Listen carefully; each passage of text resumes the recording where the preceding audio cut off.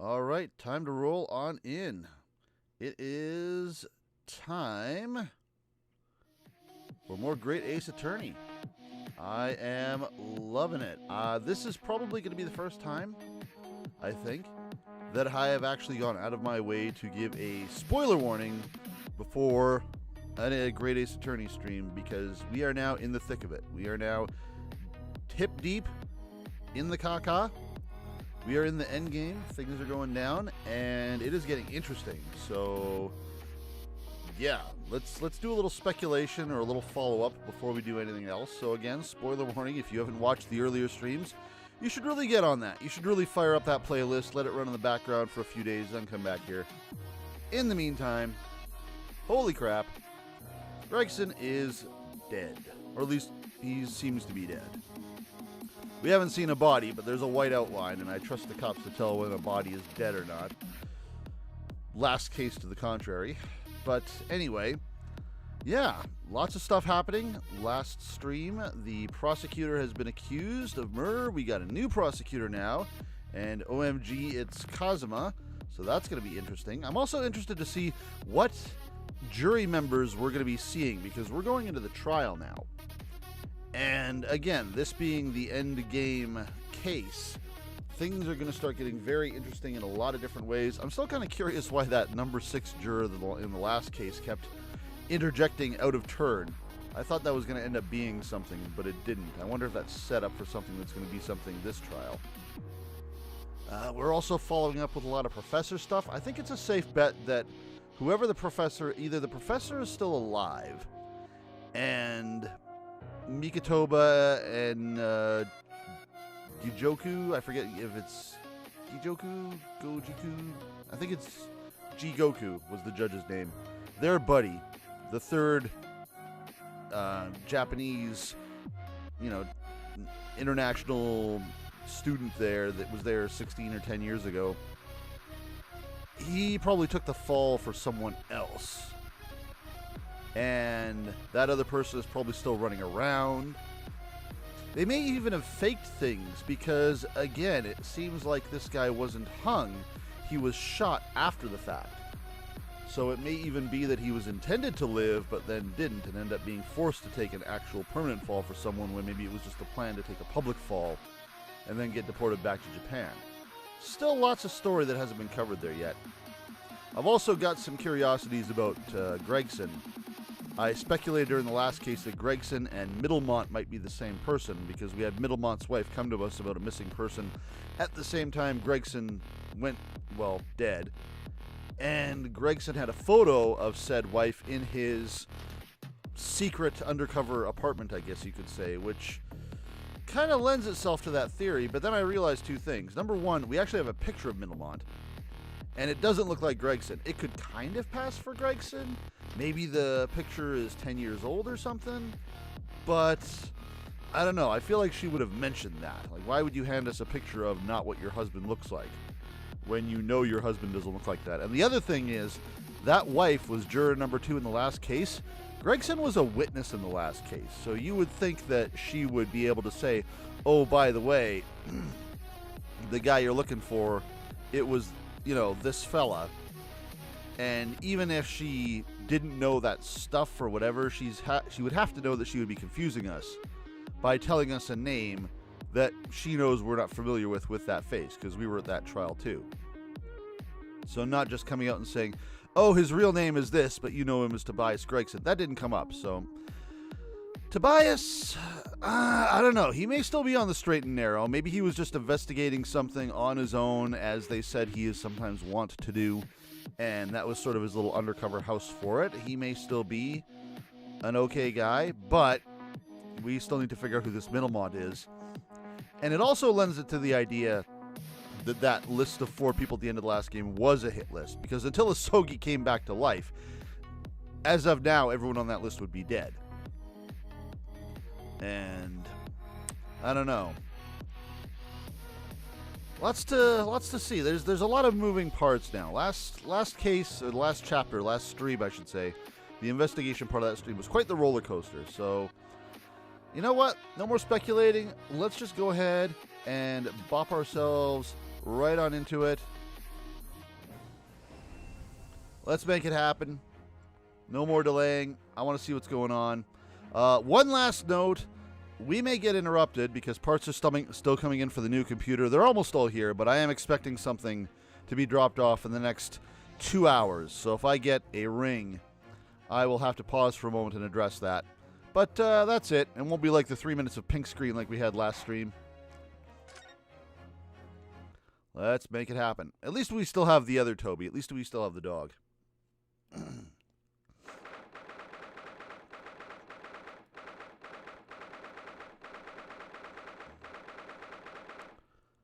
Stream looks like it's running pretty well, so hopefully the CPU stays down. That's the reason I was reminded of the new computer. Soon the CPU will not be a consideration. This computer is running on a 4th gen CPU. The one in the computer I'm building this week is a 10th gen, so we should see a good jump in quality and hopefully some expanded options for what we're going to be streaming. Anyway, Gina? Oh, hey, Van Zeeks gets to be in this room with us now since he's the defendant. I guess I should be reading this. The crushing pressure of this historic courtroom. Actually, no, it's a little different today. There's an even more menacing tension in the air. Yeah, it's because Van Zeeks is just staring at me. Oh, no, not yet. There is a menacing tension in the air here today, isn't there? I suppose. Stop reading my mind. Yeah, I think so. It's probably because you're here and you just kill the mood in any room you're in. Yep, exactly what I was saying. A little more courtesy, if you please. What? It's true. Oh my, I do apologize. I don't. However, you're certainly not mistaken that this trial is far from ordinary. What do you mean? I'm not privy to the details. However, I understand that no jury has been selected. Okay. When I said the jury for this trial was going to be interesting, that was not one of my options.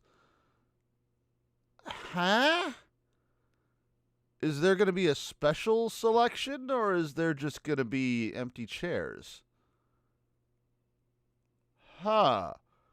I mean, I'm happy to do without that minigame. No complaints here, but, okay. A trial without a jury?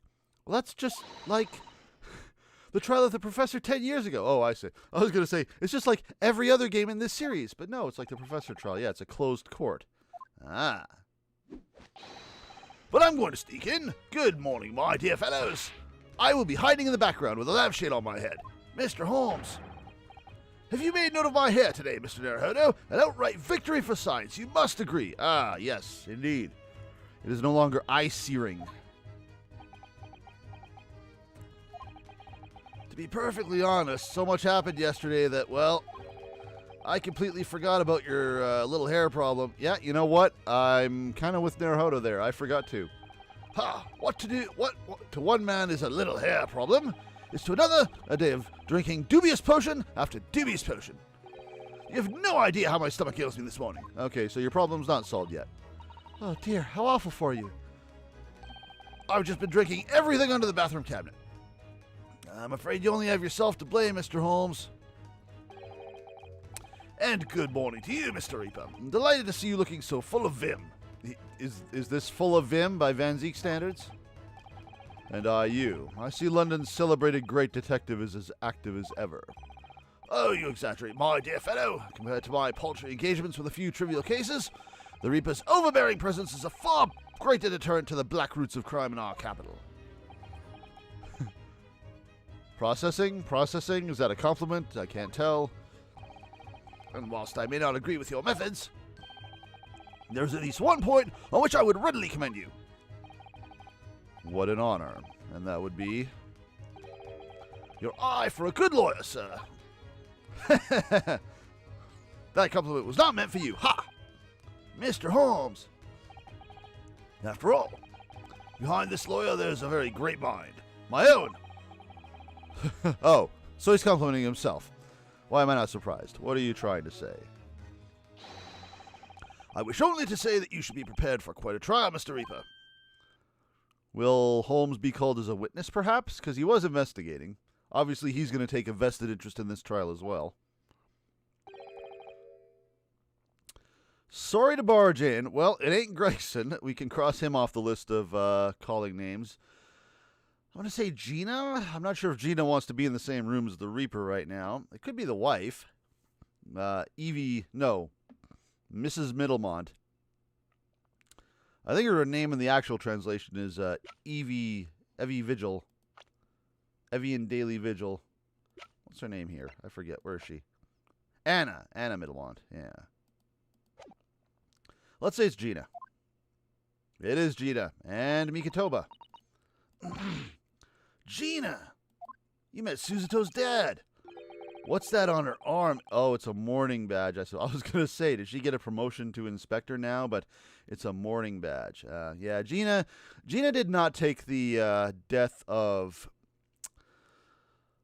Gregson very well. We found out Gregson was dead through Gina trembling and crying in Holmes's office there. She is not in a good way.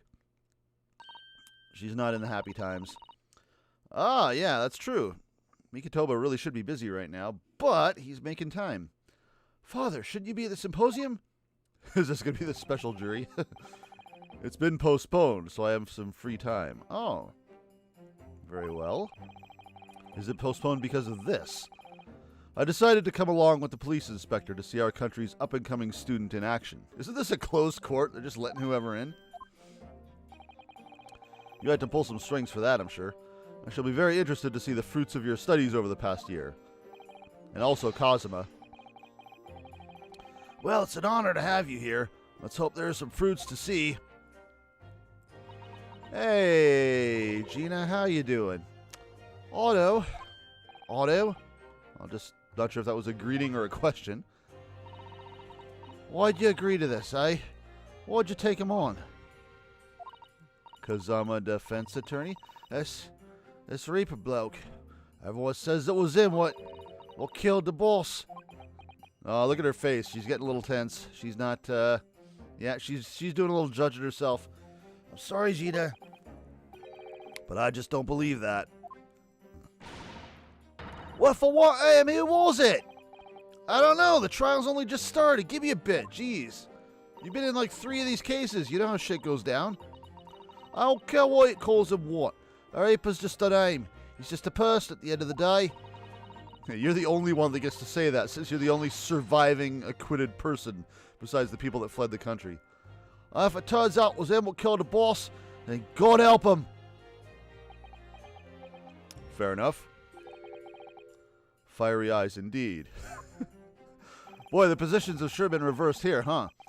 Yes, the culprit deserves every ounce of your loathing. Eh?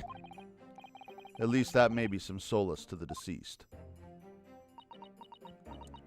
Aw, don't tremble. Don't be sad. We're gonna find out who did it. You just take care of the puppy, okay? Don't let anything happen to good Toby. Please, Otto. Get whoever did this for the boss. Oh, Gina. I ain't feeling this useless, but there's nothing I can do. So you gotta find who did this and make a rich pay. Counsel for the defense and the defendant. Court will be assessed shortly. Make your way to court rewards, please. Get their asses in there, by God. Blimey. All right. Here we go. No more bad English accents. Jeez. It's time, Mr. Naruhodo. Lord Van Zeeks. Yes? Did you say 4 Van Zeeks? Did I misread that? Hang on. No. Oh, it's time. Mr. Naruhodo, Lord Van Zeeks. Okay, that was the expression. One who lost his treasured brother to a mass murderer. One who lost his treasured father in a foreign court of law. And Gina. And one who lost the man who helped her escape destitution. I mean, Kazuma and Lord Van Zeeks are a little more connected here, because Kazuma's father killed his brother. Then Lord Van Zeeks got Kazuma's father prosecuted and subsequently killed. And now Kazuma's here to get Lord Van Zeeks killed. It's like, guys, you haven't even met each other and you hate each other. Chill out. Let's just go for a beer, alright? Jeez. Or an ale or a mead or whatever the hell you drink in this century. All that misfortune, all that pain on course to collide headlong in this trial. It's time to shine a light on all these dark events. And whatever truth is revealed, it's probably because of me. And I am to thank you. You should not forget that. We're going to have to look it straight in the eye as Holmes hides his eyes.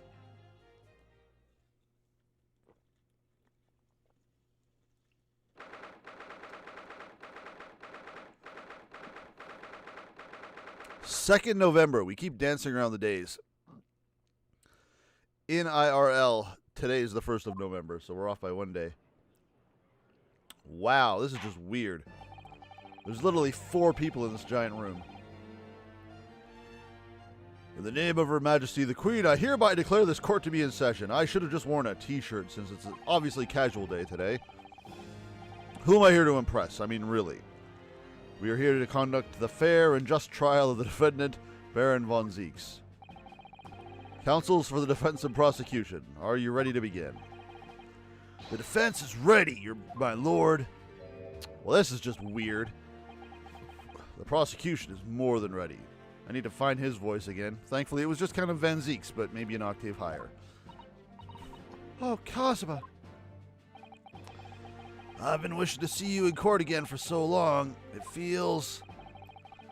But I never pictured it happening like this. I never thought I'd be facing you behind the prosecution's bench. He gets 2 swords. That's not fair. The so-called Reaper of the Bailey has been a scourge like no other, undermining Her Majesty's justice system. Has he? Today we must uncover the truth behind this scourge. In other words, this trial is going to be a lot more far-reaching than Inspector Gregson's murder. The truths revealed by these proceedings may have unpredictable repercussions throughout the judiciary. Accordingly, they are to be conducted as a closed trial, with no members of the public present. Except for Susanoo's father and Holmes, who snuck in. By Her Majesty's direct orders. Wait a minute, why are all these people sitting behind me? Where'd they come from? How will that work, my lord? The burden of all arbitration and adjudication falls on my shoulders. Therefore, as you will see, the jurors' bench shall remain vacant today. If no members of the public are present, might I ask who is currently occupying the gallery, my lord? Okay, so we're going to acknowledge the people there. They are members of the judiciary, here to witness proceedings and ensure an equitable trial. Members of the judiciary? Oh my, this is a very unusual trial already. There is, of course, another unprecedented aspect to these proceedings on which I must elaborate. The counsels for the prosecution and the defense are both aliens of Great Britain. Yeah, that's actually not a bad point worth making up. Why are you letting us in here? I mean, I guess Van Zieks asked us. Well, I mean, I guess there's reason for these things happening, but still, that is a good point. That is an interesting curiosity. Yeah, what of it? I believe it takes an outsider to see the truth sometimes. And as I stand here in this courtroom now, I'm quite certain that I'm incredibly biased. This is the reason why I had to come to Britain. Cosima? Very well, let us commence proceedings. Well, it gets to be a little easier on my voices today. I'll be thankful for that. But yeah, having Cosima in charge is still a little bit weird, too, because he does have great personal connection to the case. You got my dad killed! Prosecutor Osogi, your opening statement, if you please. Certainly, my lord. New animations for Cosima. The incident took place on 1st November at just after 5 o'clock in the afternoon. Same-day trial. Oh, no, not same-day trial. I forgot, today's the 1st. The location was a building of flats on Fresno Street in the outskirts of the city. The victim's body was discovered there in an old single-room rental property. Yes, Inspector Tobias Gregson, a name known very well indeed to this court. Not least for his miraculous resolution of one of this country's grimmest cases 10 years ago. Well, we're just going to keep bringing that up, huh? Okay, so I'm definitely leaning toward him not being Middlemont then, because Middlemont was involved 10 years ago too. but in a different way. And so Gregson, I'm sure he might still be a bad guy in some way. He might believe in the Reaper's cause. I mean, one of those guys Vortex was talking about. No, Gregson was the guy who pushed for an autopsy. That's right. Van Zeeks told us about that last stream. Yes, the professor case. How sure are you about the time of the incident? Several witnesses on the street outside heard the gunshot, and all have reported the same time. Yeah, but that doesn't necessarily mean anything. That could be a different gunshot. We've seen that trick. Yeah, that's what Gina told us, too. There were a number of witnesses. Autopsy report, please. I have here a plan of the room. The victim was found curled up in one corner. It's believed that he was shot from the front at point-blank range and died instantly. That was a hell of an angle at the candle, though. I'm keeping that in mind. How has the range been determined, or is that the candle? There were scorch marks around the entry wound. Such marks are caused by the gunpowder used to fire the bullet. Maybe they were having a scuffle on the floor, and whoever the murderer was underneath Tobias and shot up. That would explain that. Depending on the angle of the entry wound. But powder hot enough to leave scorch marks is only ejected a few inches beyond the end of the barrel. In other words, it only happened when the target is at point-blank range. I see, yes. Thank you for the detailed explanation, Counsel. There's that autopsy report. The murder weapon was found lying beside the victim. But first... Ain't no way I ain't looking at this. We have a courier name, or a coroner name again. Marry guillotine. Why would you marry a guillotine? Blah, blah, blah. Wait. Time of death is blank. Excuse me? Victim was shot in the chest at close blank range to the front, resulting in instant death. Score marks at point of entry. The bullet exited the body from behind. So, what we heard... Caliber of the gun used matches that of standard firearms, including the one that Van Zeeks owns, but apparently lost. We knew that too. Time of death is blank. So, hell of an autopsy there, Maria. But this. The bullet exited the body from behind. It sounds like this is implying that it was not a sharp angle. It sounds like it just went straight through him front to back, which means if it hit the candle at the angle that it did, like I said, there was probably some sort of scuffle and Tobias was on the floor on top of the murderer fighting him for some reason. I say for some reason, probably so he doesn't get shot. Turns out that didn't work so well. And have you managed to ascertain the owner of this firearm? Of course not. No, my lord. Not conclusively. Bravo, Kazuma, for not trying to use the gun as evidence when its provenance can't be proven. Kazuma wouldn't do that. Furthermore, my lord, as I've explained, the revolver was fired at extremely close range. The bullet passed through the victim and struck the wall behind him. There's a candelabra mounted on that wall, and the tip of one of the candles in it was found to have been blown off by the projectile. We noticed that too, didn't we? Yeah, that's right.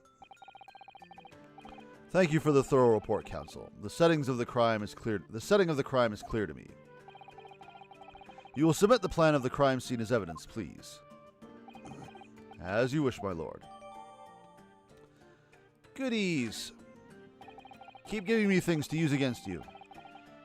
Is this Fresno Street Room Inspector Gregson's private abode? No. The room is meant to... Oh, yeah, that's something else we learned about. But we don't know who Hugh Boone is, since I think it was implied that was a fake name. The equivalent of renting a name, or renting an apartment under the name John Doe. But there is precious little furniture inside, and it is generally in a poor state of repair. Plus, it's got a bulletin board for cases. That was kind of a giveaway, though, wasn't it? So what on earth was Gregson even doing there? Unless Middlemont lived there under another name, and he had some reason to be keeping an eye on that. Actually, I guess that kind of makes sense. If Middlemont is this Reaper fellow, he would have a vested interest in those cases, because he would need that stuff in order to track down his victims. Presumably he was investigating some case or other. when a policeman was informed of the gunshot from the witnesses and rushed to the scene. He found only the deceased inspector and the accused standing alongside, holding the revolver. Why were you doing that, Van Zeeks? Why do you stupid defendants always pick up the first gun you see on the ground? The attending officer arrested the accused on the spot.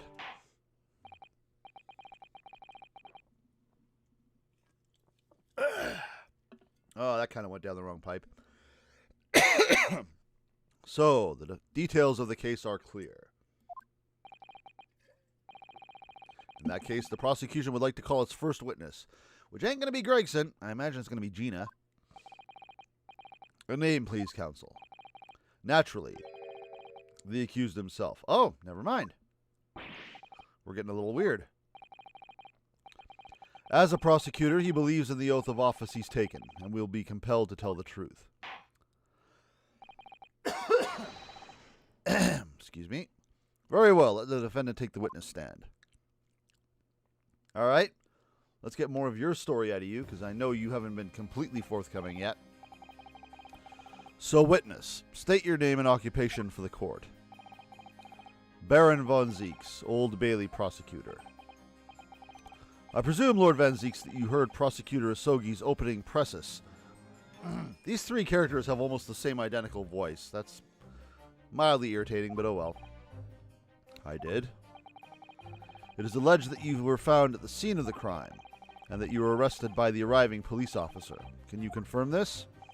Yes, my lord. Then I'm sure the court would like to hear your explanation. It would like to hear you explain some things away. Namely, why you were there in the room on Fresno Street at the time in question, and what exactly took place. I intend to explain away nothing. I will simply tell the truth. I must say, Lord Van Zeeks, I never imagined this day would come. Or rather, I didn't want to imagine it would come.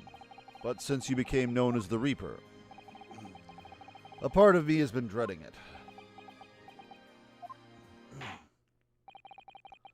Your formal testimony then, witness. Let's do it.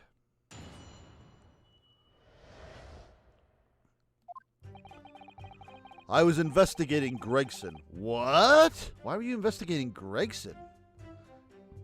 And my inquiries had led me to that address. When I first entered the room that day, it was dark inside and I saw no one. A moment later, I heard the gunshot. I spun around and saw the revolver on the floor. Just as I picked the firearm up to examine it, the door flew open and I heard a man scream. It was only then that the body of Inspector Gregson appeared before me. Well, that's damn convenient, but it does lend some weight to my theory that the gunshot that was heard was not the gunshot that killed. I feel like Gregson was probably dead a little bit before that. Also, that police officer was there damn quick. He must have been on patrol. That testimony was the whole truth? It was. So, you heard a shot being fired in a room with no living occupants. And moments later, a corpse somehow appeared before your eyes. Is that it? You're right. You haven't explained away anything. In fact, that would barely qualify as an excuse. Still the truth. I thought you were my mute apprentice. Yet it turns out you have a way with words, Prosecutor Sogi. It would appear to be a singular tale indeed. Singular isn't the word. It's laughable. What's gotten into Kazuma? He's not behaving like himself at all. He's had a year, dude. Give him a break. Very well, then. Counsel, you may begin your cross-examination. Yes, my lord. Ooh, that's some choppy streaming. Hang on.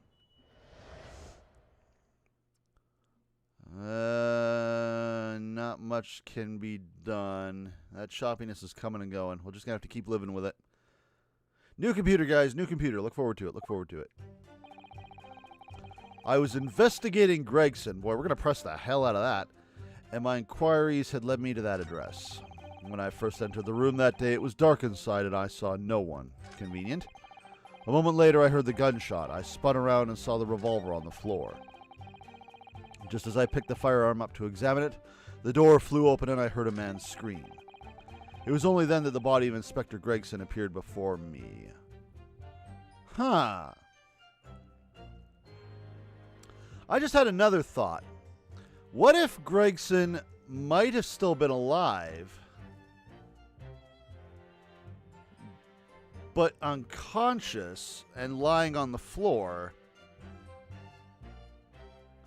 And when Gregson, it was kind of basically it was a setup. And when Van Zieks came in, whoever the murderer was under the floorboards. Again, cough, dang, and rompa cough. And that's when he shot Tobias, like through an opening in the floorboards, threw his body up at the candle. That could have been the killing shot. We haven't ascertained that the gun that was lying on the floor was the murder weapon. I haven't heard anyone do ballistics on it or say how many bullets were in the thing or what. That hasn't been touched on yet. But anyway, just brainstorming right now. So that's Lord Van Zieks' account. Do you have any thoughts, Mr. Narhodo? Yeah, mainly that it really doesn't ring true in all sorts of ways. Who fired the gun if there was no one else there? And how did the corpse just appear in front of him? So you think Lord Van Zieks is lying? No, I don't think that. If he was going to lie, I would expect him to come up with a more credible story, wouldn't you? Yes, I completely agree. I think he genuinely doesn't know what really happened himself. So we must do what we can to fill in the gaps. Yeah, first and foremost, we need more information. I was investigating Gregson. Yeah, we want to press you on that. Why were you doing that? You're investigating the inspector. What on earth for? I'm not at liberty to say. Excuse me? I'd identified a distinct possibility that Gregson was involved in a case I was investigating. Regrettably, though, he was killed before I could secure the proof I needed. Is the court to understand, then, that on the day in question you followed the victim to the scene?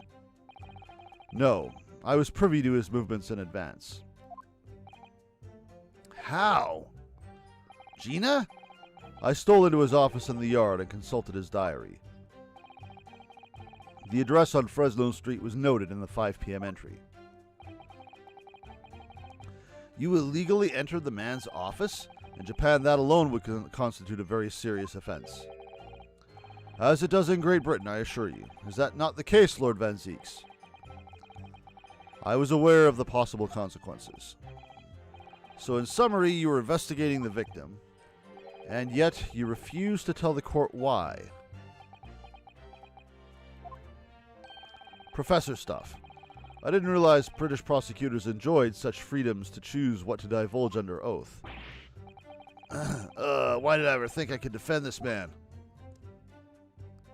He's right, Van Zieks. You're on the stand. Speak the hell up.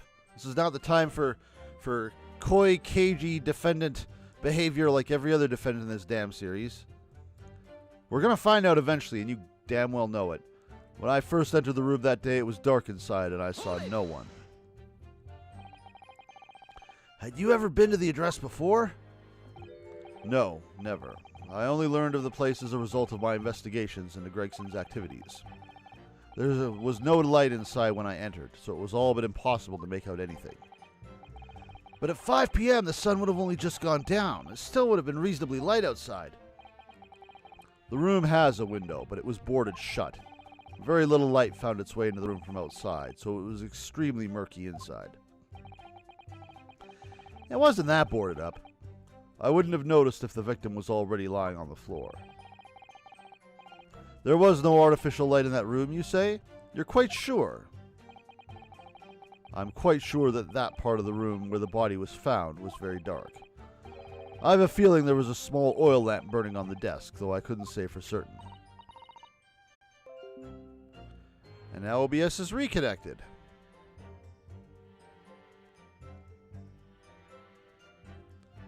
Alright, it looks like things are not interrupted at the moment. Things are okay? Things are good? You alright? We had some interruption problems yesterday, too, streaming Melty Blood on Twitch. For some reason, OBS was having a hissy fit. So I hope that doesn't affect the stream too much. If it gets cut in half, I apologize. There's not a whole lot of things I can do about that. For some reason, OBS has just started not being reliable. All I can say is new computer, guys. New computer, I swear. I didn't see anyone else in the room.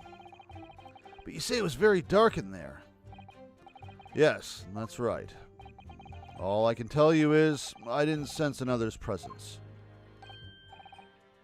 Then could it be that the gunshot actually originated from somewhere outside the room? No, that's out of the question. Oh, is it now? We'll see about that. Without doubt, the sound emanated from inside the room. I could smell the gunpowder. This is going from bad to worse. I mean, that doesn't necessarily rule out firing from under the floorboards. You'd still be able to smell it. And you say that's the point at which you noticed the revolver on the floor. Correct. And I foolishly picked it up. And that was carelessness on my part. Presumably then the gunshot you heard came from the firearm that you somewhat hastily took in your hands. Can we get confirmation on that? I'm still not buying it. In point of fact, my lord, I believe it did not. Aha! Yes, let us establish this. What?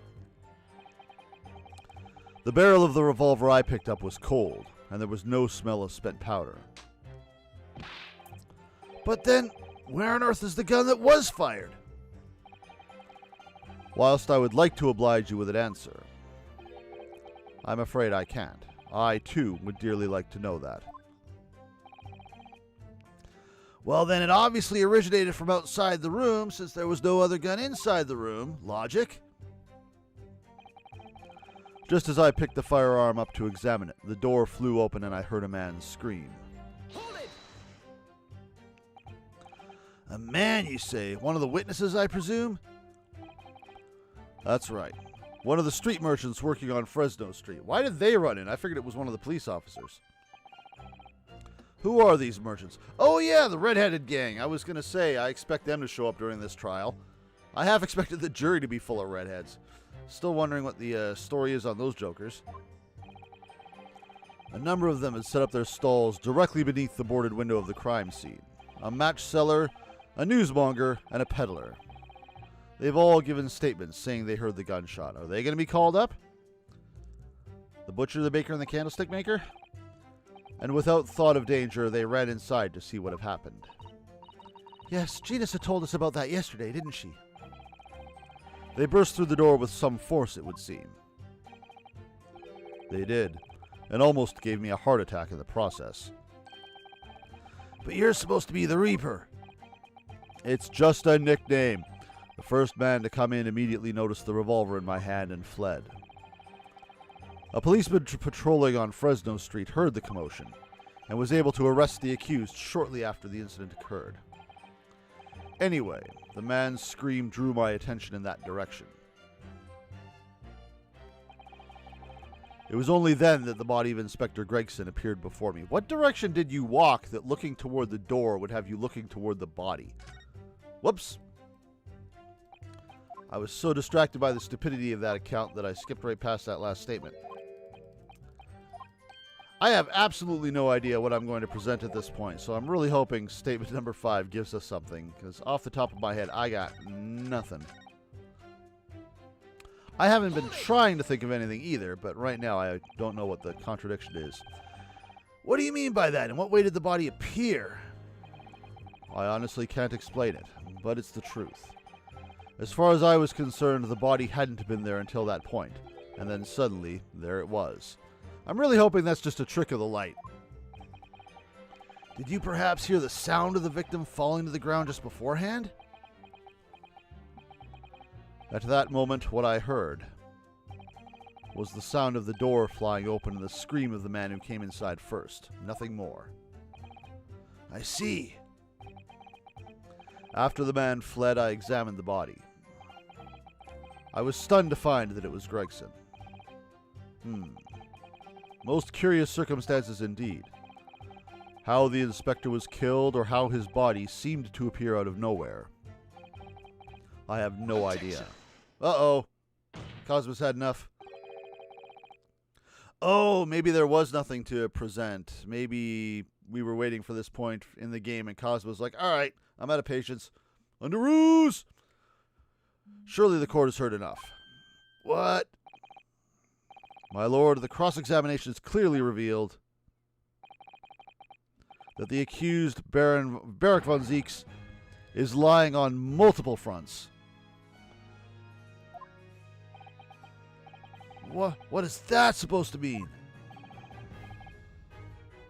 Good gracious, counsel. The defendant is lying, you say? In his testimony just now, he claims that he failed to notice the victim's body because the room was dark. That's correct. No, that's impossible. As proven by this candelabra. How does that prove anything? If you examine the tip of the long candle, you can see it has been blown off by a powerful impact. One would assume that the projectile from the firearm passed through the victim and struck the candle. The problem comes when you consider the other two candles, which are clearly of a different length. Oh, I see what he's arguing. So what he's saying is the entire candelabra was lit, but the right candle didn't have a chance to burn down because it got shot off, meaning the other two candles were lit. All right, interesting deduction. Interesting deduction. Credit where credit is due. Yes, I can see that only the candle that appears to have been struck by the bullet is long. We could reasonably expect someone to have lit all three candles together. I guess that's what they do. Which begs the question of why only one has ended up longer than the others. That must be because that particular candle was extinguished while the others were still burning. Oh no! I just figured out the same thing Psy'Min says. That's right. When the candle was hit by the bullet, it obviously went out. But the other two candles would still have been burning, so the fact is, the victim's body would have been illuminated by the light still thrown by the candelabrum. As the accused claim that he couldn't see the body clearly contradicts those facts. Oh, butts! And now to the next lie. Oh, you're just going to do it all for me, aren't you? You're just going to show all the... You're just going to do all the contradictions, which I'm both happy and not very pleased about. There's more? The accused also claims never to have visited the scene of the crime before. That's the truth. In that almost empty room, the police discovered something very unusual. A board covered from top to bottom in police documents and newspaper cuttings. Yes, that's right. We saw it too. It goes without saying that the contents of the police documents cannot be divulged. However, they include a number of reports from various historical cases, the oldest of which was from 10 years ago. I'm getting a buzz. Hang on a second.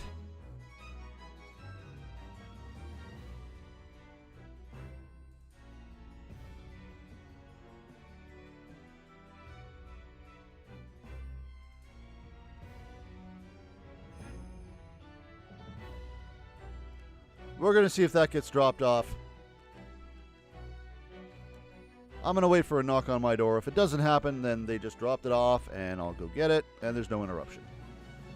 The oldest of which was from 10 years ago. So this is going to lend credence to my idea that this is the professor's safe house, so to speak. And perhaps that was, in fact, Middlemont. It could also be Gregson. Gregson could still be the guy going around doing the killing, and Middlemont is someone else unrelated. We will see. 10 years ago. This is starting to sound familiar. And there's a common thread linking all of the documents on that board. I'm going to step out for a second just to be safe. I will be right back.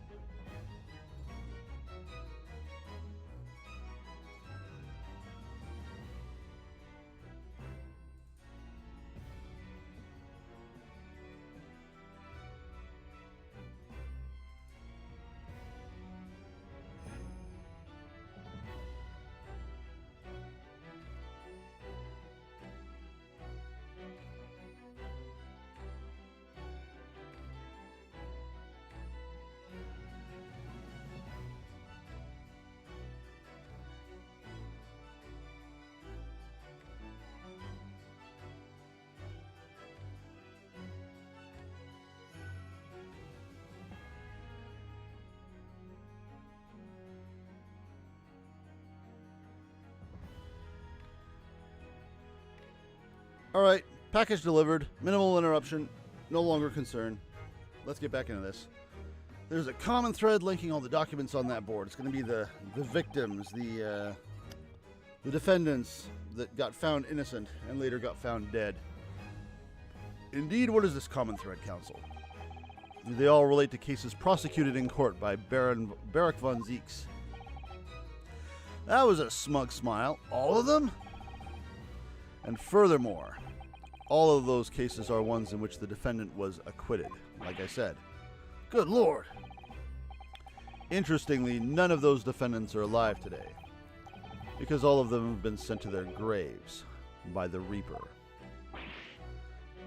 I mean, we knew somebody was operating in that capacity. It's still kind of weird because there were people that were killed that clearly had nothing to do with von Zieks, namely the investor from the last case, as well as McGundle, who was, I mean, the Reaper was with the judge when McGundle died.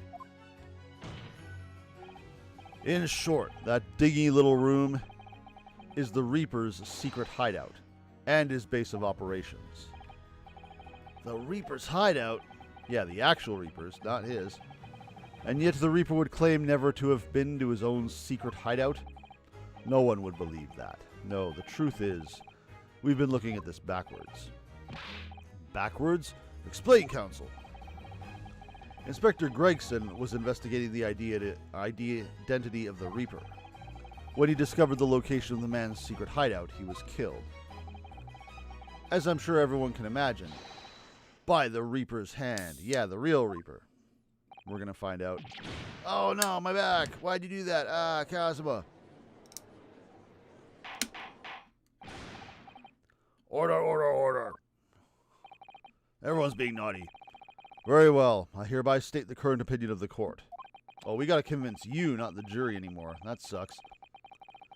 Barak von Zieks is an outstanding prosecutor who has rendered great service to his country. However, it is with deep regret that I must concur with Prosecutor Asogi's contention that the defendant's testimony exhibits a number of stark inconsistencies with the known facts. All I have done is state the truth as I know it. Kazuma's done a brilliant job as ever.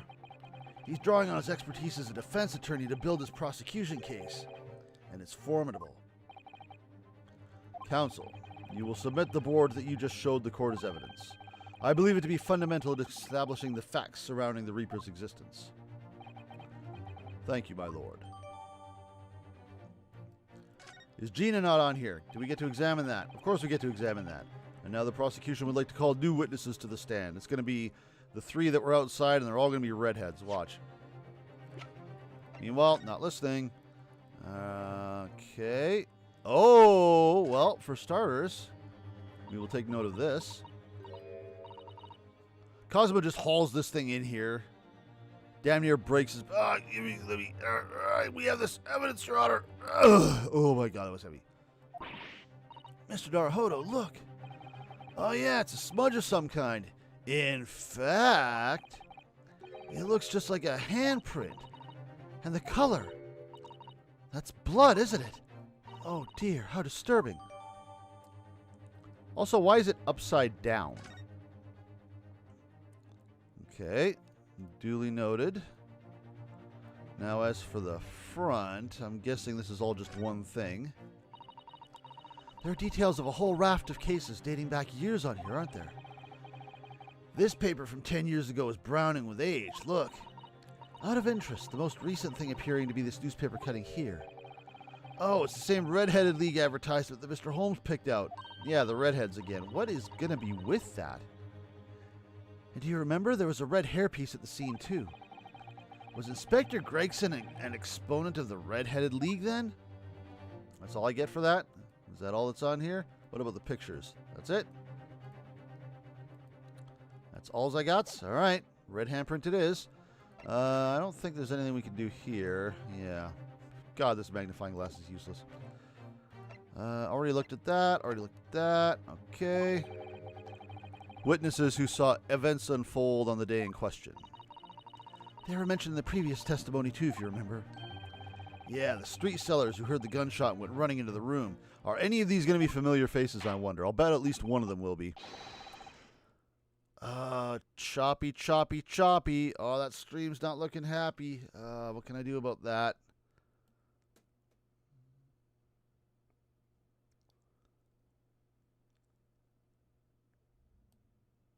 Wait a minute. Firefox is still running. Why are you running at all? Get out of here.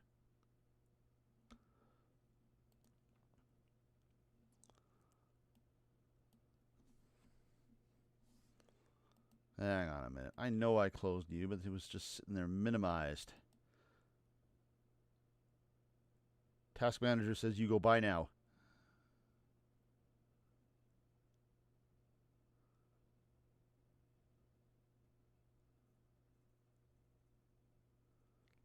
Alright, that's not going to fix things, but it's sure as hell going to help. Come on, shut down. I see you processes. You get.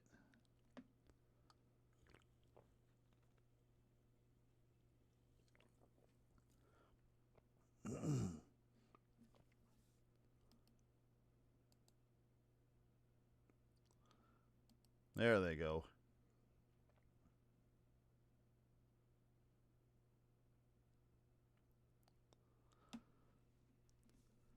All right. That might have been a bit of the problem.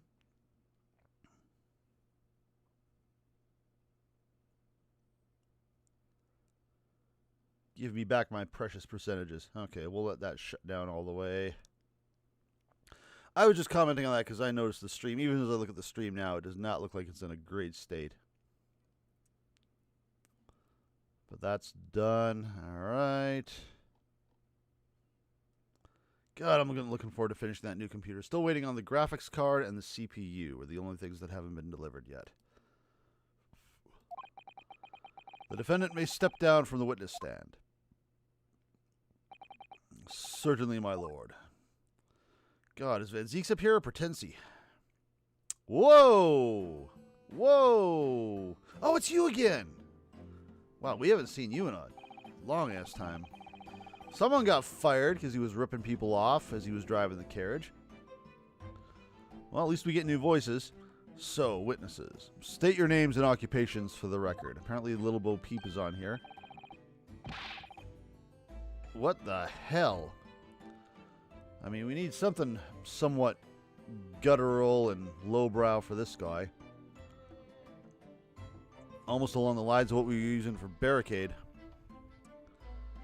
I'm watching that. Oh, God, that stream is choppy as hell. Come on, come on. Cooperate, please.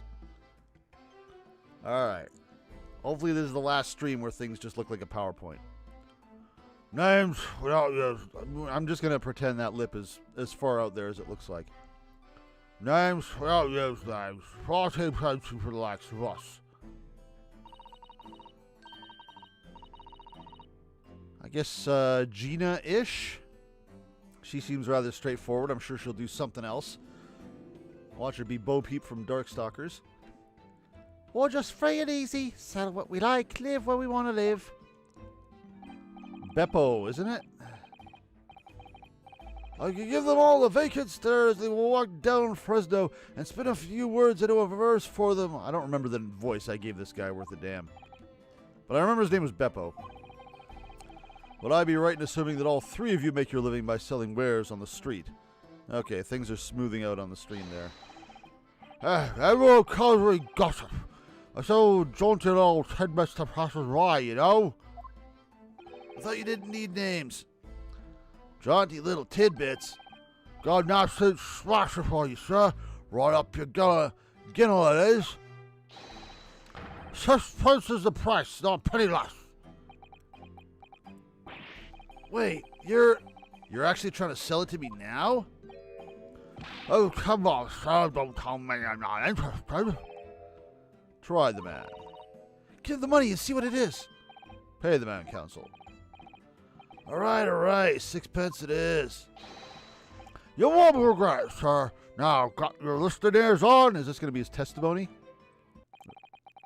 Just between us, a young couple on Slate Street have just had twins. That's it? It's gossip? That's all you got? That's all you sold me?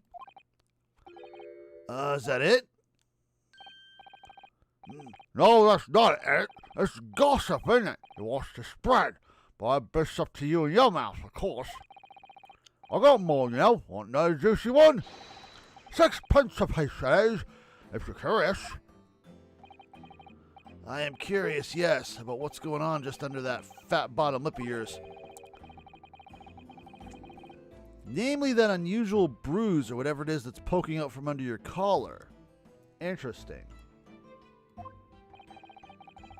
What about the next witness then? What name do you go by and what do you sell? Hopefully something more material, meaningful. Me, I'm Venus. That's what everyone calls me. Funny, isn't it? I sell these lovely little fireworks to all the local school kids. 6p a pop. What do you say? You're about to burn about, what is that, 48 pence worth of stuff? What do they refer? No, over 60, damn. You weren't exaggerating with little. Do they actually sell? Oh, that's going to end up being the gunshot, isn't it? That's going to be the thing that Van Zeek's smelt and heard. Guaranteed. Oh, yeah. The second years can't get enough of my Venus firecrackers. Especially when I tell them that if they get 100, they can blow up the school. Not the most savory of ideas, young lady. What do you say then, eh? Want a pot with 6p for a pop? Wait, what? You want me to buy one? Is everyone going to pressure me into buying something from every one of these guys? Tell you what, I'll let you in on a little secret.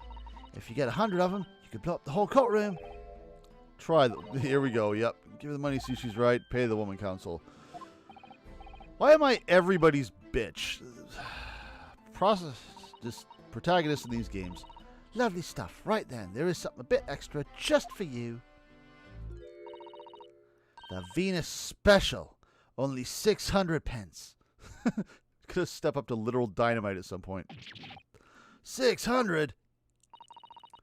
It's 100 of my regular fireworks. Nothing little about that, is there? No way that wasn't the gunshot. There'd be nothing little about the punishment if I blew up the Old Bailey either.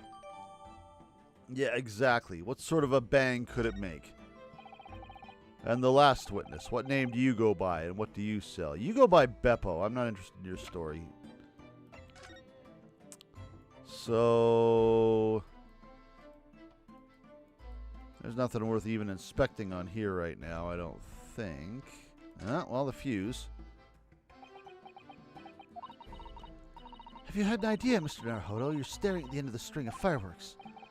Sorry, it's just that it's the Venus Special. So this is the big one, which I imagine is going to sound at least reasonably like a gunshot. I was wondering what 600p worth of fireworks would sound like. Shall we find out? What? But it said it could blow up the courtroom. Alright, that was a fairly sizable bang. My ears are still ringing, Mr. Naruhodo. It sounded almost exactly like a gunshot. It goes off like a gunshot. Well, the game's certainly not being coy about that. Actually, hang on a second. It's the special firecracker, not the regular Venus firecracker. So, yeah. Okay, so that basically confirms exactly what I was thinking. All right. We'll wait to throw that in someone's face. And the last witness. What name do you go by and what do you sell? Sup, Beppo? Think to me. Think all sorts of thoughts. I think, therefore I am, therefore I think. Because I stand there on the street, watching the world go on about me, they call me the Observator. Get over it, old man. Everyone calls you Sandwich and you know it. So you don't actually sell anything? A problem shared is a problem halved, as they say. I give advice, I do, and think what it means. Hot actual something. I don't actually sell anything, no. Come to think of it. Actual hot, actual hero. No more purchases today, please. Oh, he thought it was a pity because he got to hoist more stuff on me. Well, we have quite a cast here, it seems. They conduct their business on Fresno Street from morning until night, my lord. And always in the same place, directly adjacent to the crime scene. I see. And thus they heard the gunshot. I mean the firecracker, I suppose. Not only that, but they very bravely ran inside to see what was going on and witnessed the crime. These don't seem like the sort who would do that sort of thing, but sure, why not? Well, I'll be begging, I thought, just between us. Venus de Milo, what am I to do? What a terrible thing I saw! What I think is, for all what we see is light and shadow playing with our eyes. Is any of it real? Their voices are still all over the place. The court will hear the formal testimony of these three witnesses now. You will describe in detail what you witnessed and heard at the time of the incident.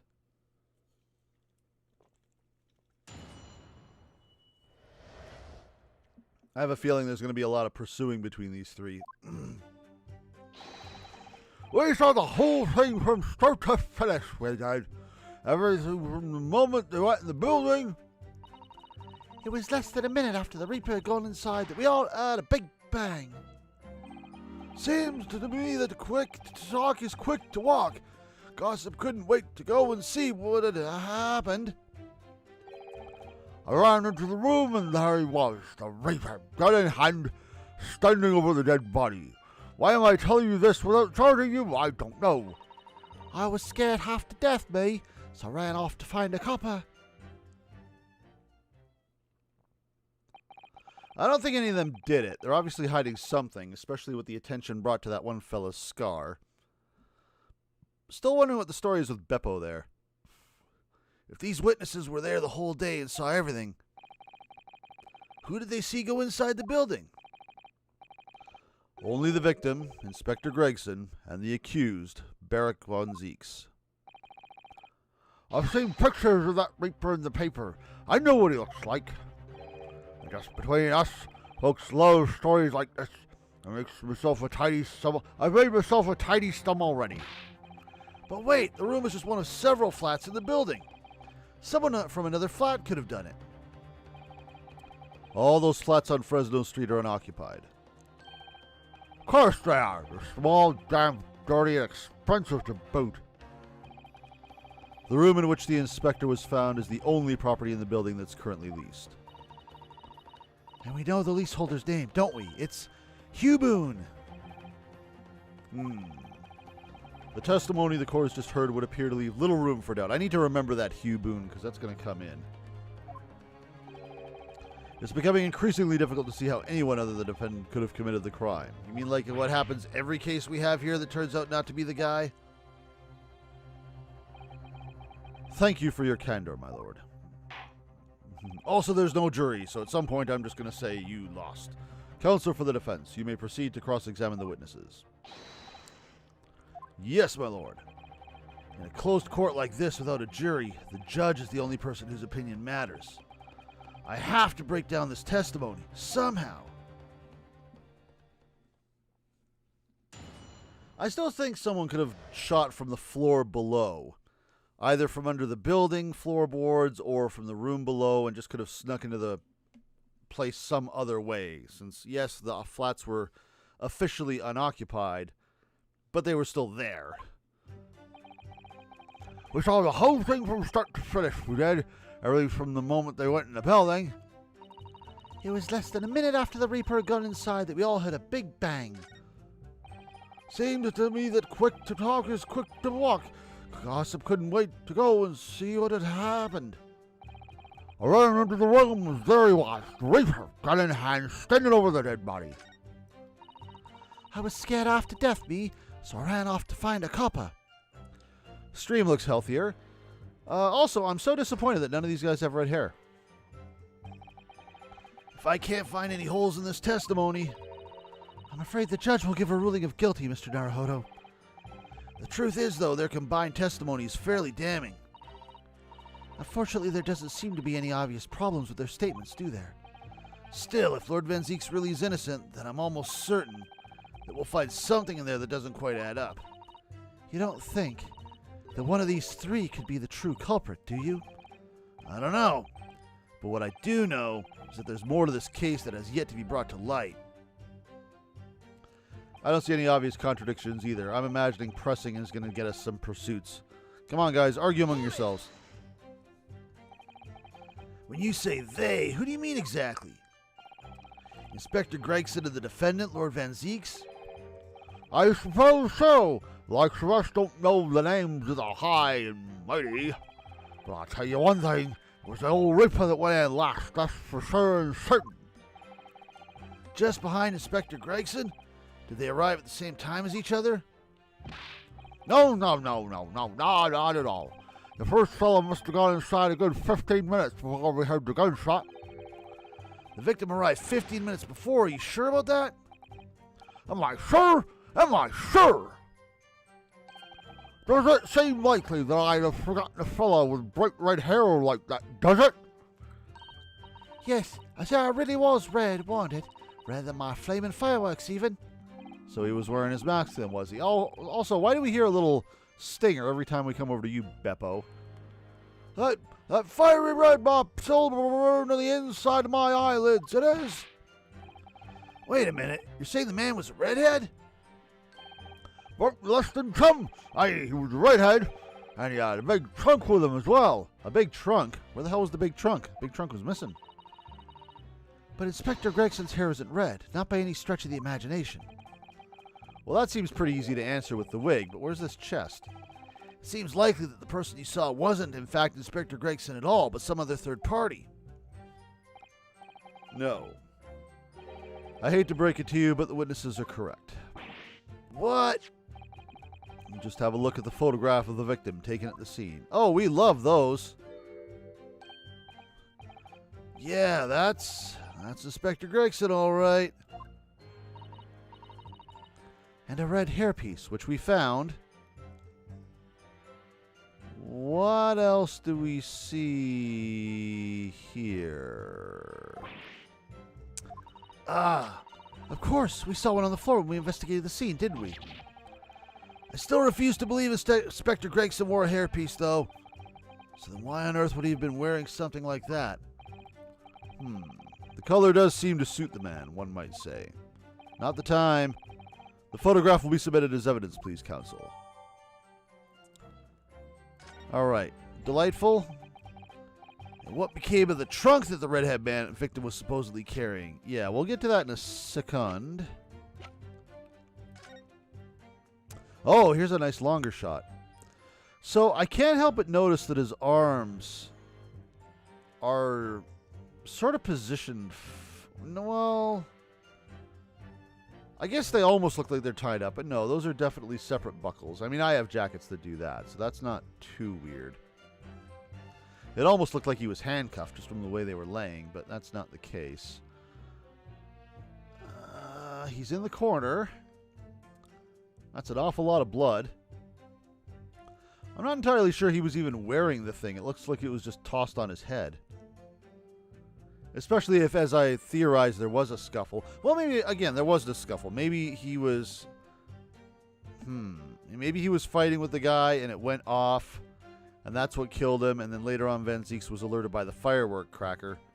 Or the guy... Well, I guess I can't say he was shot through the floorboards because now we can see them and they're pretty tight together. So maybe that theory goes out the window. Maybe it was they were struggling. I like that idea a little bit more at this point, I think. And what became of the trunk that the redheaded victim was supposedly carrying? I was informed that no trunk was found at the scene. Yeah, so how did that leave the room if there was no one else in the room, dipshit? So it just disappeared? It's just a disappearing trunk, you know, they have those all the time. Why, you expect us to be watching the building every second, do you? We definitely saw him in the dock going in, though. No question about that. Well, that trunk hasn't been accounted for, so that's kind of important, guys. It was less than a minute after the Reaper had gone inside that we all heard a big bang. So she's not taking credit for that bang, which I find interesting. Maybe someone else bought it and used it themselves to create the distraction deliberately? We'll see.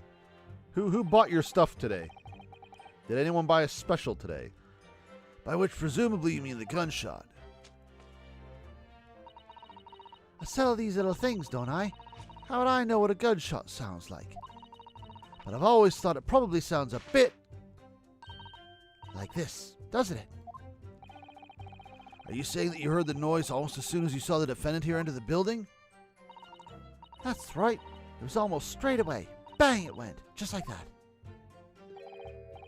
Well, he's the Reaper, is he? It's what the French call a fait accompli. When the Reaper's around, people are going in the ground. I mean, that's what he does, isn't it? I think we get the message.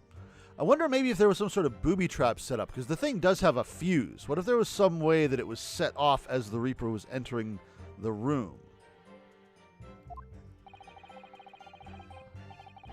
The Reaper couldn't allow the inspector to live after he discovered his secret hideout.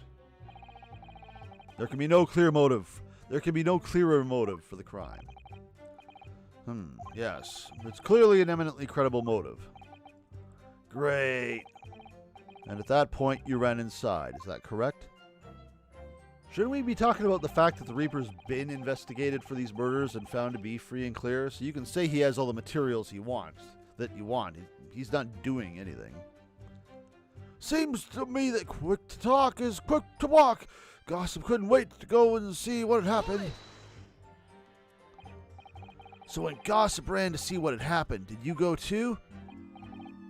Well, me, I'm a bit hampered, see? All the signs are that I can't move very well.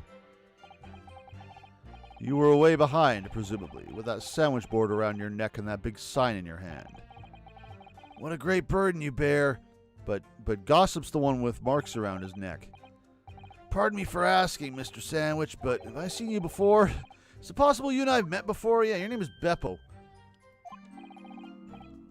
And why do you have a stinger every time you talk? I'm not anybody. Me, the signs are what make me what I am now. A sign, therefore I am. I like how he's just spinning it slowly around, even though there's no one to advertise to. So you weren't employed as an omnibus driver just under a year ago then? There we go. We're just kind of, noting that.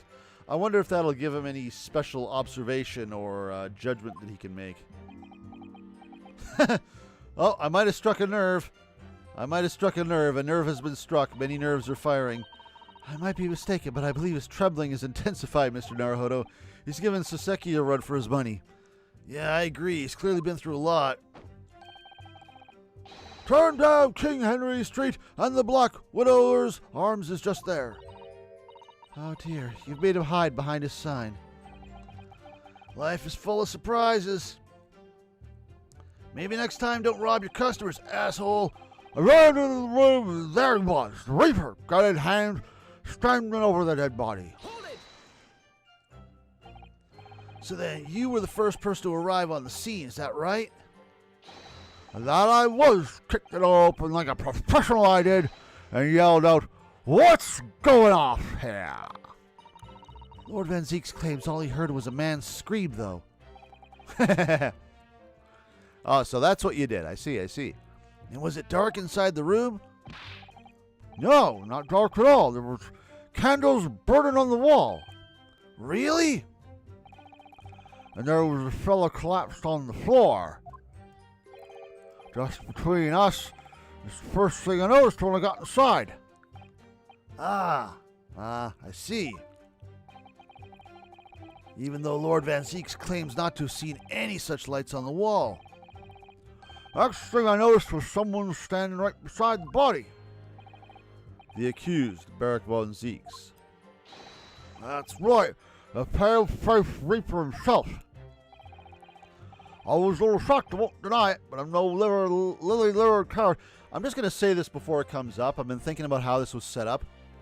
I think the reason the body appeared, quote-unquote, was because those fireworks were set up on the candle. And I have no idea how they were triggered. Maybe someone made a longer fuse. But the candles were lit and the sound went off by setting off the firework on the candle itself, which would get someone's attention to turn and look at where the body is. And also, the body just appeared because the lights actually came on. That's why Gossip saw lights when he came in, but Zeke's didn't. I'm still not sure how the thing got lit, how the thing got triggered, but I have a feeling that's what happened. I was a little shocked tonight, but I'm no liver coward. I stood my ground and I gave that Reaper a cold, hard stare myself, And I knew somebody was going to get triggered and want to be pursued. Hey, Beppo, that's what I'm calling you, because that's your name.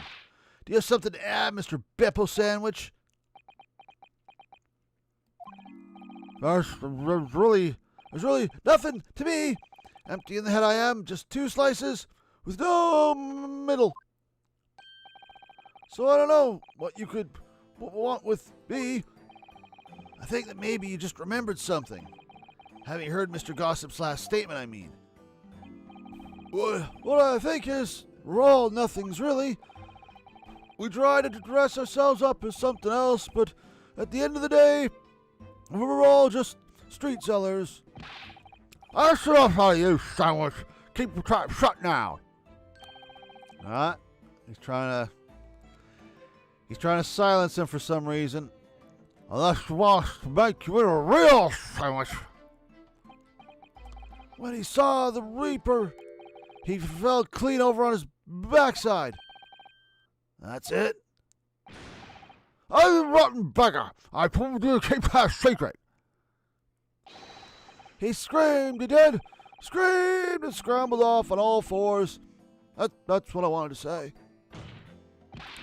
Mr. Gossip, is this true? The floor was dead slippery, that's why. Planted my hand in a filthy pool of blood, didn't I? Yuck. Excuse me? I'm sorry? Put your hand in a pool of blood. There is a handprint on a place that is of interest. But listen here. Even when I was sprawled out on the floor, I still kept giving that Reaper a cold, hard stare, and don't you forget it. Let's just go back a little here. Did you say you got blood on your hand? Oh, I did. I happened by such a times, doesn't it? So I was scared. So I slipped over. We can just keep it between us, can't we? Nope. Music's off. That means shit got real. I'm going to have to ask you to add that information to your formal testimony. Oh, I mean, if I must.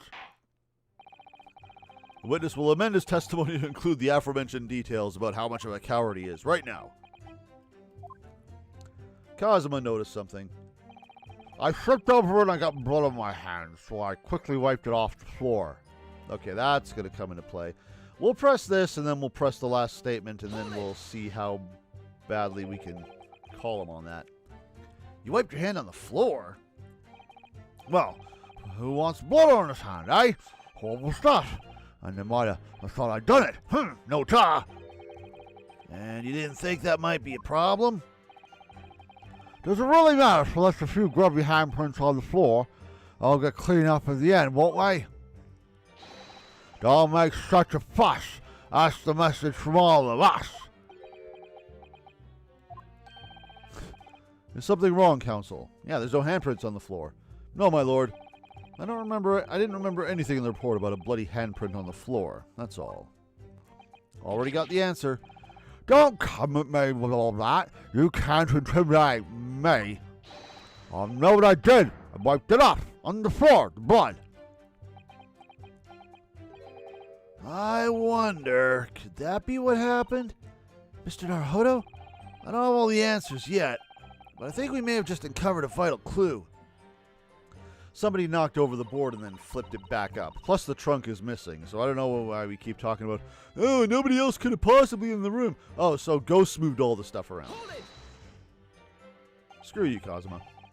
So you didn't run into the room with your friends? I'm not that sort of girl. I kind of expected these, selling, oh, no thought of danger. They just ran into the room. No, you didn't. Sorry? I'm a timid little thing, me. I was too scared to go in there. Ah, right, I see. Oh, Lippy and the witch ran in there, and then I heard a sort of old lady scream. Old lady and the witch. Or Old Lippy and the Witch. Is that your nickname, is it?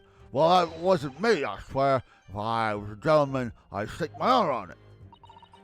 I wonder what on earth was going on. Which is when you went to find a policeman.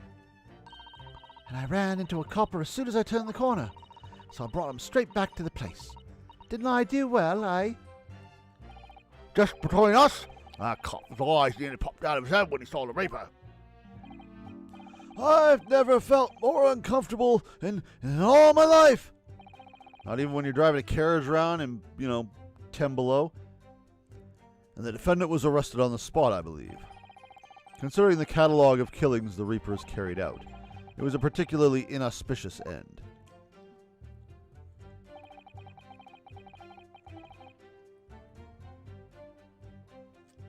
I'm going to need a water refill soon. If I can't find any holes in this testimony, I'm afraid the judge will give a ruling of guilty. But this is all text I've already seen, so I'm just going to rush through it, and then I'm going to go present against the one statement I saw. Because we inspected the thing, and we found a bloody handprint, which is why you can go ahead and sod the hell off. So you wiped off the blood from your hand on the floor of the room. Also, how did the blood get on your hand? That body's a fair ways from the door. Are you quite sure about that? Well, what else do you expect me to have done? Does it really matter? Objection. The police found no such handprint on the floor during their investigations. I'm tempted to change this guy's voice to be a little bit more like what I just heard. It'll help distinguish him at least. Especially when Van Zieks gets back up. So a little bit more. The police found no such handprint on the floor during their investigations. A little bit sneakier. A little more evil. What exactly is the defense asserting? If you listen, you'll find out, Prosecutor Asogi. That's right. I'm not the beta anymore. Just mostly not the beta. Certainly there was no bloody handprint found on the floor. What are you trying to say? There was a handprint in blood left very clearly at the scene. On the back of this notice board. Oh, new animation, because I don't have the sword, so now I just have to do something else with my hands. God, this feels weird. The hell pose was that? Ah, yes, indeed. Indisputably a handprint on the distinctive color of blood. You're right. That's my right hand. I'd do it anywhere. What's my right hand doing up there? Could have sworn it was on my arm. The witnesses very definitely testified that he wiped his hand on the floor. Any handprints on the back of the board are irrelevant.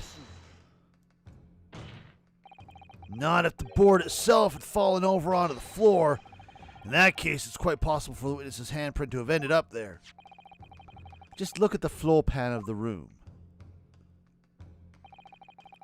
The notice board was in the opposite corner of the room to the victim, and in an upright position, even if it had somehow been toppled and was lying on the floor at the time. It would have been a considerable distance from the body. Hey, the body's a considerable distance from the floor. I'm still wondering how he got his blood on his hand. I fell over when I came across the body. Boy, you must have walked right past the Reaper. So I was basically right next to the corpse, not on the other side of the room. In other words, the defense's assertion is contradictory. Yes, it is. You've just activated my trap card. There's a very definite contradiction here, for which there must be a reason. I take it that you've formulated a proper hypothesis, counsel. Not yet, but I'm going to bluff my ass off.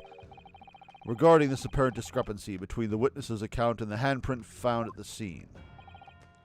I have, my lord. This discrepancy between the witness's account and the location of the handprint is explained by... I don't know of another handprint. I'm trying to think. Did I forget a handprint? I don't think I did. I don't think he's giving false testimony. He's a simple fellow, but I don't think he's lying. I'm not familiar with any other handprints. No, I think we're good there. I'm going to say the board moved. The real contradiction here is the handprint itself, not where it was found. As the court can see, it's upside down. Well, that's not entirely logical, if it fell over. Good gracious, so it is. If the witness has put his hand against the board, the fingers should be pointing upward. Oh, so we're still just arguing that it fell over. What does that tell us?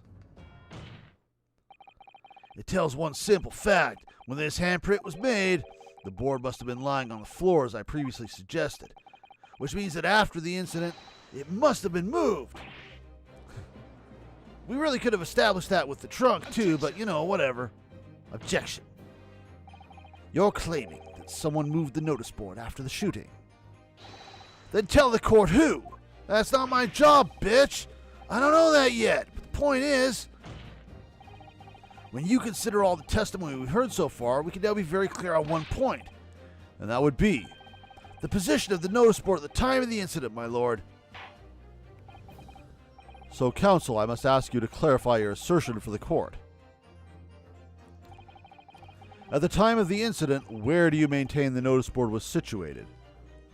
I mean, I guess we're saying that it was in front of Gregson, although we don't really have a reason for why. Oh, God, look at that choppy stream. Stop. God, painful. Ouch. I hate my computer.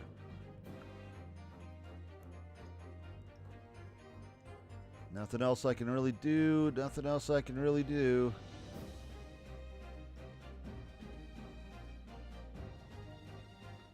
Just a little longer, guys, I swear. All right, so, I mean, we're just going to say it was over here just because we have to, I guess. And then maybe whoever moved it to hide the handprint? Take that! I guess. Maybe. Oh, that sounds like an I'm about to lose a health point answer. Nope, never mind. I think I got it right. If the court would think back to the testimony given by the defendant earlier, maybe there wasn't a life on the line there, which is... Oh, no, there was. I see that in the stream replay. Anyway, if the court would think back to the testimony given by the defendant earlier, he said that when he entered the room, it was dark, and he couldn't see the body. Wait a minute. Is this implying that the sign was hiding Tobias? Okay, that's going to be a weird theory. Boy, wreck!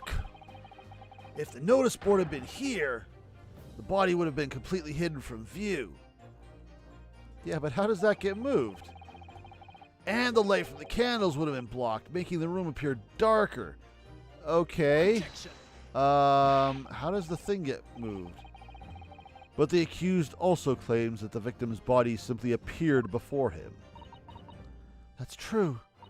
Or, in his precise words, just as I picked the firearm up to examine it, the door flew open and I heard a man scream. It was only then that the body of Inspector Gregson appeared before me. Was it attached to the door in some way via a string where it was moving with the door opening and closing? But then how did the sign get to where it is now? Someone would have had to have tampered with the scene after the scene was discovered, which is a whole other barrel of monkeys. I don't know if I'm calling it a scream, but he was talking about me, and no mistake. 'Cause it was me that kicked the door open. If you look again at the floor plan, consider what would have happened if the door to the room was thrown open with force. It would have knocked the thing over. That can't be. The door struck the notice board, knocking it over and making the victim's body visible. Good gracious. My client has told nothing but the truth. He has simply described what he saw. Of course, Van Zeek's positioning when the door was open is now suspect, because either he was walking toward the desk, in which case he would have seen Gregson fairly clearly, or he got hit by the door. Unless he was looking at the desk when he was walking, and then when he heard the bang, then he turned and saw, because now the sign wasn't in the way. That's right, Cosima. By the way, dude, in the middle, your posture gossip. Like, seriously. See a chiropractor. Counsel, how has this not come to light before now? After the incident, someone must have righted the board and moved it. Why the hell would they do that? Into the position where the police, myself, and my colleagues saw it when investigating the room. So somebody did mess with it after the fact. That's what I'm asserting. It was probably Middlemont. Let's blame him. Witness, what do you have to say for yourself? Why, blame me, my lord. You and your fellows were there at the scene before anyone else. It goes without saying that you must know something about the position of the notice board. Why not ask Van Zeeks? He was in the room the whole time. He's just watching all this go down. He's like, anybody gonna ask me what happened? The witnesses in the stand will testify again. You will each explain exactly what you did upon arriving at the scene of the crime. Stop looking over your glasses at me, man. I get the message. I can already smell the BS on this one. I mean, come on, guys. The board was right there. You guys saw it. You would have put 2 and 2 together, just like we're putting 2 and 2 together, unless there's an amazing explanation for this. I don't know anything about that darn notice board. I just wiped my hand on it, that's all. But don't look at me. I haven't got a clue about it. I was doing business with some second years at the time. Boy, she just loves fire, doesn't she? I don't know anything about anything. I'm just a bystander. Me, just a sign at the crossroads of life, playing my little harp strings every time someone looks at me. And what's that rape I bet? He's got a face that screams bored. What the hell is that supposed to mean? I can't see how this changes anything anyway. The detective still died when we heard the gunshot. Oh, did he now? Still saying that was a firecracker. So none of you can elaborate further. Shaken by the crime they witnessed, and with only the light of a few candles and an oil lamp by which to see. We can't expect these witnesses to be able to give a more precise account of what happened. That's right, yeah. It doesn't pay to expect too much. Especially not from this crowd. It's man's endless knowledge, quest for knowledge that's destroying the world. That's what I think. Do you? Really? In any case, as this testimony shows, even if the notice board was moved by someone following the incident, it makes no difference. When the gunshot rang out, the accused was the only person at the scene. Unless somebody was hiding behind the notice board? In short, the only person who could possibly have committed this crime is Barak von Zeeks. None of this wrangling over the board changes that simple fact. Watch it be Kazuma who did this. Quite so, quite so. Does the defense still wish to cross-examine the witnesses despite the circumstances? Nah, we're good. Most certainly, my lord. Very well, then you may proceed, counsel. If you say they're guilty, do I get to summation whatever thingy you? Because that would be funny. I have to change 60% of your mind. I don't know anything about that notice board. I just wiped my hands on it, that's all. But don't look at me. I haven't got a clue about it. I was doing business with some second years at the time. Great witnesses. I don't know anything about anything. Even better witnesses. I'm just a bystander. Me, just a sign at the crossroads of life. Hey, well, why's that raper I bet? He's got a face that screams bored. Your neck screams sandwich board. I can't see how this changes anything anyway. The detective still died when we heard the gunshot.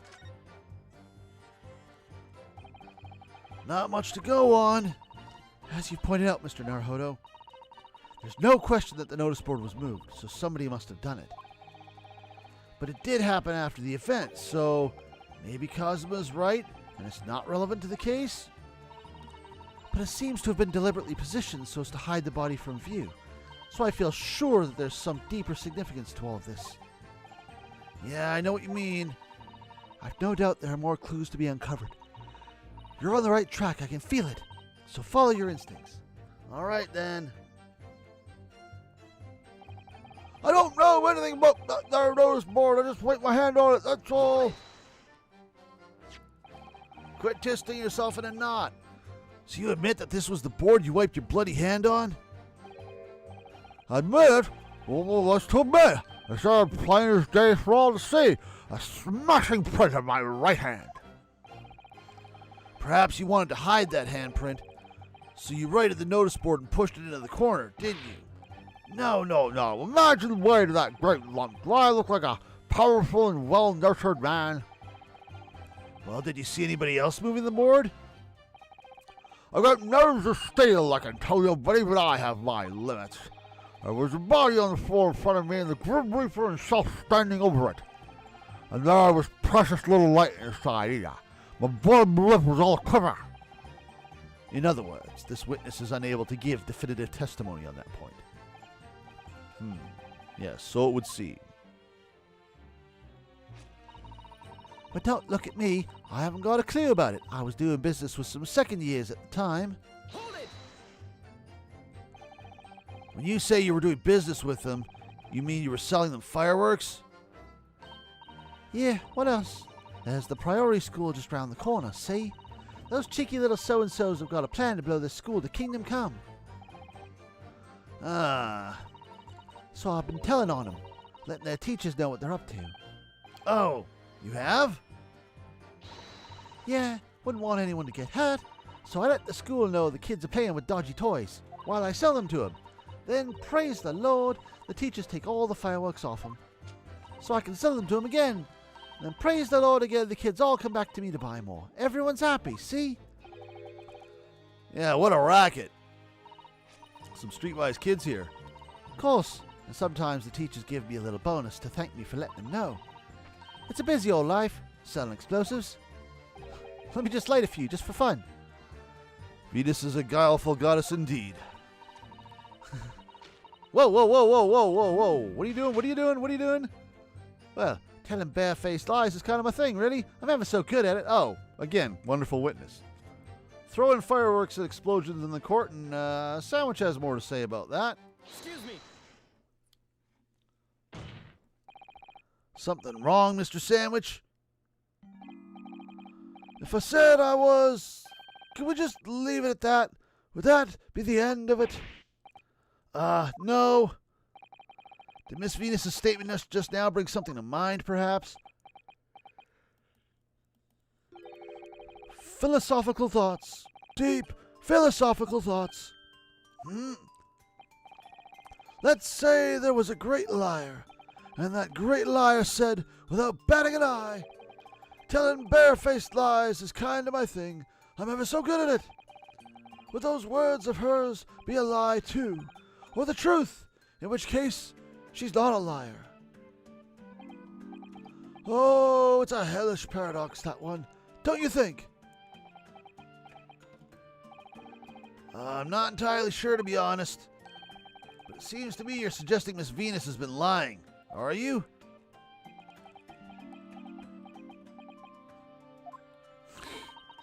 What are you on about, old man? Trying to cause trouble, are you? Keep on like that, and I'll wrap your whole body in fireworks and set them off. That'll give you something to tremble about. You have a startlingly disturbing mind behind that sweet and innocent face, young lady. As I thought. My God, it's Bo Peep's ancestor. What was that name from Darkstalkers? Not Bo Peep, B something. B Hood? Was that it? Something like that? Anyway. So Miss Venus has lied in her testimony. Is that what you're saying, Mr. Beppo? I mean, Mr. Sandwich?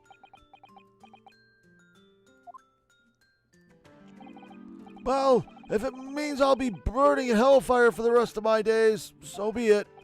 Yes, that's what I'm saying. Can you elaborate, please, sir? In what way is she lying? Old Blabbermouth here headed for the room where the gunshot seemed to come from. But there was someone else who crept up the stairs behind him, too. That's right. That rotten liar over there. Hee hee.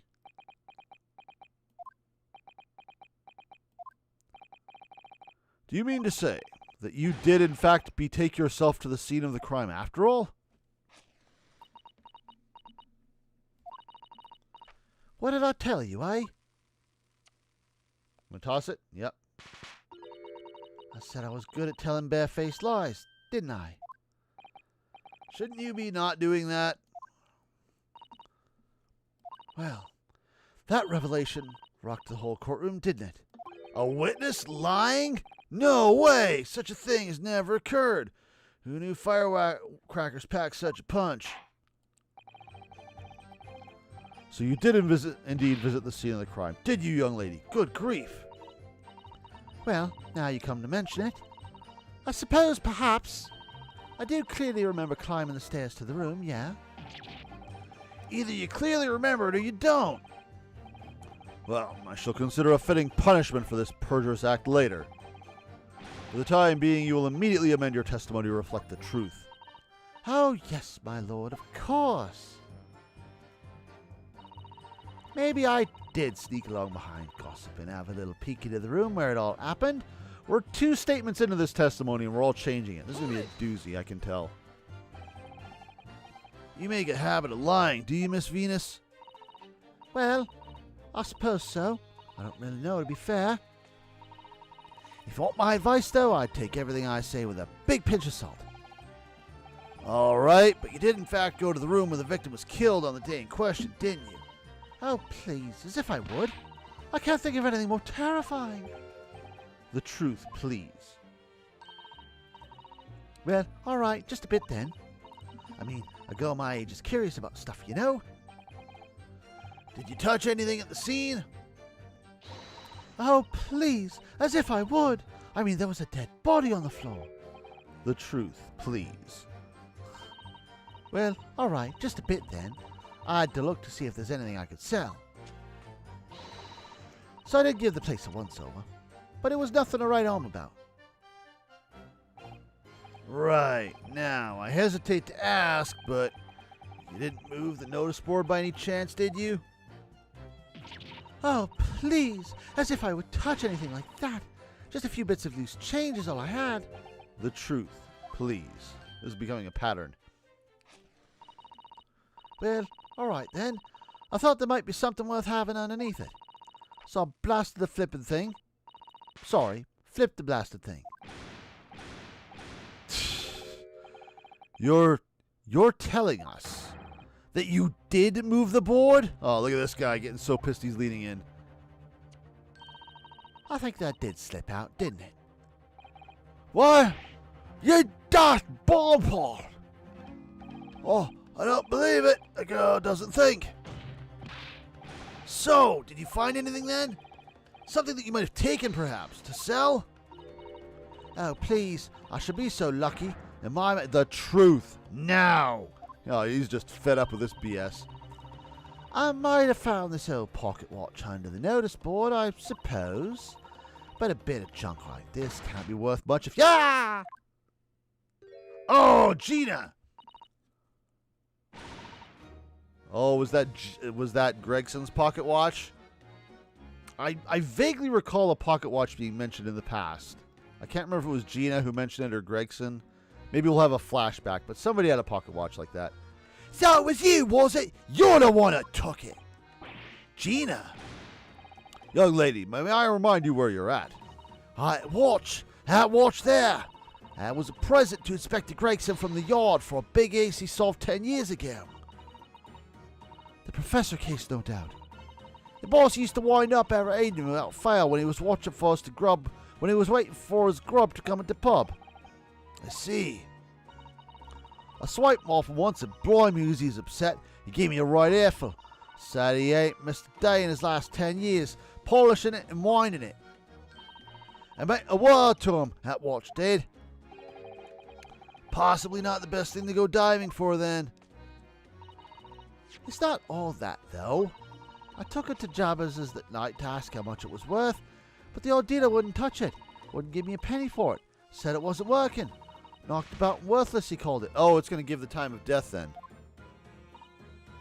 Ah! I knew I shouldn't have lifted it. I knew I should have lifted it. Yeah, I would have kept it safe. Hot! Actual hero! Weird sign. That watch must be submitted as evidence at once. Yeah, so I can use it against you. Oh, please. Just so long as you promise to give it back when we're done. Not a chance! I'll swipe it from you if you try to get your grubby mitts on again. Yeah, Gina, empty your pockets. That's enough. Hand the watch to the bailiff forthwith. Now, children, watch your manners. So if it's busted, it's going to show the time of death and maybe have some blood or some other evidence. Yep. The glass appears to be broken. More than likely, it shattered when the inspector was shot. It doesn't tick anymore, either. Which is why Jabez didn't want it. What a waste, eh? Yes, indeed. It appears to have stopped at the hour of 5. Exactly when the gunshot was heard, then. Oh, maybe this is bad for me. Which supports the prosecution's claim, of course. Whoops! Can we put that back? Gregson's pocket watch has been entered into the court record. Well, it would appear that the mystery of the moving notice board has been solved at least. And as predicted, it has very little bearing on the case. Now then, continue with your cross-examination, please, counsel. Von Zieks was still in the room when all this stuff was happening. Was he just watching? He's like, hey, watch us tamper with the scene. It's pretty awesome. Okay, well, you can chit-chat. You can be there, but I'm going to look at this new toy. 5 it is. Unremarkable. The windy thing is missing. Is that going to be relevant? There's a tiny little stub sticking out from the small hole here. Look, maybe this was used to trigger the firecracker in some way. I suppose there must have been a little knob or something on that for setting the time. In that case, seeing as we know the inspector took such good care of this watch, it probably broke when the incident occurred, didn't it?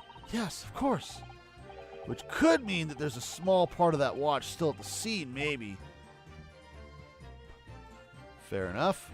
What about that? Oh, this is where the police officer key is going to go. Oh, that's going to mean this is how it wound, which means the other thing is going to be something else. Maybe an alarm? I don't know, but I'm guessing this is how it's wound with the police keyhole. Ah, there's a tiny little keyhole here. Can you see? Oh, yes, that's probably for the winder used to wind up the mechanism. It looks a little unusual, don't you think? Yes, you'd need just the right key to wind it up, I imagine. Boy, you'd look right silly sticking a police officer up that thing to wind it up in the middle of the pub every night. Why do I feel as though I've seen something? Something a bit like a key that's about the right size to fit in that hole.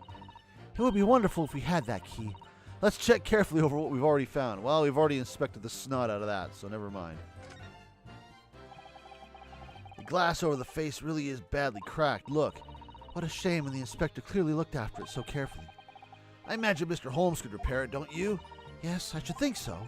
He's very adept at things like this, a useful man to have around, in fact. But kindly remember that he's a great detective, Mr. Naruhodo, not an odd job man. Okay, well, the glass didn't give us nothing. Did this update when we did that? No, it didn't. Okay, but that keyhole is pretty obviously, okay. We'll be presenting that in some way. Meanwhile, Beppo! But you did just go to see what happened in the room, didn't you? Fresno Street's my whole world. It's all I know, and I know all of it. I have to make it my business to know if I want to hold my sign up high. What does that even say? Is that just his price? So you did go to see what had happened.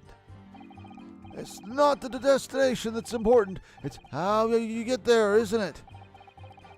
Oh, did he go some other way? Did you notice the notice board in the room? If you think about it, we're both the same species, aren't we? Both different members of the sign family. So if I'd spotted it, I might have tried to trip up out of a sense of rivalry, I admit. Someone really needs to tell you that you're Homo sapien, not Homo signian. Oh, sick burn. Does that mean that you didn't notice the board? I can only repeat what I said before. Venus is a liar. I don't know anything about anything. I'm just a bystander, me. Just a sign at the crossroads of life. In which case, just who was responsible for moving the notice board? Sounds like it was Venus. Hey, well, there's that reaper right, right? He's got a face that screams bored. Didn't we establish already that Venus did it? Oh, she just said she had a peek. I thought she said she moved the board. Is that going to come up here? What exactly do you mean by that? Oh, come on, don't tell me you not noticed. He looks like he hates everything in the world, that fella. But not noticed because they're the only thing he likes. We can see it in his eyes. Can't say I ever noticed. I'll tell you one thing for free, though. I never took my eyes off that man on the floor or off the Reaper, not for a second. Sorry? Well, I was that scared. I couldn't. You never know what a scene like that might do if you look away, don't you? Well, then he didn't move the sign, did he? If you didn't take your eyes off the defendant, you should be able to confirm categorically whether or not he was the one who moved the notice board. Oh, crap. I can. Reaper did nothing of the sort. I can swear to it. Well, that's the opposite of what you just said. I could have missed it if he heaved the thing up right again and dragged it in the car. Right. Glad we cleared that up. What happened to the face that screams bored? I feel your pain, Cosmo. I really do. So does Psy'Min. I can't see how this changes anything anyway. Detective still died when we heard the gunshot. This is what I would have expected to have thrown the pocket watch at, but I guess not. It was 5 o'clock in the afternoon that you all heard the loud bang, wasn't it? Maybe the notice board fell over. Or maybe it didn't. Maybe it fell over. Or maybe I didn't. But the Reaper's fate's sealed either way because of that gunshot we've all heard. So your fate's sealed too. What? This isn't the spirit of justice. My fate. That's right. The defense is fated to lose, and the prosecution to win. In other words, it all hinges on that single gunshot. So if I could just find some problem with that part of their story, it may be possible to change all our fates. Of course, none of that changes the fact that I heard what I heard, does it? There's no escape from crossing fate. Not much to go on. As you've pointed out, Mr. Naruhodo, we've already seen all this text. So we're just going to find something to throw the firework at, because it seems like the obvious thing. I don't know anything about that there notice board. Just like my hand on it, that's all. Okay, hang on a second. Where are we going to throw this at? Crossroad, blah, blah, blah. It was that Reaper. He screams bored. So, from the way they were talking, I'm guessing they expect me to throw firework at this. And I feel like Venus probably saw the murderer then because she would have sold him the damn firework. Let's see what this gets me. Objection. Really? The witness's last statement clearly contradicts... No, really, it does. You say it's undeniable, counsel, but I fail to see any contradiction here at all. Really?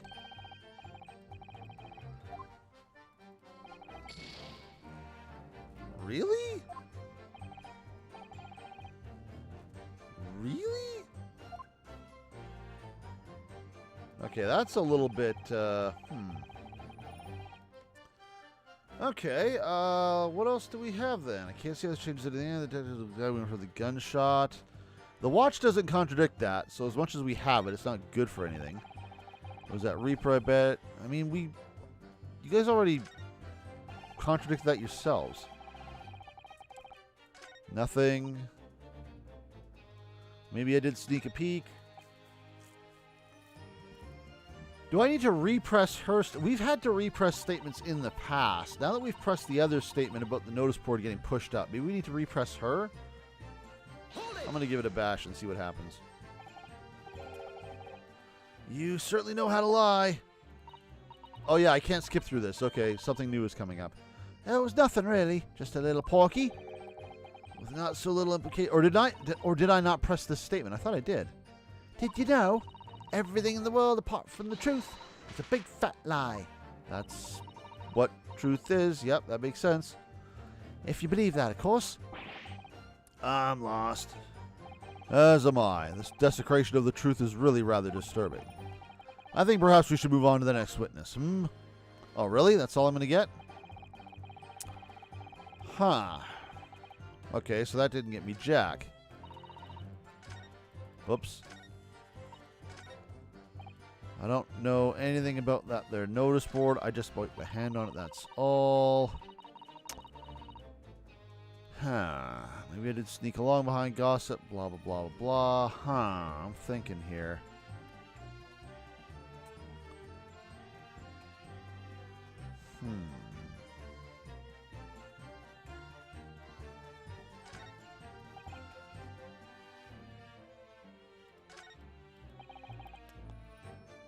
Let's take a look at this stuff again. This guy, hang on, we know he's a key, right? Key pops out of the base. Alright. So we got that established. Time of death. Can't really contradict anything. Still wondering who Maria is. Oh, Maria's probably the bird girl. She's probably the one with the knives who wanted to cut me up. Victim was shot in the chest. Scorch marks. Bullet exited. Caliber. Blah, blah, blah. Still find it weird that the sign says it's moving over there. The layout of this room is very bizarre, but I guess that's why everything is so far away. Nothing else about this? It certainly looks like it's designed to fall over. Actually, no, I'm doubting this now, because look at this. If the door hit it from the left, then the legs would have gotten in the way. If it hit it this way, the legs would have stopped it from falling. Video game logic. Freestanding notice board. This I've already examined, I think. It's just the end that is in question. Whoops, I didn't want to do that, really. Yes, yes, yes.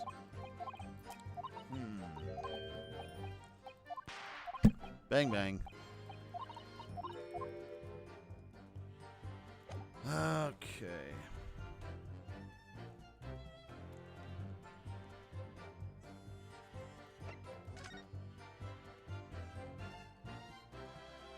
Nothing relevant there. And this is all I got here, and I've already examined it. And nothing changed. Clearly the key goes in there, but I'm not sure what the purpose of that would be.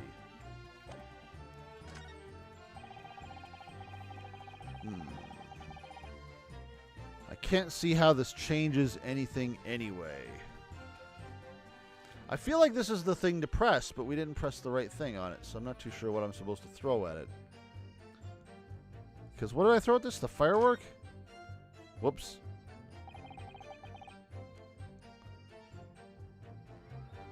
Huh.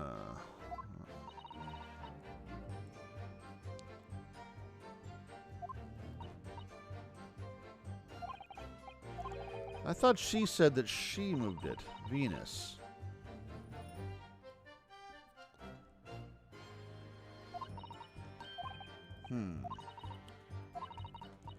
More clues to uncover. Follow instincts.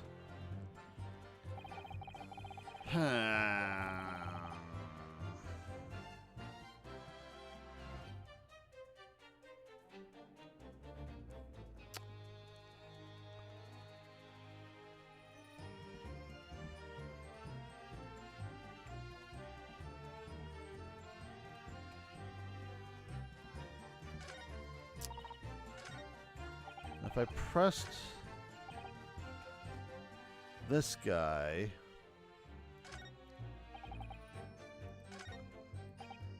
this is the only guy that gave me a pursue, right? Has anything changed here? I don't think so. No. Actually, no. Weren't there two pursues, or was that last? No, that was this one because he called what's-her-face a liar.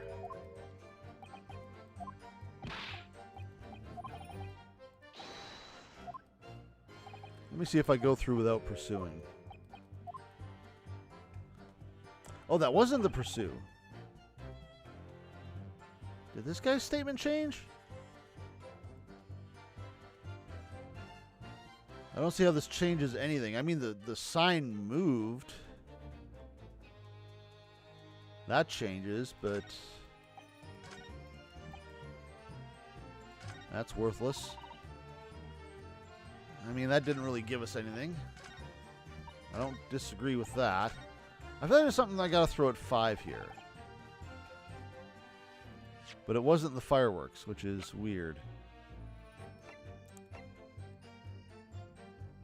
Maybe the picture? Or maybe just the sign because that's what moved. I mean, it's a weird thing to... All we're doing is just reiterating what's already been reiterated.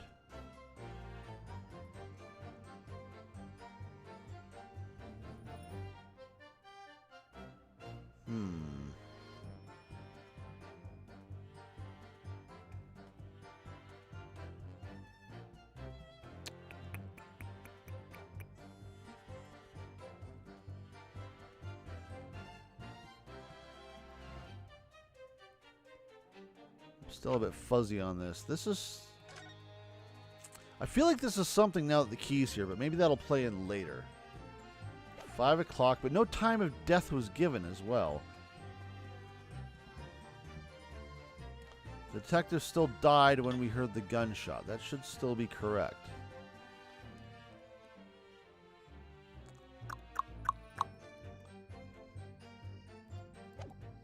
Whoops. I want to double check that policeman key. Will that update? Because we didn't technically examine this after we did our thing.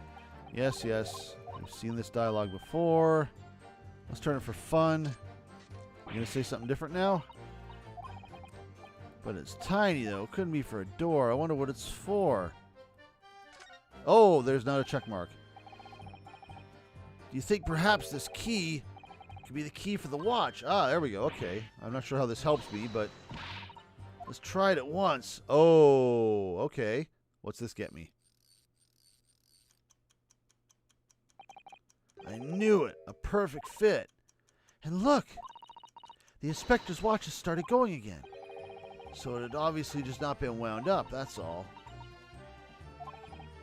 What is it, Miss Suzuto?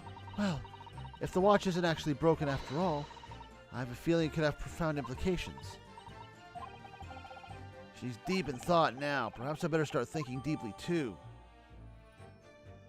So does this mean it just coincidentally stopped at 5? I mean, it no longer confirms that the dude died when he...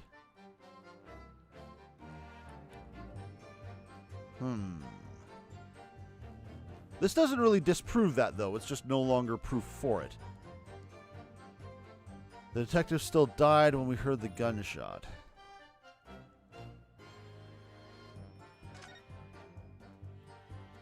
No change there. No change there. No change there.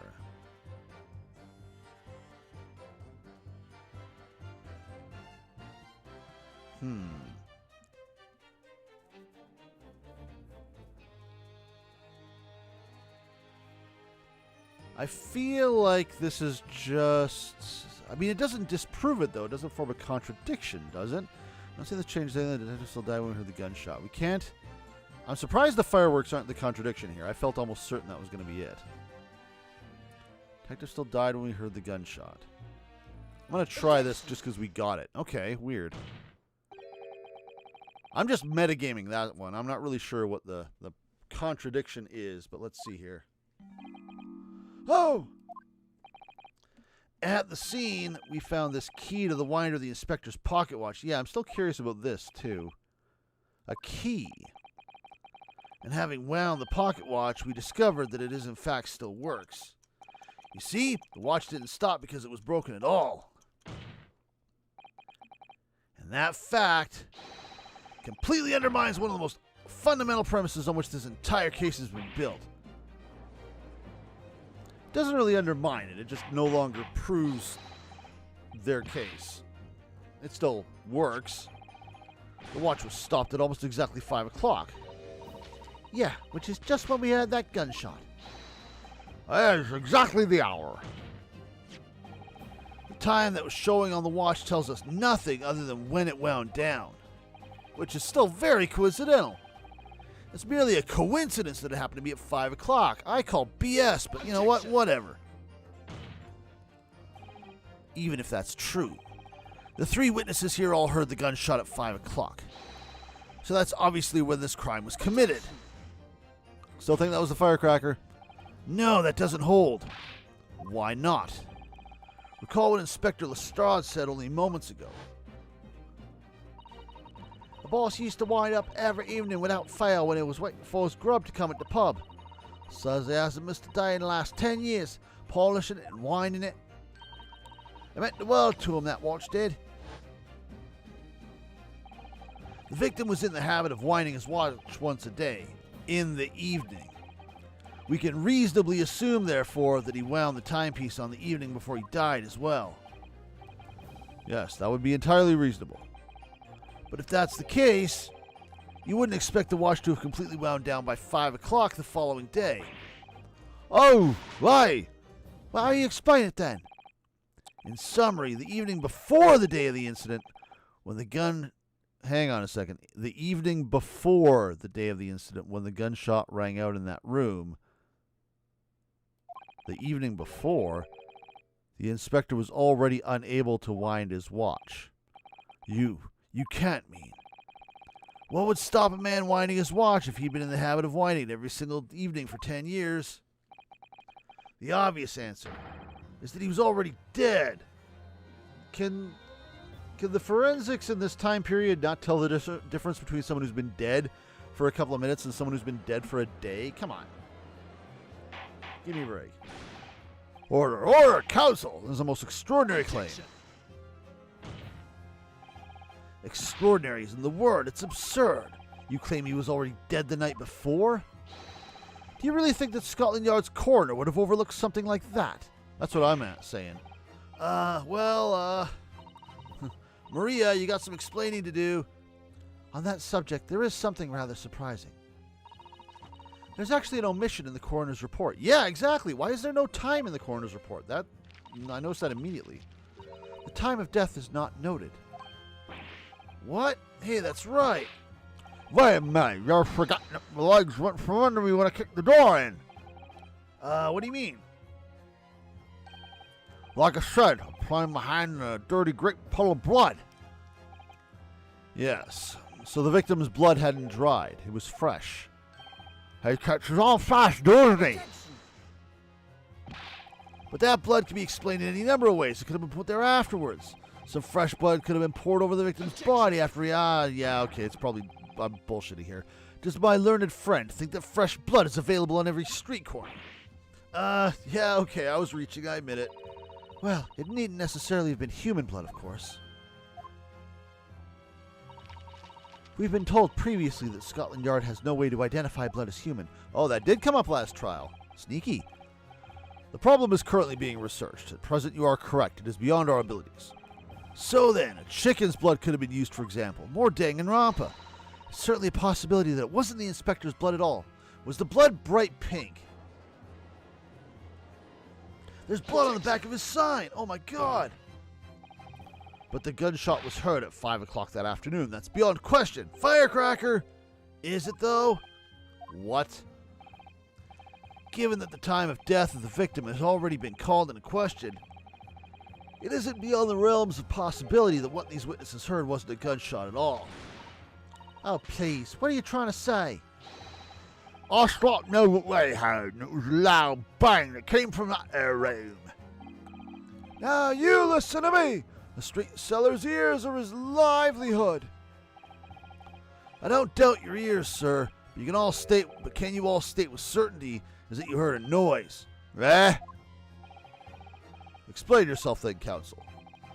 A noise that sounds like a gunshot could have been made with...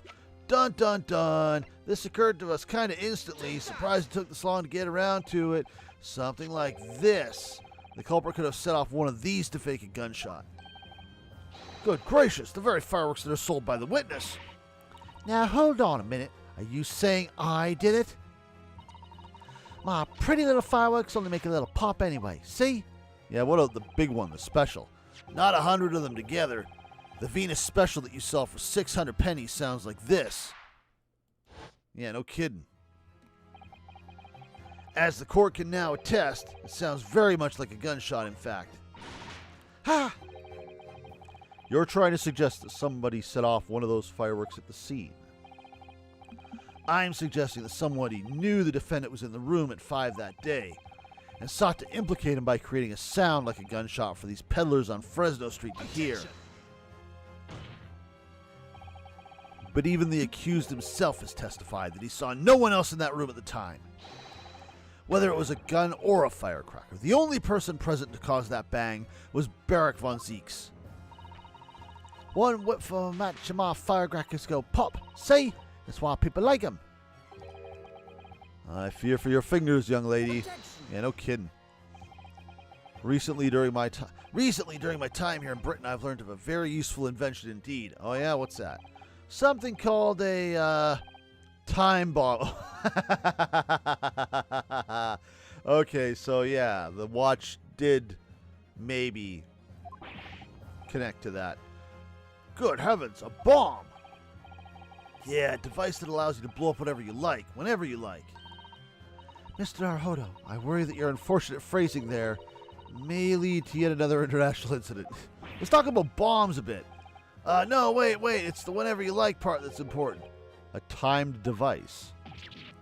Yeah, exactly, a timed device. I like that wording better. No war, please. Something of that nature could have been planted at the scene. A device that was able to produce the sound of a gunshot long after the culprit had left. Your extravagant claim will have to be substantiated with evidence, counsel. What proof do you have to suggest in any way that a timed device was employed to create the gunshot sound? What proof do I have to suggest in any way that a timed device was employed to create the gunshot sound? I mean, it has a fuse. That's the timed device, isn't it? I feel like the candelabra was still a part of that because that's how it got lit. Is that what they're going to say? I mean, I'd like to present the pocket watch, but it sounds like they want to say it just wound down by coincidence, and I'm not really sure how a pocket watch ignites a fuse. I can see how this ignites a fuse.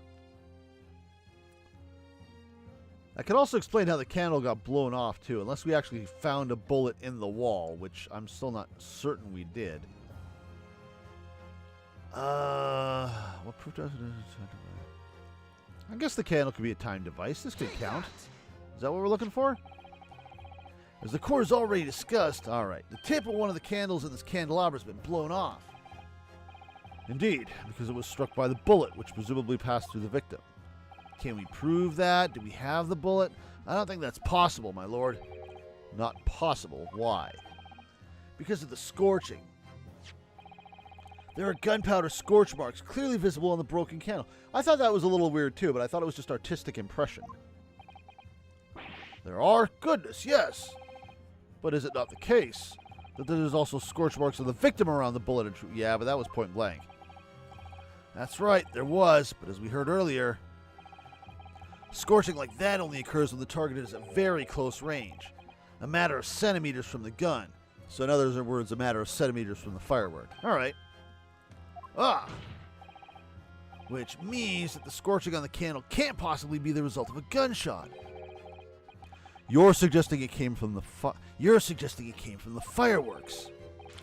How could that be, right? What do you mean, how can that be? How can it not be? The fact that there's such visible scorching on the candle suggests that the fireworks must have been right next to it when they exploded. Or to put it another way, the candle and firecrackers were joined together.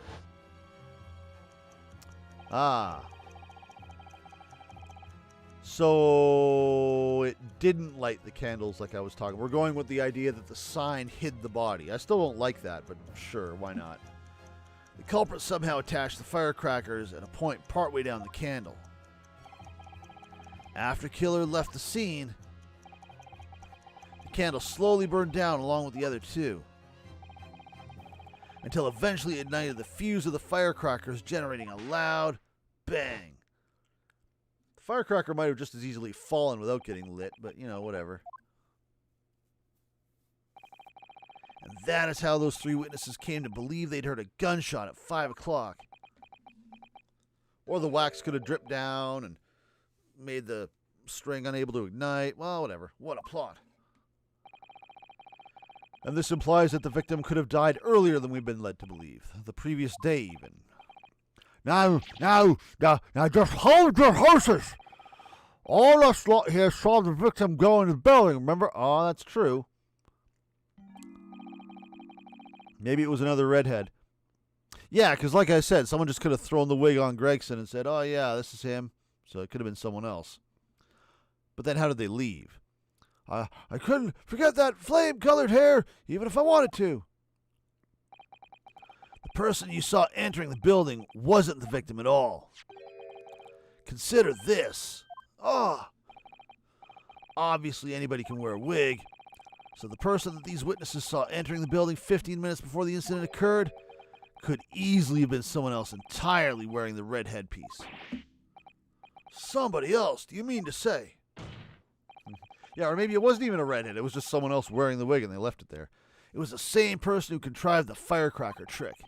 In other words, Inspector Gregson's killer. Wouldn't the firecracker have left some sort of debris? I feel like that would have been a thing, but okay, whatever. Pfft. Kazuma, sorry. Kazuma Venzeeks? No, it's Kazuma. Oh, wow. Well, we're just amusing him today. Oh, very impressive, Ryunosuke Naruhodo. Kazuma? I'm really quite amazed you've come this far. But after all, wasn't I the one who told you that you had all the makings of a great defense lawyer? Hey, thanks, man. So I win, right? I also noticed the lack of a time of death in this report. A stark omission. But as far as I'm concerned, this whole country's justice system leaves a lot to be desired. Oh, throwing shade. How you judiciary like that, huh? Order, Prosecutor Sogi. What on earth do you mean by that statement? I hear that many of the leading members of Britain's judiciary are present to observe this trial today. So we cannot allow even the slightest doubt to be overlooked. New music again. The defense's assertion about the time of death based on the victim's stopped watch is just conjecture. But while the possibility exists that my learned friend may be correct, we have a duty to explore it. Well, certainly, I would agree with you. And what immediately comes to mind is, of course, what was Inspector Gregson doing, and where did he go on the day before the incident? Is this when we get into Middlemont? Do you know? Not a damn clue. The inspector always carried out his investigative work alone. His movements were treated as confidential within Scotland Yard. Even within the Yard? However, considering the evidence we've been presented with so far, I'd say it's fairly apparent what case the man was pursuing. Wouldn't you, my learned friend? I do have a feeling about what case he might have been investigating. Yeah, I agree. Surely. My lord, the defense believes it can explain to the court the case that was being investigated by Inspector Gregson at the time of his death. Very well, counsel. Present your argument to the court. What evidence is suggestive of the case being investigated by the investigator? What? What do I have for the professor? Oh, maybe it was the Redheaded League. I was going to say maybe it was the professor, just because it's been coming up lately. I guess Gregson wouldn't necessarily need to investigate that because he was there 10 years ago. He helped solve it. So maybe he doesn't feel a distinct need to investigate it. The other thing I was going to say was Mr. Middleton, but he wouldn't give a crap about that. Maybe it's this?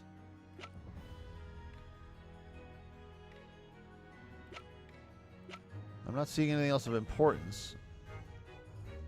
I mean, this is going to have to factor in somehow. Is it this? I believe this red hairpiece points to the answer. Yeah. Well, Kaza, didn't you just say you knew this? We might assume it was part of a disguise used to carry out an undercover operation. Surely not. Such a bright-colored hairpiece would only serve to make the inspector more noticeable. Not in a certain group. Yeah, that's quite true, usually. It would definitely have made him stand out in a crowd. Except, that is, in a crowd of gentlemen from the Red-Headed League. Oh, the Red-Headed League. So, you've already worked it out. What on earth is this all about? Is there such an extraordinary league of gentlemen? Nice reference. The Red-Headed League is currently under investigation for a grand deception. What, a deception? What deception? They've been targeting red-headed men all across London and tricking them out of small sums of money. 2 men were arrested for the misdemeanor only yesterday, in fact. Yep, we saw them. Are we going to see them here? My lord, the defense calls for those 2 men to be summoned at once. 2 redheads? My God! Inspector Gregson clearly infiltrated the Red-Headed League using this hairpiece, so it's very likely that he had direct contact with these criminals. And it's quite possible that such contact led to more serious events. Boy, this is just silly. I concur that we cannot in good conscience leave this new avenue unexplored. Well done, Mr. Naruhodo. Well, it's another possible line of inquiry for us at least.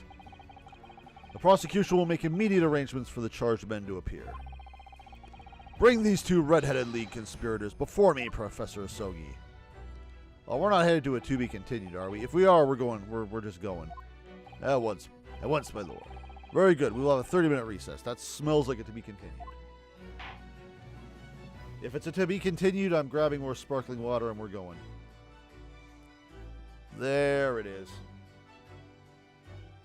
So we're going to have those 2 folks we saw last stream come back, I guess.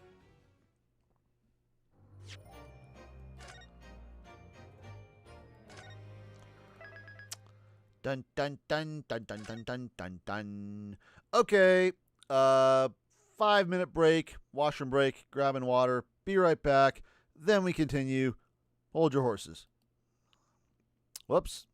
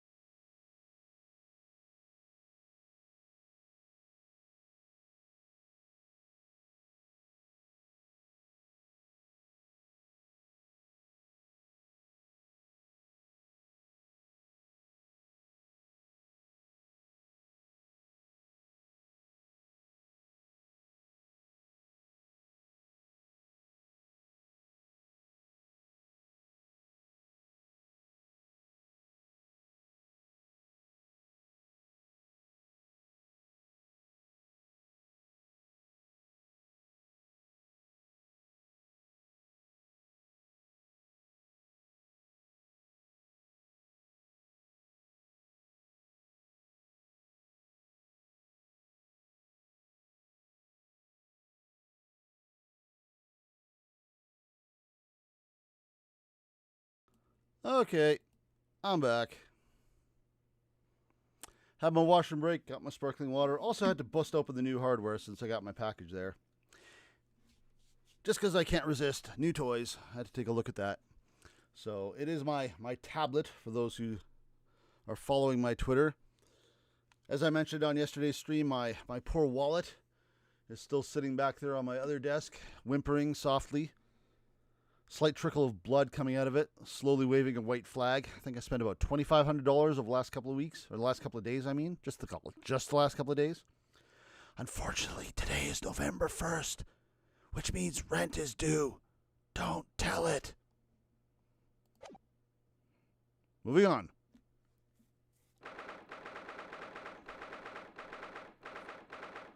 Still the 2nd of November.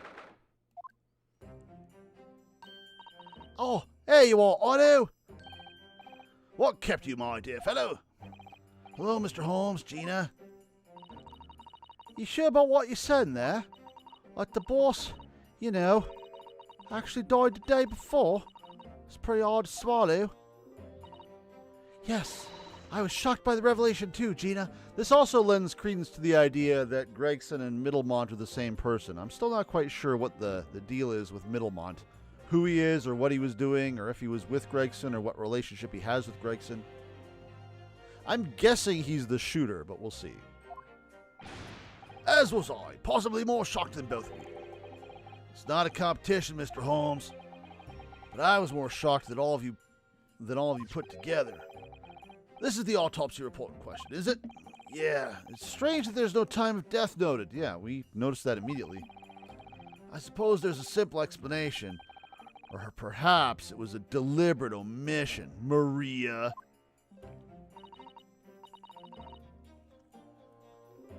Oh dear. If it was deliberate, it puts me in a mind of the last case we worked on. And Dr. Scythe. Yep. I know. Anyway, it seems that on the day before Lord Van Zeeks discovered his body, Inspector Gregson was investigating the Red-Headed League. So perhaps something happened with them. Come to think of it,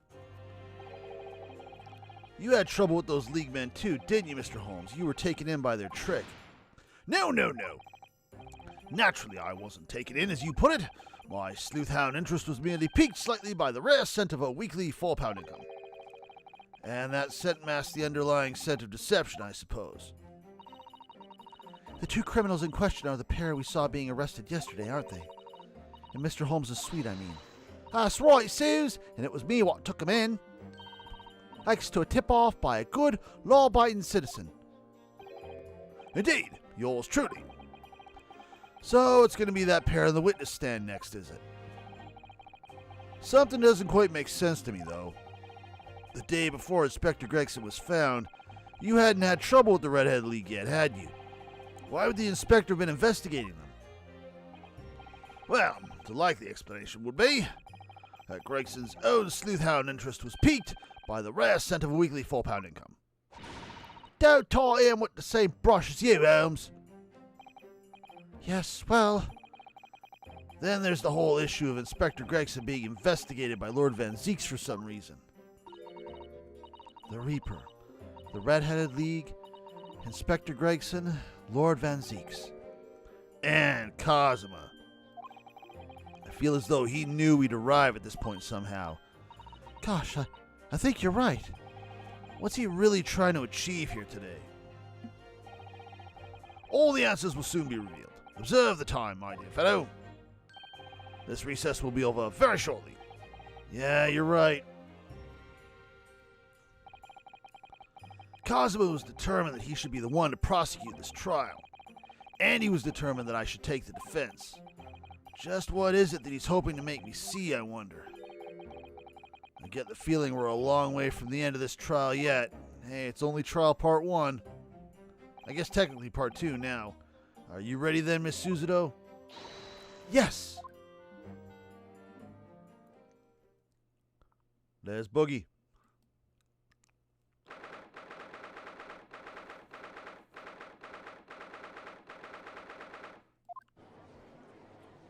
Blah, blah, blah, blah, blah, blah. Van Zeeks is back.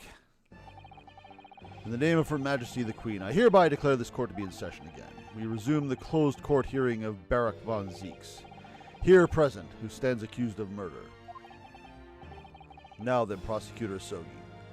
I'd say about half the time I look at the stream it's running well, and the other half of the time it's PowerPoint. Hopefully it's more the former than the latter. Now then, Professor Asogi. My lord? My lord? Have you summoned the witnesses as requested? Yes, the 2 members of the Red-Headed League who planned and carried out the deception. They arrived not long ago from the local prison by police carriage. Very good. Bailiff, usher the 2 men into the courtroom. Wait, so you just brought me up here for like 3 seconds. Where did you get the spaghetti? These 2 men are currently being held by the police on suspicion of attempted extortion. You may omit your occupations, but state your names now for the court. So these are the Frenchies. I am Maurice de Quilco, a descendant of the great de Quilco family from Nice, in France.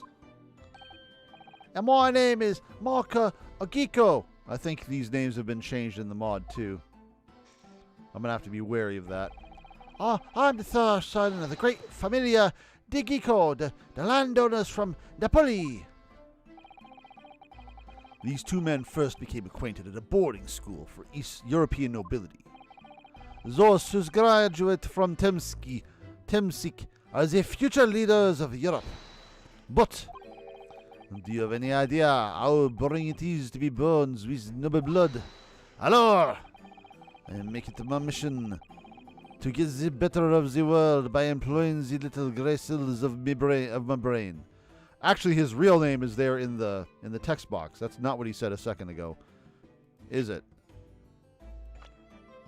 DeRusso? No, DeKilko. And Ogoki. Alright, that may be problematic. Again, this is running a mod to fix Holmes and Watson's name among a couple of others. But some of the other ones that the modders or the original translators came up with, I could do without those. These guys aren't that important. That is all I'm trying to do. So, that's the only reason for this whole grand deception you've been carrying out? Oui, you could say that. Not bad, eh? Yes, the grand ideas, but the petty plans. This strange combination is at the charm of the hilarious brothers. Si, Capo? Listen to me, Marco. I have 2 things to say to you. Eh? Si? Are you about to tell me one of your grandi anecdotes? Aviva! Firstly, I want you to stop calling me this Capo. And secondly, we are not the hilarious brothers. This is serious business. Chebello, there it is. The Capo's trump card, the furrowed brow. I'm not sure if he's supposed to be something else. Shea Bello. I'm not sure what that's supposed to be. Is he Italian or something? I like that big wind-up thumbs movie does too. It is deep, Capo? The furrow and the meaning of your words. I gotta give him a higher pitch. I keep forgetting. The court has been led to believe that under the banner of the Red-Headed League, you have conspired to swindle money from unsuspecting members of the public. Is this true? Oui, c'est ça. And what exactly was the nature of this deception by which you planned to defraud? Alors, I will explain it. No, Capo! Leave it to me. As you can see, we both have the vivid red hair, no? At school, we were teased for this without pity. The Capo here, he was many times behind the schoolhouse, crying like the Trevi fountain. Those dogs! One day the world will respect us redheads. Every night he would bury his head in his pillow and weep for the unjust. C'est bien, Marco. Enough! I will explain the rest. The first step was the newspaper advertisement. About 1 week before the plan was put into operation, we listed the same notice in every newspaper in London. Yeah, we saw that notice. Should this be a testimony? It was this one, I believe, entitled To the Red-Headed League. Oui, C'est ça. I am honored that you have seen it. It states that the only condition for joining the league is having flame-colored hair, and that if you satisfy the interview panel and are admitted into the league, you could receive a weekly income of £4. On the date specified, red-headed hopefuls gathered in droves at a park specified in the advertisement. And from each person present, this pair took an application fee of 5 shillings. And with the money, to France! It was a plan most elegant, no? No, it was most dishonorable. But to be frank, I'm stunned anybody was foolish enough to be taken in by such an obvious trick. The park was described by one witness as choked with red-headed folk like a coster's orange barrow. That might have been Holmes. And the day on which all these men gathered to apply was the day before the victim was discovered. Crucially, these two men spoke face-to-face with every single person present that day. Oui, I've seen more red-headed people in one day than I will see in the rest of my life. See, and now, every time I see the couple's hair, I feel sick to my stomach. Anyway, why have we been summoned here today? Sorry? The date for our trial was not until tomorrow, I was told. Naturally, neither of these men have been told any details about this trial. They've only been shown this photograph. Very good. So, Mr. De Kilco and Mr. De Ogiko, you will now give your formal testimony for the court. I think that's supposed to be...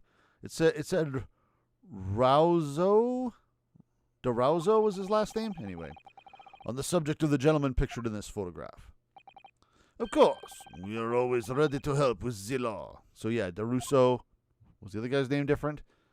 Enough spaghetti already, kid. Jeez. We've had more than 1,000 red-headed people assemble in the park on Lime Street that day. Are they going to recognize him? Ah, DeRossi. But I call the man in this photograph, aye, capo? No, I don't remember him. Obviously he's dead now, but I assure you, he was not in the park. Allora, this victim has nothing to do with us. You have a lot to answer for, Marco. It is your fault that we got caught in the first place. Well, that's going to be pressed. Why does a statement like that always sneak in? You've given sworn testimony that this man in the photograph was not present. Can you be certain? Oui, I am quite certain. We did not interview this man. Nobody looking like this came into the park. This I can promise. It must be noted that you have been arrested for a grand deception, however. Accordingly, this court has little confidence in your assurances. Oh, uffa. Well, with this attitude, we get to nowhere, huh? He's really a sulkin now. This confidential document was obtained directly from Scotland Yard.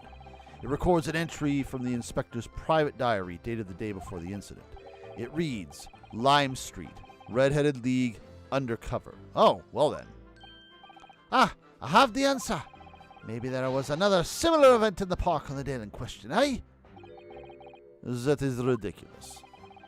There's no question that Inspector Gregson was investigating the Red-Headed League, which means it's quite possible that's when he was killed. I mean, I'd take the word of his diary over the word of these two. Yes, my lord. I mean, you read his diary. They've been refuted. Next. We've had more than 1,000 red-headed people assemble in the park on Lime Street that day. But I don't recall the man in this photograph. Aye, capo? No, I don't remember him, and obviously he's dead now. But I assure you, he was not in the park. Allora, this victim has nothing to do with us. You have a lot to answer for, Marco. It is your fault that we got caught in the first place. They haven't told us much we didn't already know. What do you think, Mr. Naruhodo? Well, if it was in the inspector's diary, it seems likely that he must have gone to Lime Street that day. And yet these two both claim they didn't see him. I have to say, they don't appear to be telling lies.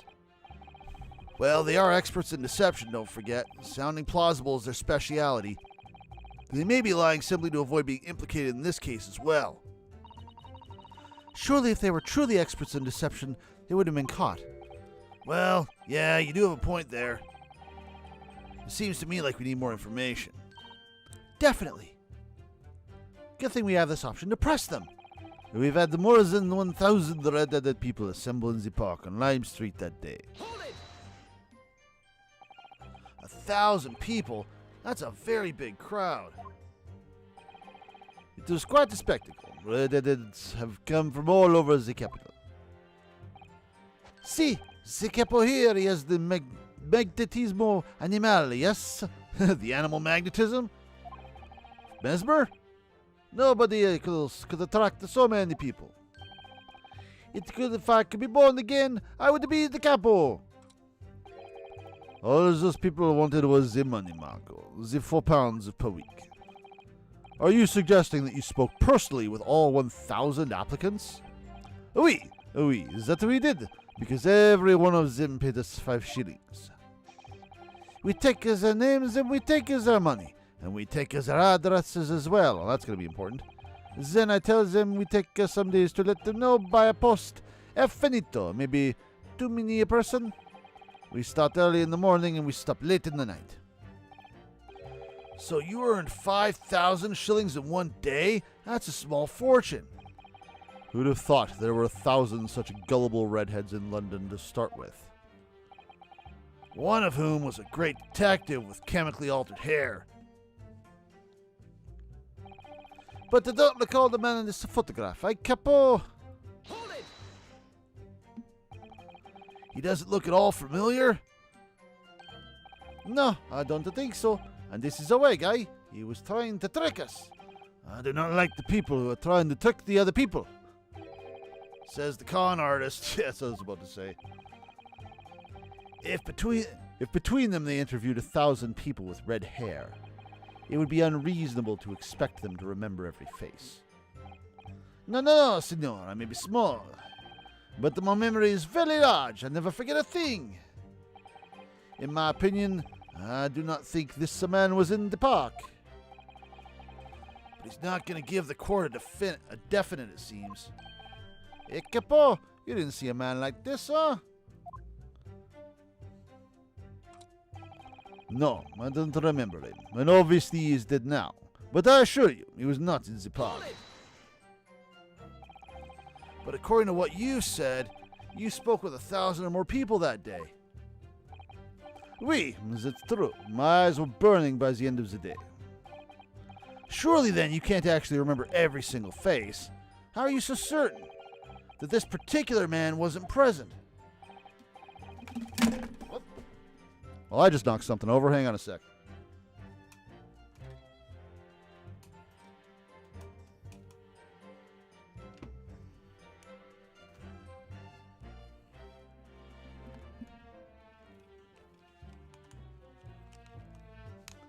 That was a pro hardcore move. Hey, Amware. I didn't actually even see you come in there. Nice to have you. I don't think the chat is showing in the window, but I see you in the chat window there. Thanks for dropping by. Thanks you watch my crash half the stuff on my desk.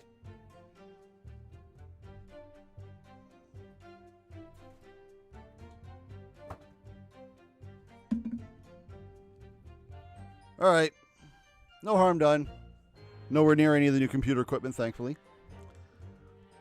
Normally the red hair is very distinctive, eh? But not when you have 1,000 redheads crowded around and it's just an eyesore.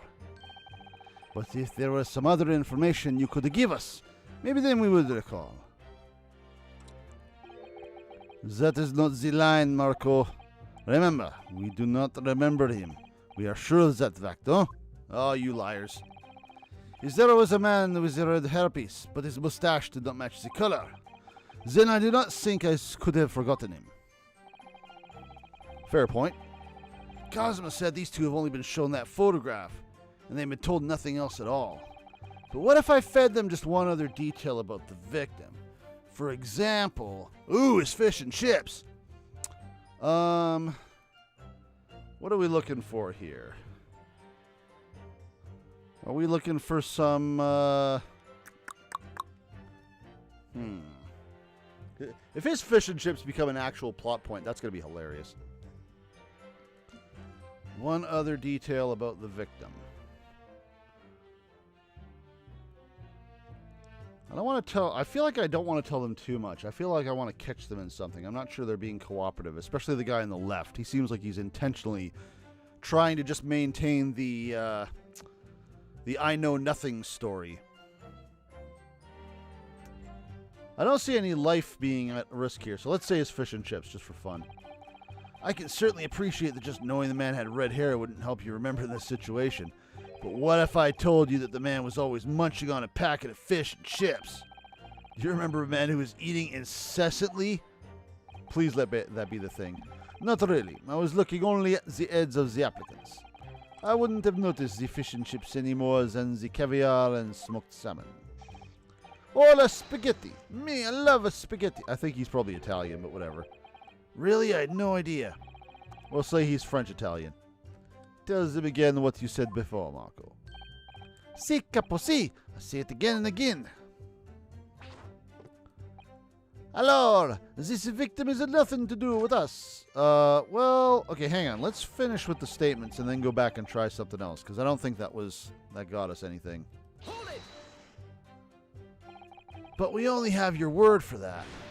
See, but what else can we do, huh? True. Uffa, we are not having much fun these days. First we are arrested, then we are shown the horrible picture of a dead man. And now you question every single thing we say. We as the victims here. Aye, capo? No, you were caught carrying out a plot to swindle hundreds of innocent people. You had to bring that up, eh? It's not fair. Hey, capo? You have a lot to answer for, Marco. It is your fault that we got caught in the first place. Hold it!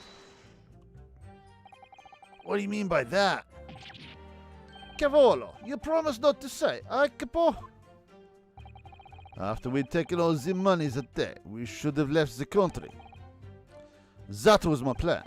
I left the purchasing of the tickets for the ferry to Dunkirk to my companion here.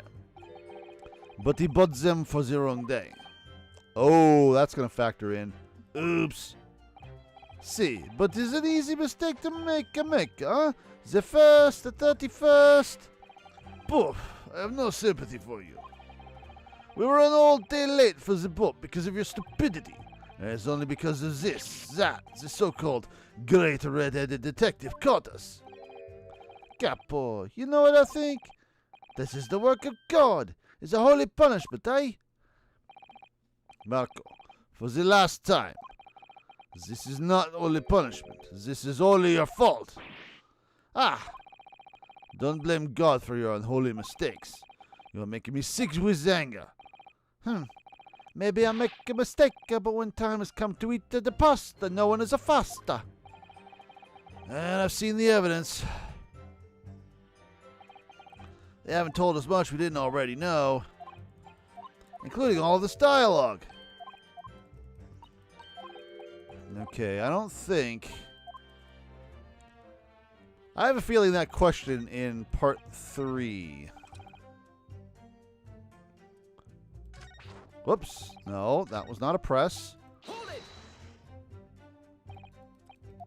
Let's zip through here and pick something else. I don't want to tell them his name, because I feel like that's going to be too much information for some reason. Or too easy. Let's go with the profession. Yeah, we remember. We do not remember him. We are sure of this fact. Yes, there was a man with the red hairpiece. So fish and chips got nothing. What about his profession? I can certainly appreciate that just knowing the man in red hair would help you remember this situation. But what if I told you that the man in the red hairpiece was actually a detective? The man in the photograph? A detective. Yeah. It would appear he found your notice in the paper suspicious and decided to investigate incognito. Sorry, but this changes nothing. Oh, I disagree. Something changed. Excuse me. Either that or you just saw Skip the Dishes arrive. Something to add, Mr. Dogito? So, is this his name supposed to be Incognito? Sure. See, I am always adding something. Parmesan, olive oil, pepper. Okay, you're definitely Italian. What I meant is, did you not agree with your friend's last remark by any chance? Eh? And what did he just say? About the detective? Hang on a second. What was his name again? Was it Incognito in some way? Marco Dicago. No, not Incognito. Okay. Marco and Maurice. And what did he just to say about the detective? He's kind of halfway between French and Italian. Keep your mouth shut, Marco. You have said enough already. But why, Capo? What is the problem? There was a man who said, I am an inspector from Scotland Yard. What? Good Lord. Another one who needs a box. Boy, you're a mouthy little fella, ain't you? Explain this volte-face in your testimony witness. It's simple. A man who was at the park said to us that he was an inspector. There was no such man. Madai, what are you saying, Capo? Have you forgotten, eh? I've forgotten nothing. Nobody like this came to the park. Basta, Capo, basta. You beat me at the many things, but not two. The memory and the meals. Like I said, when it's time to eat the pasta, no one is a faster. But you're inferior to me in every other way, so shut up. Objection. Yeah, dude's pushing hard. Both of them are like, shut your damn trap. Ugh. Dad, the damage is done. Indeed it is, sir. Quit your lying. Oui, there was a man who came to the park and he said he was an inspector from Scotland Yard. However, he looked nothing like the man in this photograph. He was someone else. How can you be sure? Because, to start with, his face was completely different. Is that going to be Middlemont? Yeah, Middlemont looks younger. And Middlemont didn't, I don't think he worked with Scotland Yard, but he was there as part of the, I don't know how, like, he was, what was it, a warder, I think it was? See, it's true. The man who came was the younger. His face was clean-shaven. His eyes were sadder. His chin was thinner.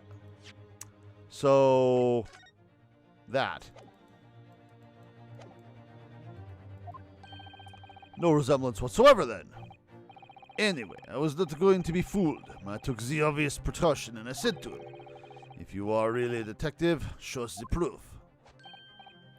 See, the capo here. He doesn't take no nonsense, eh? But he was well prepared. He said he had identification. Identification? You mean official police inspector's identification? That is most unconvincing. Sorry, my lord? Counsel, no incognito inspector would offer his identification for inspection. It's quite out of the question. Definitely. Why would he expose his true identity?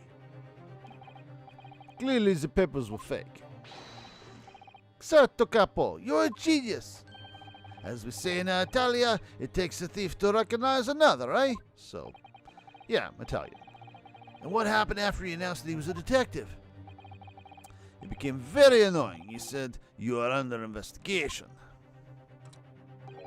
So I took his papers from him and chased him out of the park.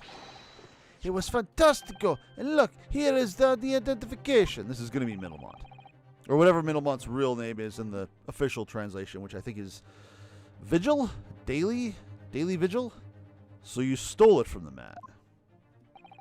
Yeah, to come, and he made us very scared. But he was not who he said he was. Indeed, the person described does not appear to have behaved as a true inspector would. Can we please just read the damn thing? However, I believe it would be prudent for these identification papers to be entered into evidence. No Schweitz. But I like him. The inspector's identification has been entered into the court record. This is going to say the dude's name. It's going to. It has to. It's got to. Now let us return to the witness's testimony. Allora, the victim is nothing to do with us. Oh, this is, yeah, we did do this one. Did we do yeah, we did do the last statement. Okay. Let's back up for a second. I'm not sure where this is going to go yet, but let's check the obvious thing here. Can I open the clasp? Where do I? There we go. Well, I suppose we should see what this inspector's identification looks like inside. Can't read Jack. Not yet. Yeah, it definitely looks fake, doesn't it? Out of interest, what name is given? Probably just something plucked out of the air. It's Tobias Gregson. Oh.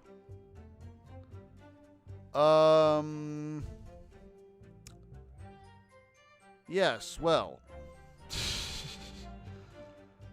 Huh. But it was the other dude. So maybe that's going to lend credence to the idea that the other dude killed him and is now walking around with his ID. Interesting. Wait, what? The Scotland Yard insignia looks genuine to me. But how? And the department and identification number details are all correct as well. Since when have you known those? Everything is in my book. Do you mean to say? I know it seems incredible, but yes, I think this is a genuine identification book issued by Scotland Yard.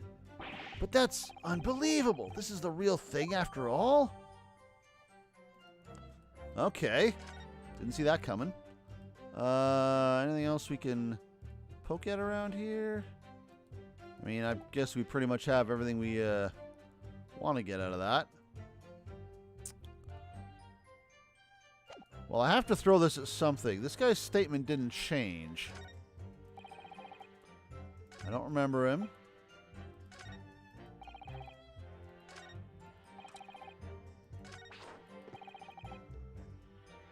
Well, I feel like that directly contradicts this now.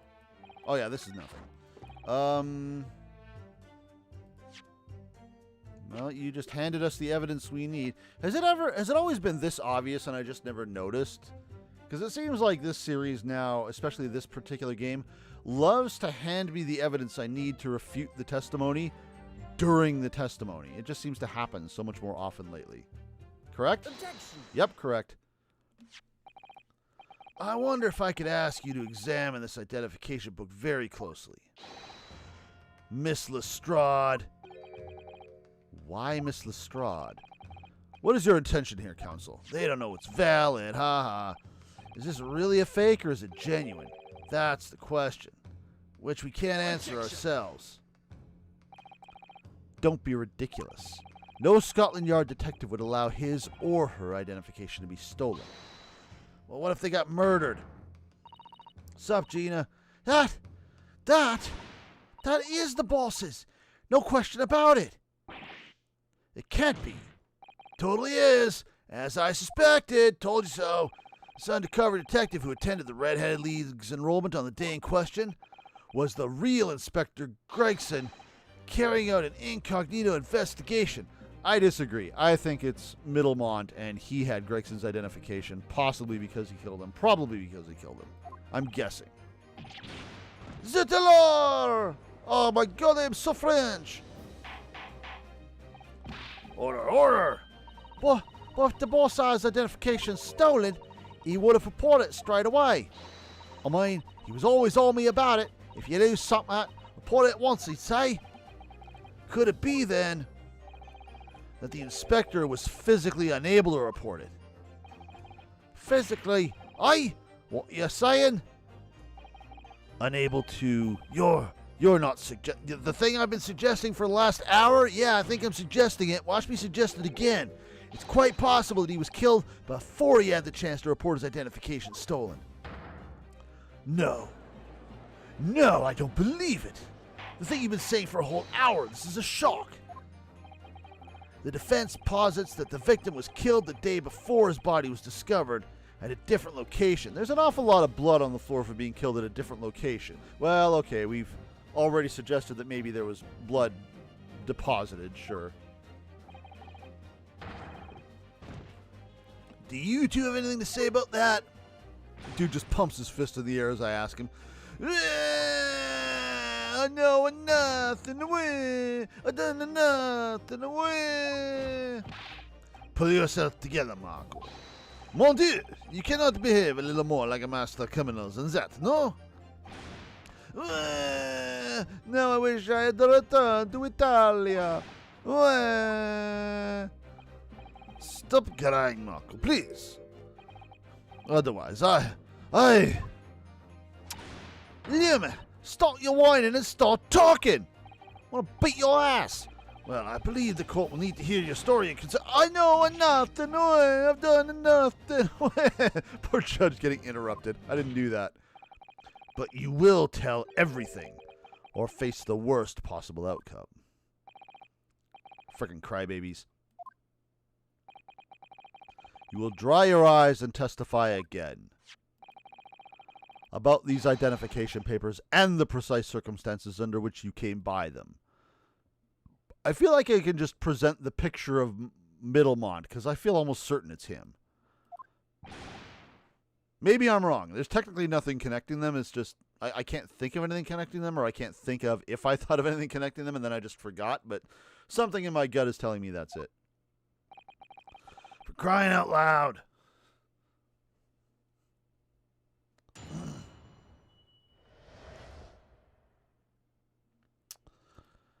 All right, you two. The truth is, we took him prisoner. What? We took him prisoner and kept him for the night as our secret hideout. Really? That seems a little extreme. All right. Even though I didn't think he was a real detective, I was too scared to let him go that day, just in case. So was it actually Tobias then? Okay, well, that just blew my theory out of the water. We took the man's identification from him and shut him in the room next to ours. Okay, but nobody else was staying in those flats. So, there might have been a little tussle, but we did him no harm. And the next morning, we let him go. Okay, so not Gregson. He spent the night in a nice room. It was nothing like a prison, really. Well, actually, now I'm back to thinking they actually did have Middlemont because he was missing for the day and his wife was worried about him. So if he ended up back at home, I have a feeling we're going to be talking to him next investigation. I have I'm pretty sure they're talking about Middlemont. But no, it was not like a prison. He was very comfortable and calm and happy. You capo? It was never part of my plan, I swear it. I was getting mad now. Oof, so you think it was my fault, eh? Just because I got the date to the ferry wrong by one little a day. I did not think it was your fault, Marco. I know it. No. Por capo, it's not fair. You shall have plenty of time for squabbling back at the prison, gentlemen. Oh, I don't believe this. Oh, could he have been a real detective? I don't think he was. Counsel for the defense, proceed with the cross-examination. So on the day before the incident, Gregson spent the night confined in this pair's hideout. Still not buying that. Still thinking it was Middlemont. You children want a tissue? Maybe some lessons on Gregson on how to grow a pair? Or Gina on how to grow a pair? The truth is, we took him prisoner and kept him for the night at the secret hideout. Where's your secret hideout? Even though I didn't think he was a real detective, I was too scared to let him go that day, just in case. We took him to the man's identification from him and shut him in the room next to ours. There might have been a little tussle, but we did him no harm, and then the next morning we let him go. He spent the night in a nice room. It was like nothing like a prison, really. Not much to go on, really. Your testimony does make me wonder, you know? About this pocket watch belonging to the inspector, I mean. Oh, yeah, the one he treasured so much, apparently. Yeah, that might have been broken ahead of time, then. Nah, I still think it was Middlemont. That doesn't really factor in, then, if that is the case. If he was confined but not restrained, as the witnesses are implying, he would still have been able to wind his watch. That's very true, yeah. So did Inspector Gregson actually die while he was being held captive by these redheads? In which case, is it possible that these two young men are responsible for Inspector Gregson's... To be honest, I find that hard to believe for some strange reason. It just doesn't seem like a pair of hardened murderers to me. I don't know. Something about it. Perhaps we should try to find out exactly what happened. Whoops! Perhaps we should try to find out exactly what happened. Oh my god. Oh, my throat. Very wise, Mr. Naruhodo. Yes. Also, you're making fun of me by talking my voice, prick. The truth is, we took him prisoner and kept him for the night at our secret hideout. Do you realize what you're saying? You have to believe me. I never intended for this to happen. And I'm sure the detective did not intend it either. Do you think? But there was nothing else I could do. See, nothing else. This was the first time for the capo. He was at the ends of his wits. I've told you before, Marco, that is not the way to describe a criminal mastermind. Which you are not, the capo. What about this hideout of yours? An old empty house behind the park on Lime Street. We rented the place for 2 days. It was an inspired idea by the capo here. So not where Gregson was found. An impulsive idea, I would say. No, not impulsive. Inspired, the capo. What am I supposed to say to that, huh, Marco? And it was in the house described that you can find Inspector Gregson, was it? Oui. But you have to remember, I was under the impression that he was a pretender, not a real inspector. That doesn't quite add up, though. If you didn't think the man was a real inspector, there would have been no reason to take him prisoner, would there? No, you're right. But we couldn't be completely certain. Even though I didn't think he was a real detective, I was too scared to let him go that day, just in case. Too scared? Why? Because why had I come to the park? We don't know. There was a chance that he seen through my plan. And if that was the case, he would have gone straight to the police station to blow the whistle on us. Even if he was just a feigning to be an inspector, he was up to no good, huh? Without a doubt. I think most people would agree that it's you two who are up to no good. Well, you got me there. See, you may be right. Hey, capo. The point is, we were not able to escape from England immediately. That is why we had no choice but to take the man prisoner. What I don't understand is why the inspector felt the need to show you his identification in the first place. See, I ask myself the same question. We were writing down the names and addresses of all the people who we took 5 shillings from that day. I had forgotten what name he said, but the address startled me. Si, address, Scotland Yard, homicide detective, he said. Wow, he's not very good at being undercover as Gregson is, this Middlemont guy. He probably didn't like your face, Marco.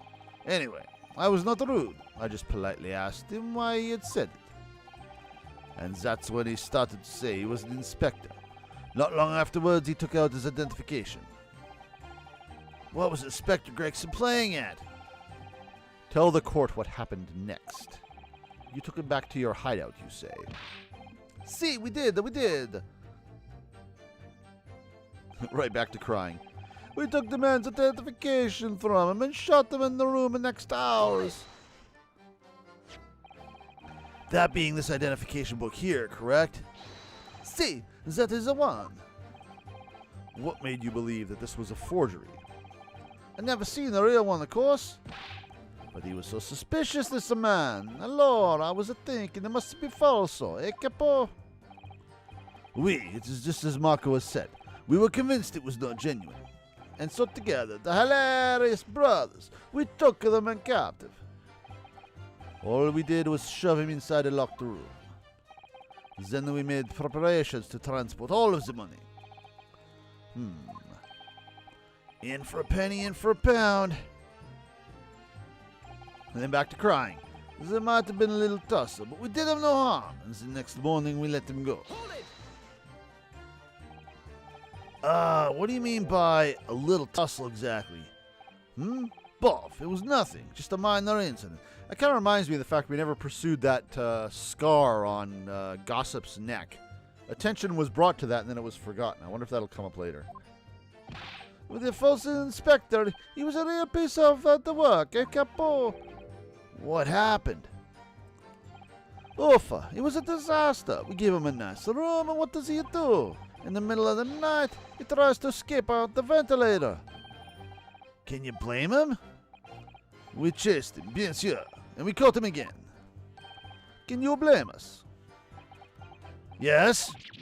Wait, you didn't shoot the man in your haste, did you? Zut! What do you think we are? Of course not.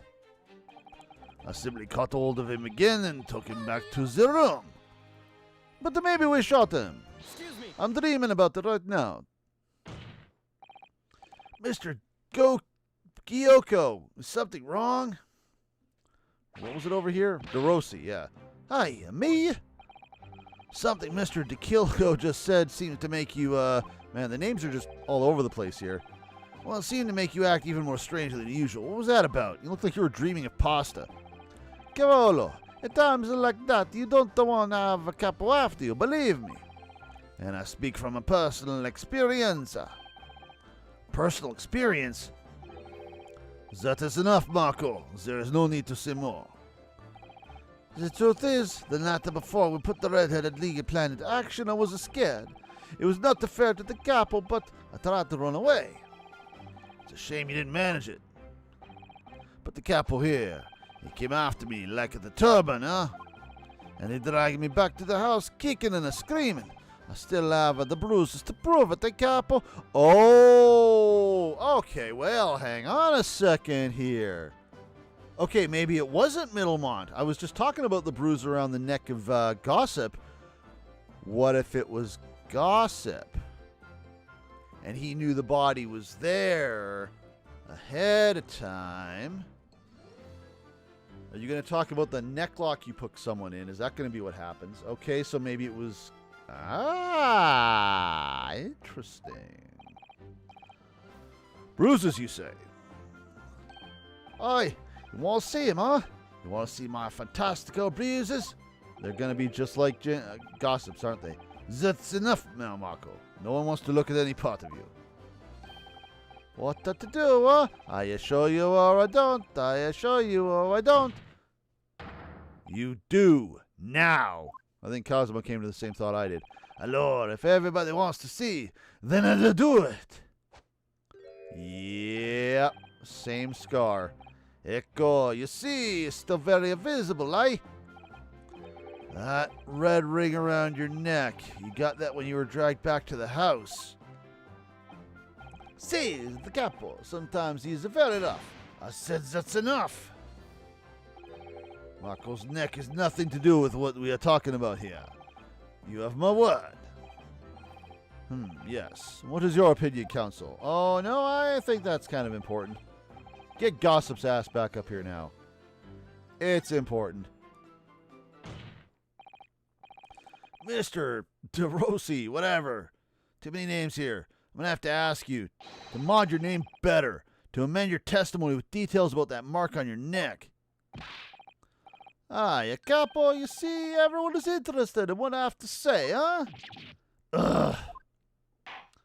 I mean, this doesn't get you guys in trouble. It gets Gossip in trouble is what it gets in trouble.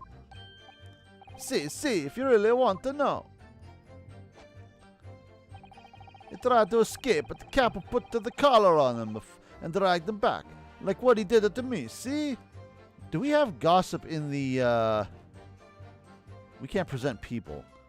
I wonder if he's in the profiles right now.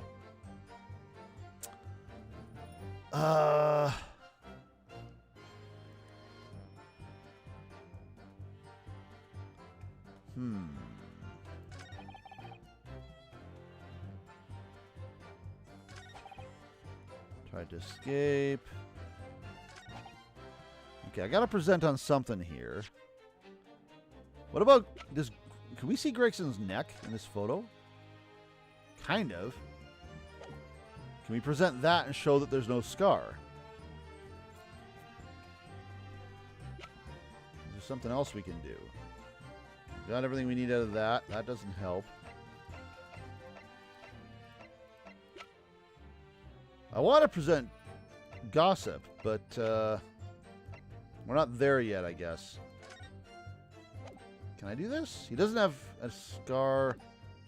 Like, look at this thing. It's just a perfect ring around his damn neck. Objection. Okay, that is it. All right.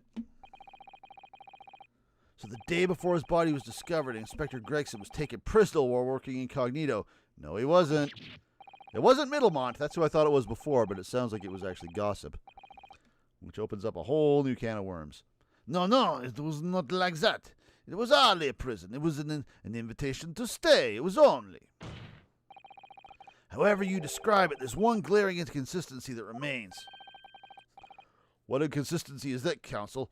Psy'Min says it's high school French. That's what it is. I would ask the court to look closely at this photograph of the victim, Inspector Gregson. You will see that there's no red ring visible around his neck. Eh? But that makes no sense. It was me who took the collar off the man in the morning.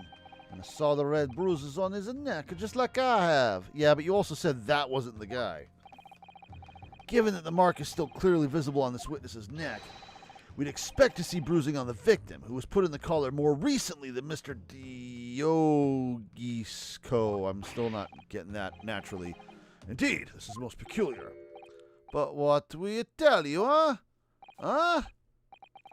We say this from the beginning many times. Oui, Marco is right. The man in this photograph. He is someone different to the man we held captives that night. Stream seems a little healthier right now, which makes me happy.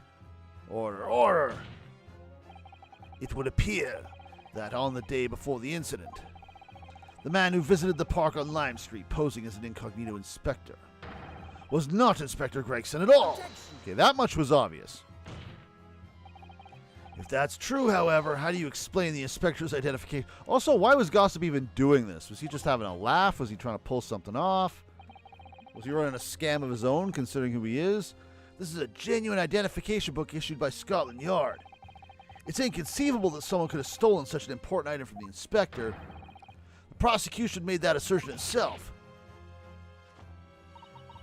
And we also know that the inspector had made a note about the Red-Headed League in his diary for that day, which surely means we can't divorce the two events completely. The inconsistency noted by the defense is most troubling. If this were the real Inspector Gregson whom these two red-headed gentlemen encountered, the fact that no bruising can be seen around his neck defies explanation. But equally, if they actually encountered an imposter, how did that person come to be in possession of the real inspector's identification? Does the defense have some plausible explanation, counsel? Why do I have to do everything? The whole thing defies explanation. It is for precisely these occasions that we keep meticulous notes in the court record, Mr. Naruhodo, because those are the facts, and the facts cannot lie. Actually, I should check. Can I see people now? I can. Can I see gossip? I can. There's your ugly-ass mug. Shouldn't you have been able to say immediately that he had a lip the size of his head? Let's just say that. We would have known exactly who he was. No, the facts can't lie. Even when they point at something so incredible, it's almost unbelievable. I believe it. Well, my lord, the true identity of the person who turned up in the park for the Red-Headed League's enrollment is revealed by information in the court record, I believe. Good gracious. Very tantalizing, Mr. Naruhodo. So why don't you help us all to see whatever truth it is that you've apparently seen? Does it show the neck wound in the picture, or does it mention it in his description? Who exactly was this inspector? Well, whoever it was an imposter. Yeah. Though it seems incredible, I admit, the undeniable facts point to only one thing. Since no bruising can be seen on the victim's neck, the person who these two red-headed men took prisoner that day cannot have been Inspector Gregson. I wonder if I would have gotten this if the game hadn't gone out of its way to say, hey, look at this scar on Gossip's neck. Isn't that weird? Man, that's weird. In other words, your whole argument up to now has been a waste of time. On the contrary, I haven't finished. What? There's no bruising on the victim's neck, So the question immediately posed next is, who exactly was this man in the park on Lime Street found to be carrying Inspector Gregson's identification? In other words, who does have bruising on their neck? See, it's alright. We tell the same story every time. Whoever this man is, the cop would drag them from a pillar to a post with a dog collar. Mon Dieu, Marco, it was not so harsh as you say, huh? So was this a false inspector, eh? Who was he? Clearly, the defense has an idea about that. Shouldn't everybody? About the true identity of the man these two imprisoned that night. I must ask the counsel for the defense to elaborate post-haste. Who did the witnesses encounter in the park posing as Inspector Gregson? Well, this should be good. Peddler applying, so you make money. It does show the scar on his neck, very faintly in the picture there. But we know it anyway, because the game was like, hey, look at this scar. Goodness me, isn't that one of the witnesses who was in the stand this very courtroom earlier today? A nameless man whose only occupation appears to be peddling. Never mind. What on earth would a street seller be doing with a police inspector's identification papers? Great question. Let's ask him. Witnesses, is this the man or not? Oh, there we go. Let's ask him directly. What has happened to his lip? Huh? See, this man is not for the Red-Headed League, eh? He's looking for the Twisted Lip League, no? Perhaps rather than making such rash claim next time, you should bite your lip instead. Okay, so we did the obvious thing of showing them the picture of the very obvious person, and it wasn't him. Interesting.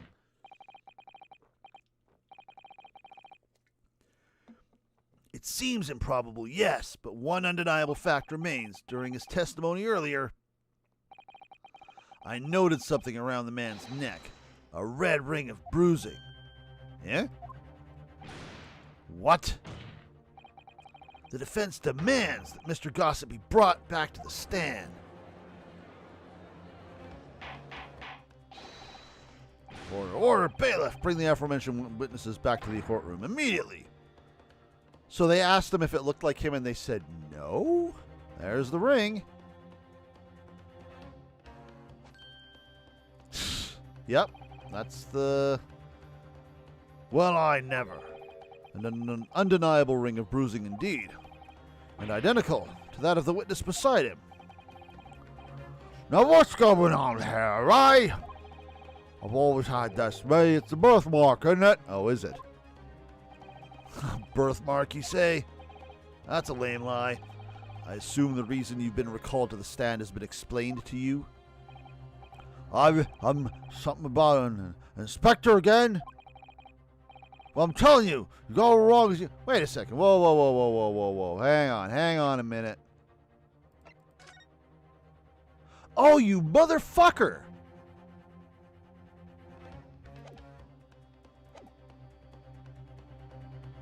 Oh, it's the same hair. It's the same hair, like, what other feet? Hang on a minute. Can I get these guys side by side? Okay. Dupe, dupe, dupe, dupe. Like, skin color slightly different. Oh, wait a minute. The nose is way off. Okay, the chin is like the same shape. But the hair is very samey. Is this like a mask or something? They look just close enough to raise suspicion. But why would Middlemont be missing if he's just standing here? Is it the same? I can't tell if it's the same guy. I'm really suspicious. I feel like it's the same guy. I'm not sure why, but the hair is also a slightly different color.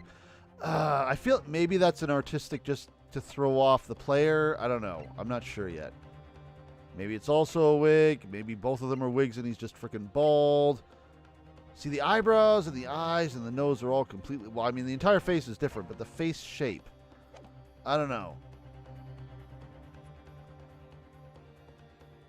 Just this face here reminded me... Seriously, look at that. It's got to be him. Right? Okay, hang on. Let's see how this plays.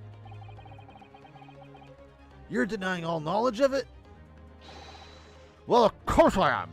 Are you trying to kill me with all this nonsense, eh? This is a warder, huh? Well, at least you have more stories to peddle back on Fresno Street now, won't you? Now, we're going to need you to testify again. And you, Mr. DeKilko, Mr. DeGeeko, I'm sure you'll cooperate, won't you? Do we have any choice? We are in the big trouble, like Apple. That's quite enough dilatory chat. Proceed with the testimony.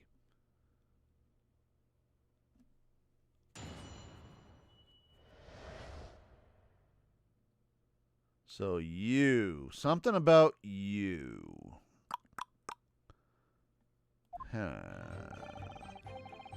The man who claimed to be an inspector that day was definitely not this man. Is right to see. You think we would forget those grand lips, huh? And I never leave Fresno Street, all right? I'm no interest in any red-headed league. Maybe this is a weird way of getting some money, you bum. I'm all alone in the world, mate. I've no kinfolk or nothing. Why would I be involved in something like that? Okay, immediately I want to throw the picture of his wife at him. Just look at me, eh? Does it look like I could carry off a disguise with a face like this? But that is the disguise, right? Well, that was short, wasn't it? It was like 4. It would certainly appear that we have the wrong man. What have I been telling you? Huh? There was no need for this pointless testimony. My son, I'm just a simple peddler, remember? Here's the streets, all I know. How would I come by a police inspector's identification book, eh? Well, yeah, that's hard to explain, but... A brief cross-examination, I think, counsel. Very brief. Isn't there anyone in this courtroom who thinks I might be onto something? Psy'Min says he thinks you're onto something. I stand steadfastly at your side as always, Mr. Naruhodo. You know. You looked at his face and you were like, wait a second. Does that mean I'm going to get punished for pressing things? I hope not. Oh, I have life back. When did I get my number 5? Alright. I like having full health. Alright. The man who claimed to be an inspector that day was definitely not this man. Hold it! Did I even go through the whole thing again? I'm getting distracted here by my revelation. I hope I'm right. So you say, but how can you be so certain? There's no need to hurt your hands on the desk, monsieur. Surely the reason is obvious, no? Because I have never before seen lips like this.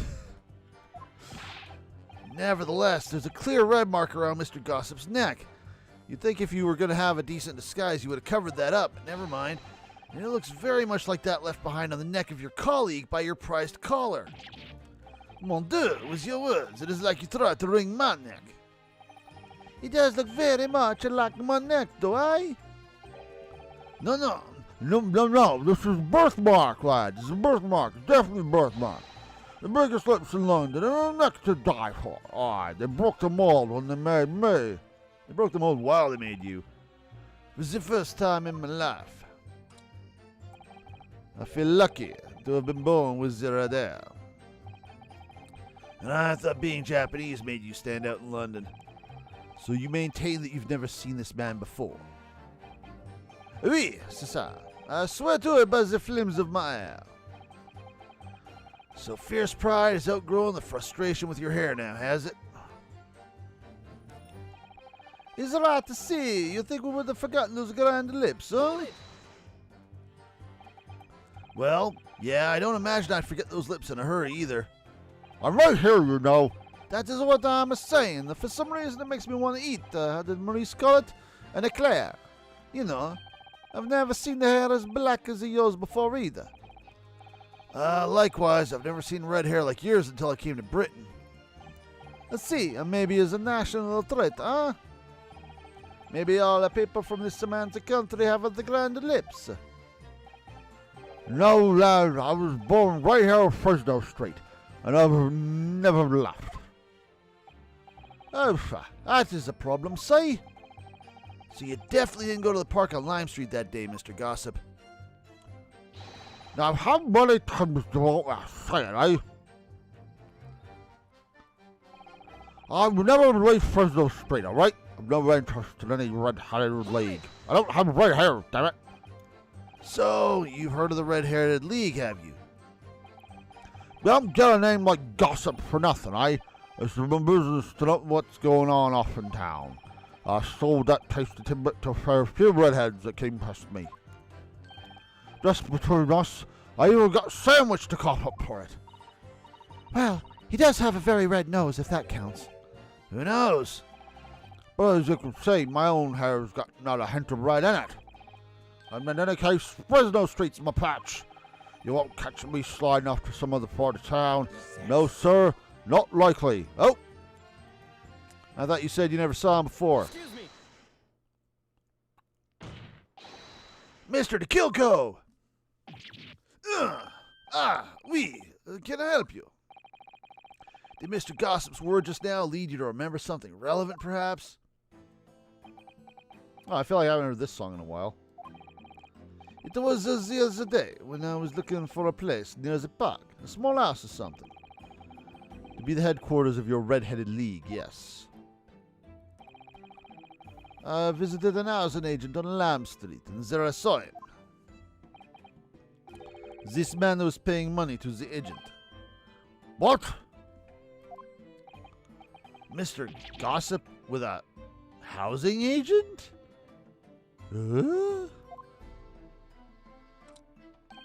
Oui. He had some kind of contract in, and they say we're clearly discussing terms. But no, you're mistaken, chum. I've never left Fresno Street, May. Like I said before, you've mistaken me for someone else. Someone with the same face, because someone else has a face like this. Nah, it was Middlemont in this disguise, because that's how he gets up to shit. No, the cop was right. I remember it too. He was paying the man with the banknotes. With notes? Like I said, that wasn't me. I was curious why this man with dirty clothes had so much money. So I looked at the name on the papers. Is it Hugh Boone? Hugh Boone or Middle Monty, whatever the hell his first name was? Ava Daly, I think? No, this man he lies. He tells you that he has no name. Hugh Boone? Ah, I knew it. Son of a bitch. But in fact, his name is a Hugh Boone, huh? He's better than Mr. Gossip, I think. You see? No! Here we go. Rip off the mask. Rip it off. There's no frickin' way. I'm a peddler of tidbits of information. Like I said, on Fresno Street, and that's it. I don't much like folk talking about my personal life. Indeed. And it is not the intention of the court to invade the privacy of witnesses. Unless they're murdering assholes. Very well, I shall respect your wishes, sir. I won't. The aforementioned name shall be redacted from all court records of this trial. Assuming no objections, I'll object my ass off. I'm sorry, my lord, but the defense does object. Because the name just mentioned has a very deep significance to this case. We're not allowed to put evidence that we're not allowed to have into the court record unless suddenly we realize it's important, and then fuck it. Good gracious. Do you similarly object, Prosecutor Sogi? We'll see what he says. As it happens, my lord, that particular name has already been mentioned during today's proceedings. Well, I never. In what capacity? Hugh Boone, the name of the leaseholder of the room. Let me put this very simply. The victim's body was discovered in your rented room. I suggest, sir, that you start talking. Well, all right. I suppose that might be the case, right?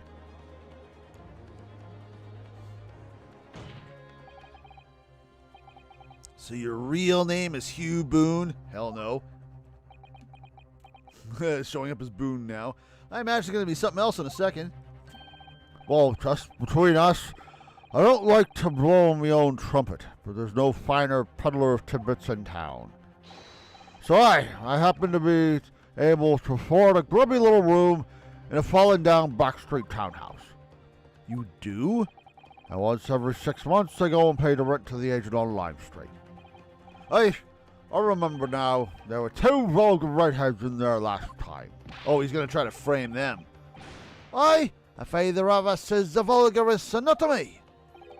Seek again, the Marco. I like how he says sink instead of think. Every time I say it, I'm like, oh, that's what he's saying. Why didn't you bring this up before? I did Ryunosuke's voice. I'm watching the stream playback and I'm watching this, and for some reason, Kazuma slamming the desk down synced up perfectly with Ryunosuke slamming the desk down on the other screen. It was just like perfectly synchronized. As I told you already, I don't like talking about my personal life. I'm a timber pillar as far as everyone else is concerned. No fuss. Bullshit. You will update your testimony to include this most surprising revelation, Mr. Boone. Yes, I must.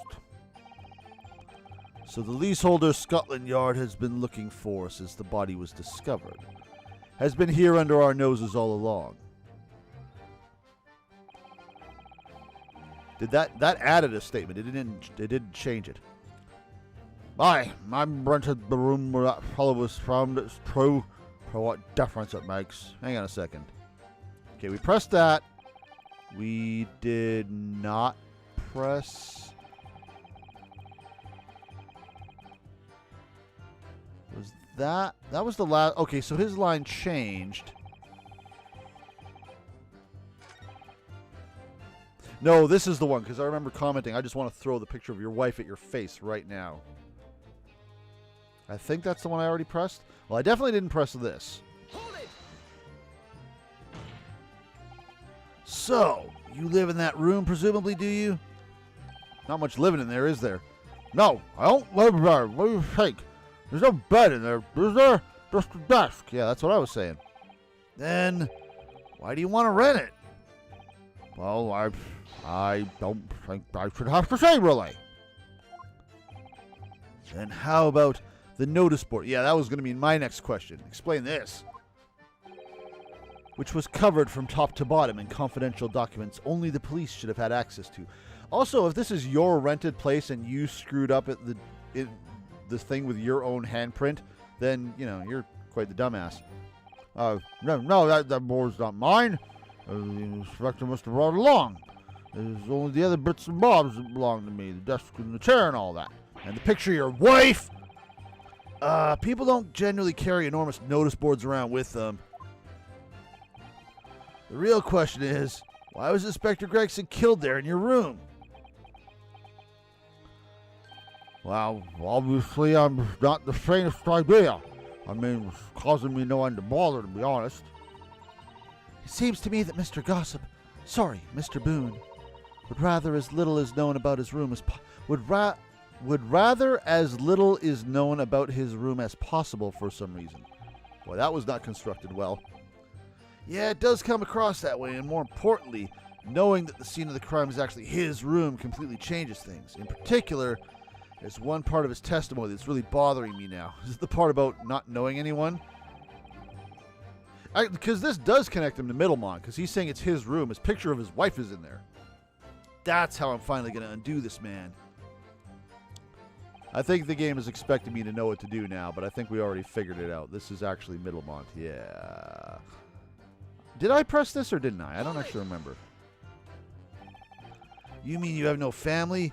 Yeah, I can't skip. No, none at all. No. What do you suggest? Come on, who would marry a face like this? I didn't mention wife. I spend my days on Fresno Street peddling tidbits to passers-by, hoping, just between us that is, that eventually someone else with lips like mine will come along. I don't think so. You might be right. Anyway, that mark on your neck is just too much of a coincidence for us to ignore. Well, what's the fella to do then? If you don't believe me, run them past. Now I want to throw the picture of Middlemont at the guys again and see if they say, oh yeah, that's the guy. I wonder if that'll happen. and there's nothing I can do but flick my lip. It looks like I'm not going to get anywhere here unless I can produce some proof.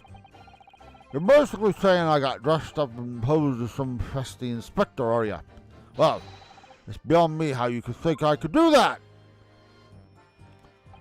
Just look at my eye. Does it look like I could carry off a disguise with a face like this? Whoops. Skipped right past them. That's the extent of their testimonies, is it? I can't skip through this. What's your feeling, Mr. Naruhodo? Well, what Mr. Boone says is undeniable. Well, we're using his real name now.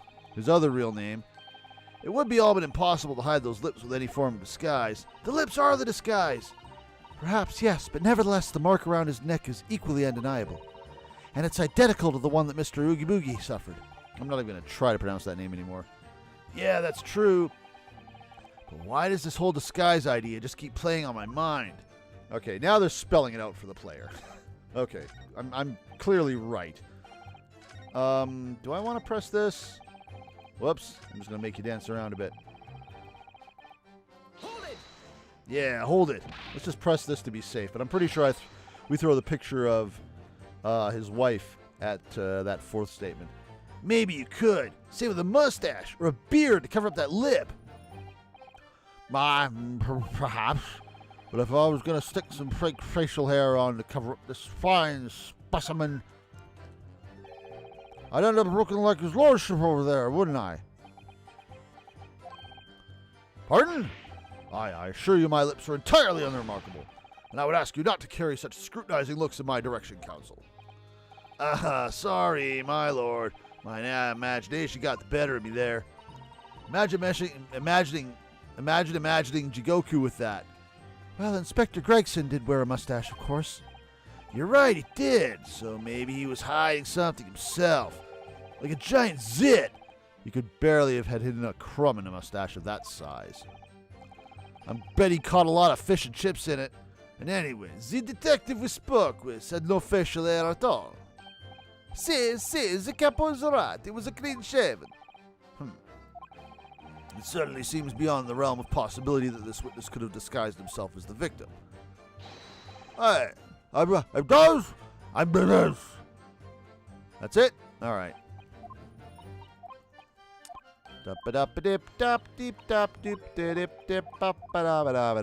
Let's just go ahead and do the thing, because I'm pretty sure we got this in the bag now. Statement number 4. Yeah, there we go. So, if it's his room, why you got this picture in there? Why is that in here? And why do you look like someone who's been missing for the time period that you were supposedly tied up? You're damn right the music stopped. If you have no kinfolk, as you put it, then explain why it is among the sparse furnishings we found this photograph in the room. What? I presume as you've been renting the room that this photograph belongs to you, does it not? Well, why would you put personal identification stuff in your room when you're clearly using it to hide things? Dipshit. Mr. Boone, drop the pretense and tell the court exactly who you really are.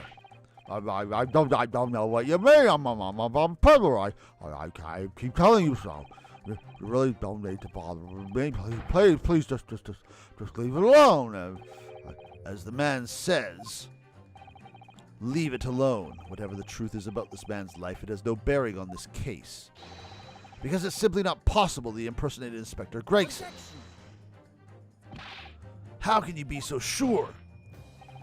Just look at the man. No amount of disguise could ever hide those unmissable features.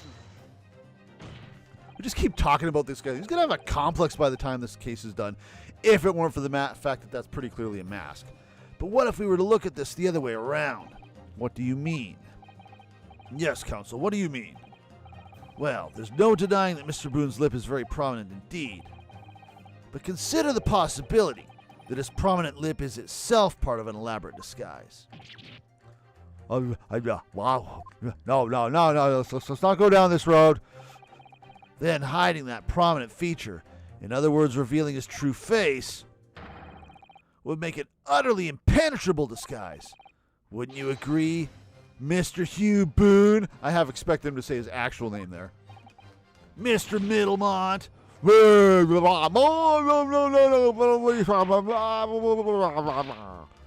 God, witness! Are you still hiding the truth from this court? If that's a disguise, then underneath it, his true identity must be someone in the court record, because this town only has like 20 people in it. Yeah, that's right. There's really only one person he could really be. My lord, the defense believes it can reveal Mr. Boone's true identity to the court. It's what Psy'Min says earlier. No, please, no. My wife's gonna kill me. Don't say anything. Very well then, counsel. What is the true identity of this peddler who goes simply by the name of Gossip on the street? Where is your ass? Let's do it. Take that! Your real name is actually Mr. Middlemont, isn't it? Oh, that's the pun. Mr. Everyday Middleman. The pun before was just his name is Daily Vigil, which is his name in the without the mod. Your real name is actually this name that still isn't your real name because your real name was modded out. You've got like a half a dozen names. I don't recall that name, counsel. Who is this Mr. Middlemont? It's a name I encountered yesterday, my lord. It has to do with a certain client of Mr. Sherlock Holmes. A young gentlewoman came to the detective asking him to locate her missing husband. The woman in this photograph, in fact, this is Miss Middlemont. What? From what I understand, you haven't returned home since the night before the inspector was found dead. But of course on that night, you were being held captive by the two red-headed league men. And last night, you were put up by the prosecution service in preparation for testifying in this trial.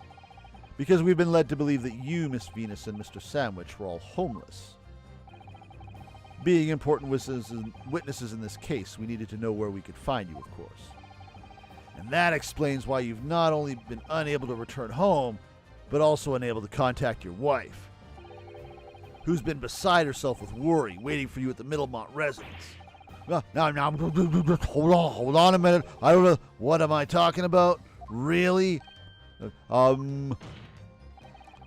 It's a simple enough matter to confirm my suspicions. Everyone, grab the lips and pull. All we have to do is pull off that disguise. No, please. Bailiff, bring soap, a sponge, and a wash bowl at once. Good lord, what's this guy got on his face?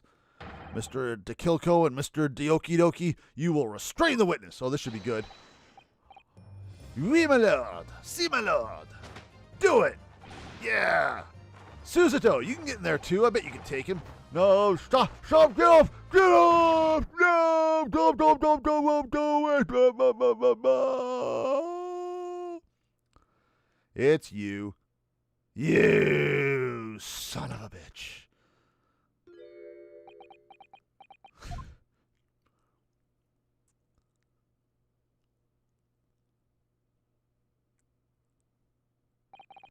Well then, interesting. All right. Clever. Well, we are now seeing your true features, I presume. Well, there's a dude. Okay, well that clears up some stuff. Middlemont and Gregson are not the same person. But you we have questions for. Lift your head, sir, so the court can see your face.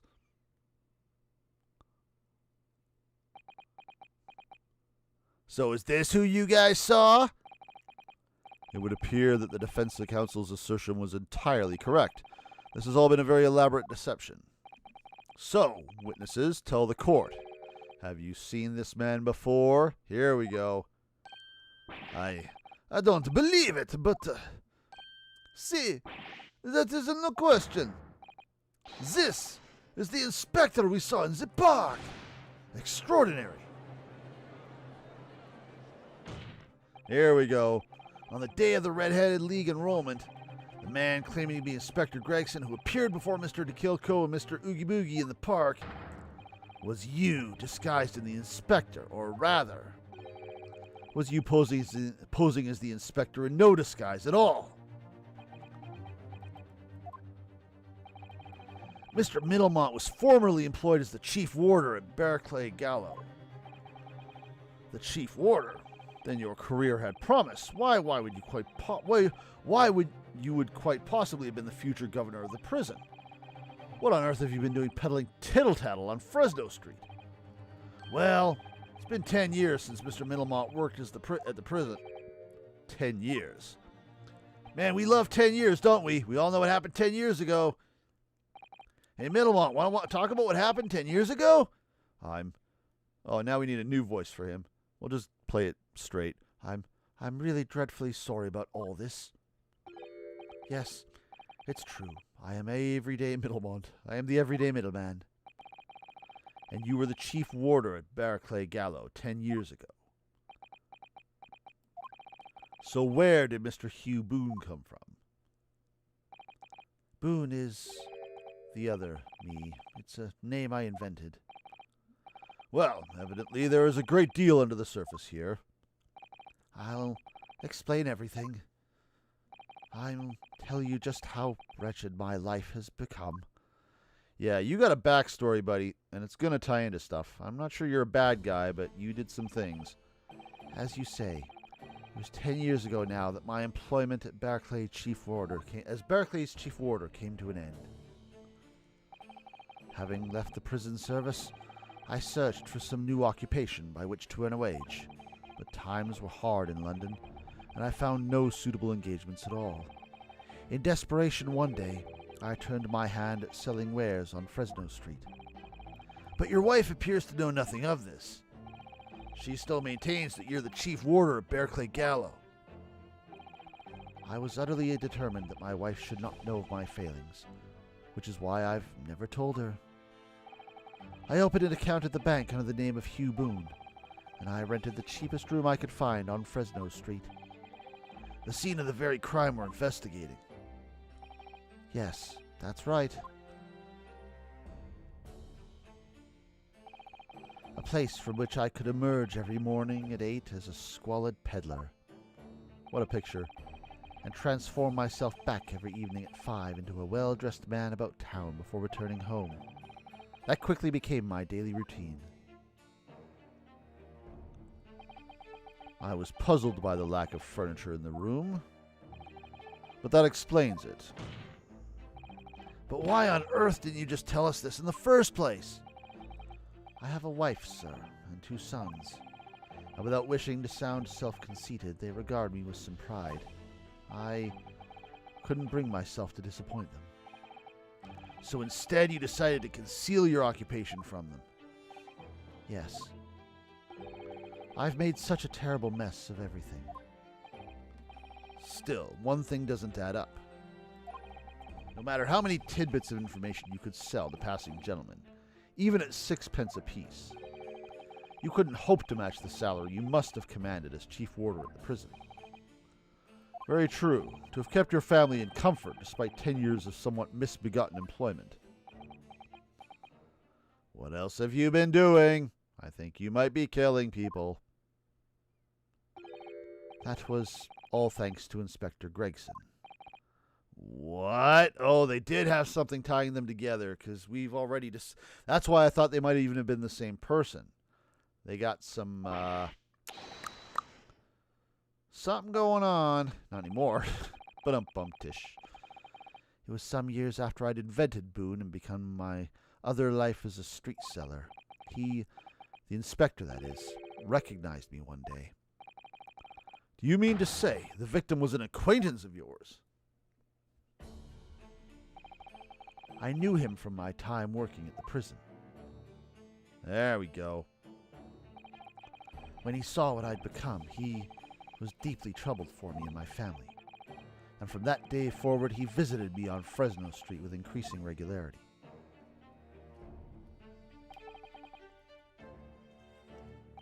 Then one day, he asked me if I would carry out a secret assignment for him.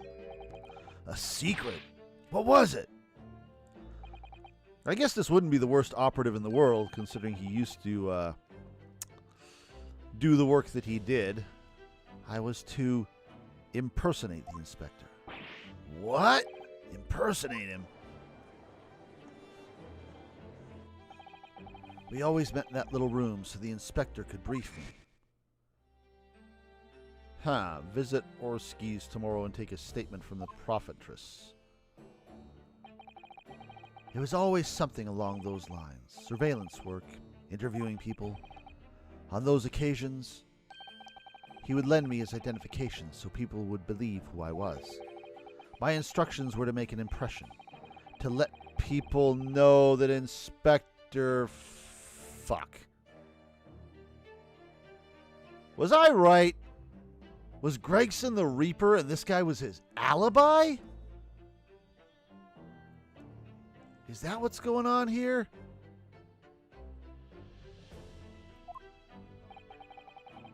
And for those services, he compensated me financially.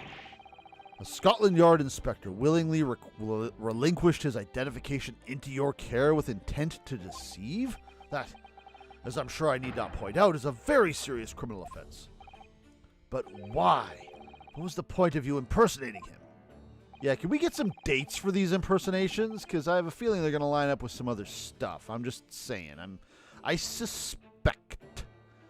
I truthfully do not know. All I can say is that the inspector warned me on numerous occasions. We get to do this voice again. Now remember, Middlemont, I need your solemn word. You don't blab about this to anyone, all right? Ever. Even if I end up a croaker. Uh-oh, he ended up a croaker. We've done it. In time, he started to bring papers with him to the room as well. It became something of a second office for him. So, in fact, the person who declared himself to be Inspector Gregson at the park on Lime Street was really... Yes, it was me, acting on the inspector's orders.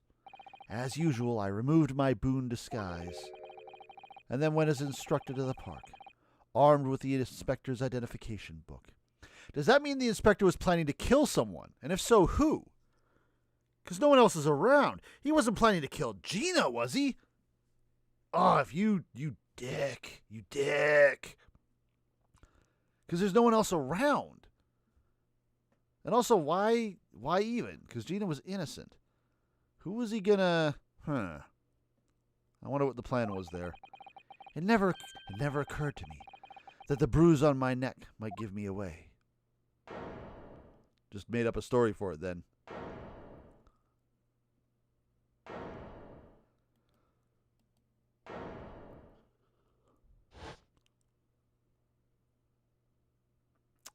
Yeah.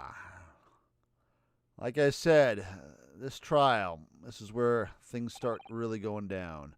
Well, it would seem this confession completely destroys the defense's case. Excuse me? Explain yourself, Prosecutor Sogi. Yeah, please do. My learned friend's assertion was as follows. Oh, you're picking up that habit from Van Zeeks, are you? The victim was killed at another location on the day before his corpse was discovered. Oh, because we were locked up. At the hands of these two red-headed league men when they imprisoned the inspector. Ah, you pussy. But no, that can't be. Stop hurting yourself. After all, it wasn't the inspector who went to the park that day. It was me. Oh, goodness. Finally, we have clarity. We had nothing to do with the murder of the inspector. And merci, Monsieur de la Fence, for proving it. What? No, my back! There's still stuff. There's still stuff. Order. Indeed, it would appear that we have reached a de facto conclusion of sorts. These witnesses had no involvement in the murder of the victim, as proven, somewhat ironically, by the defense.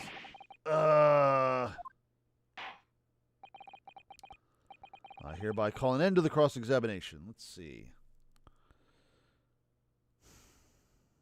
I mean, it does pretty much clear them of the murder. It raised all those other questions I was talking about, but that's neither here nor there as far as Gregson getting shot. There's still that other stuff we set up, but we'll worry about that later. Hold it. Hold it. Yep. I knew someone was going to interrupt. Was that Kazuma?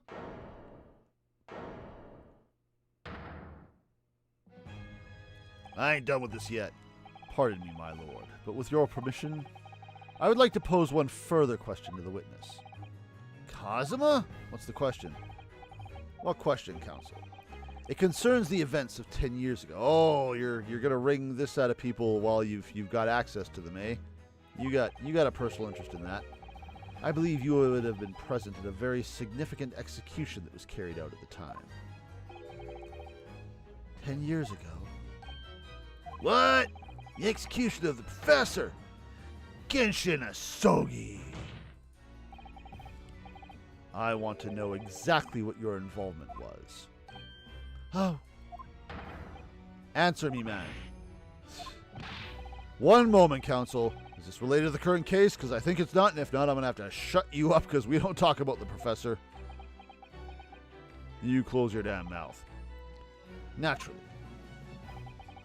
It is the prosecution's belief that this case and the events of 10 years ago are inextricably linked. Does the defense concur, counsel? Kazuma, you're not yourself. You're not as calm and collected as usual. Poor Kazuma. No wonder he's acting this way. Mr. Middlemont's memories of what happened 10 years ago would tell the tale of Genshin Asogi's last moments. His own father. I know, I do understand that, but even so... Prosecutor Asogi. Now I feel weird for calling Ouchie Professor by accident over and over again during the first trial. Do you genuinely believe that this question requires an answer in order to learn the truth behind Inspector Gregson's death? I need you to trust me, please. So that's a no. Very well, then the defense has no objection. I see. In that case, you will answer the question, witness. Oh, goody. Let's get some dirt. The truth is, I remember very little of that time. You've forgotten? I'm sorry to say, yes. As I said, I resigned from my role at the prison 10 years ago. No, you didn't. You got dismissed. But for some peculiar reason, my memory of the events leading up to that moment is extremely hazy. That's convenient. Does that not strike you as strange, Mr. Naruhodo? Sorry? Well, 10 years is a long time. But to have forgotten the reason why he left such an important job. Yeah, you're right. And not only that, Mr. Middlemont's claim contradicts what we already know. Yeah, we have his dismissal note, don't we? The human spirit is a fragile thing. It's broken all too easily. Which is why we have a tendency to wrap it up for protection. Sorry? The human spirit? I'm afraid I don't understand what you mean. When we experience pain and suffering that we feel unable to bear, we block it out, obliterate it from our memories, seal it away. But then it comes out in other problems and they have to go to Psy'Min to get them resolved. But it never truly leaves us. Not until it gets resolved. If the seal is broken, the memories resurface, and that's my cue to throw the dismissal note at his face. And when they do, that fragile spirit may finally be crushed. But I really don't... Kazuma! But if it must be crushed, then so be it, because the truth will not stay buried. It's coming out one way or another, usually in mental health issues, which is why you don't bury this stuff. Right, now I understand. It's clear what his intentions are. He's telling me to throw the dismissal paper at his face. Susuno's just watching all this go down. If Middlemont's wife was here, she'd be loving this. It's like, oh, the connections, the joy, this is better than my soaps. Perhaps if I pointed out the contradiction what Mr. Middlemont claimed earlier, it might cause some crucial memories to return to him. But should I? Should I present the evidence or not? Hell yeah, I present the evidence. That's my thing. I can't not present evidence. What are you talking about? But this is a court of law, and I have a duty to pursue the truth. Mr. Middlemont, I'd like you to look at this. Evidence that clearly contradicts your own version of events. Is this it? Yeah, dismissal notice, blah, blah, blah. Take it. Take it right up your butt. Just a few moments ago, you made the following statement. I resigned from my role at the prison 10 years ago. Well, yes. In other words, you claim to have left the post of chief warder of your own volition. Well, yes, of course. Why? I feel like this guy is Mask to Mask's ancestor if we want to keep connecting bloodlines, both in the hair and the meekness. You can make cinnamon buns with that, I bet you can. Tell me, do you remember seeing this document before? No, I don't. This is a dismissal notice ordering the immediate termination of a prison staff member's employment. Yours. A dismissal notice. And the name on the notice is yours, Mr. Middlemont. What? What? Ow! It's mine? So you didn't resign from the prison service at all. For some reason, you got your ass fired. No, there's been some mistake. I'm sure. I'm sure I tendered my resignation. This dismissal notice is nonsense. Oh, isn't it? If you were forcibly dismissed, there must have been good reason. Clearly, you did something. Mr. Middlemont, it's time to break the seal and have you remember. Yeah, this is what my clients do all the time when we're in the middle of a session. They'll just I need a big chair with wide back so that they can just rock back and forth. That's how you tell. According to the few remaining reports, the final execution that you supervised was on 17th June 10 years ago. That was your walk. And on that day, something very serious took place at Barclay Gallo. Yeah, you didn't kill the guy because he had to get shot later. Oh, look at that blur effect. The PowerPoint probably lost that, but it was there. Was that? Why did the courtroom go blurry all of a sudden? The professor's execution? Professor. As you were the chief warder at the time, it stands to reason that you would have been present throughout the proceedings. How are you not falling over? It does sound familiar. And yet, that execution never took place. Susanoo, throw him across the room. That'll jog his memory. The convict, ostensibly executed earlier that day, later re-emerged from his grave. The convict came back to life? In the cemetery in the middle of the night, there was a witness. However, the witness claimed that a moment after he saw the convict clambering out of his grave. That was clambering. That was a word. A gunshot rang out from over his shoulder. And the bullet pierced the professor's chest, killing him instantly. I'm still piecing together how all this is going on. I don't know why they let him live. Maybe they made Middlemont the fall guy and they were going to let this guy go back, but then someone shot him. My first guess is Vortex. Just because that's how these games work. I don't know. And that'll give Kazuma a good villain to go after too, because then we can side together to go after Vortex. That's the usual mold for these games. Those may have been the professor's actual last moments. Yes, the blurriness is coming to me. Seeing as you were in charge of overseeing executions at the time, you must know the truth about what really happened. It's in your head, somewhere deep down. More blur? Well, Chief Warder, everyday middleman. I know there are memories in your head that can explain what happened on 17th June 10 years ago. And now it's time for you to drag them up. Yep, that's how I do my sessions. I just point at people and say, hey, remember this shit. If not, I'll slam my desk. Wait, my desk is over there. Never mind. Mr. Middlemont, I'll slam this pillow. Where's the breakdown? Breakdown. Blurry breakdown. Yes, the whole prison. It was complete chaos. The prisoner escaped. He was killed in the cemetery. The shocking news ripped through Barclay like a hurricane. What? Why are you shocked? It's what we just said.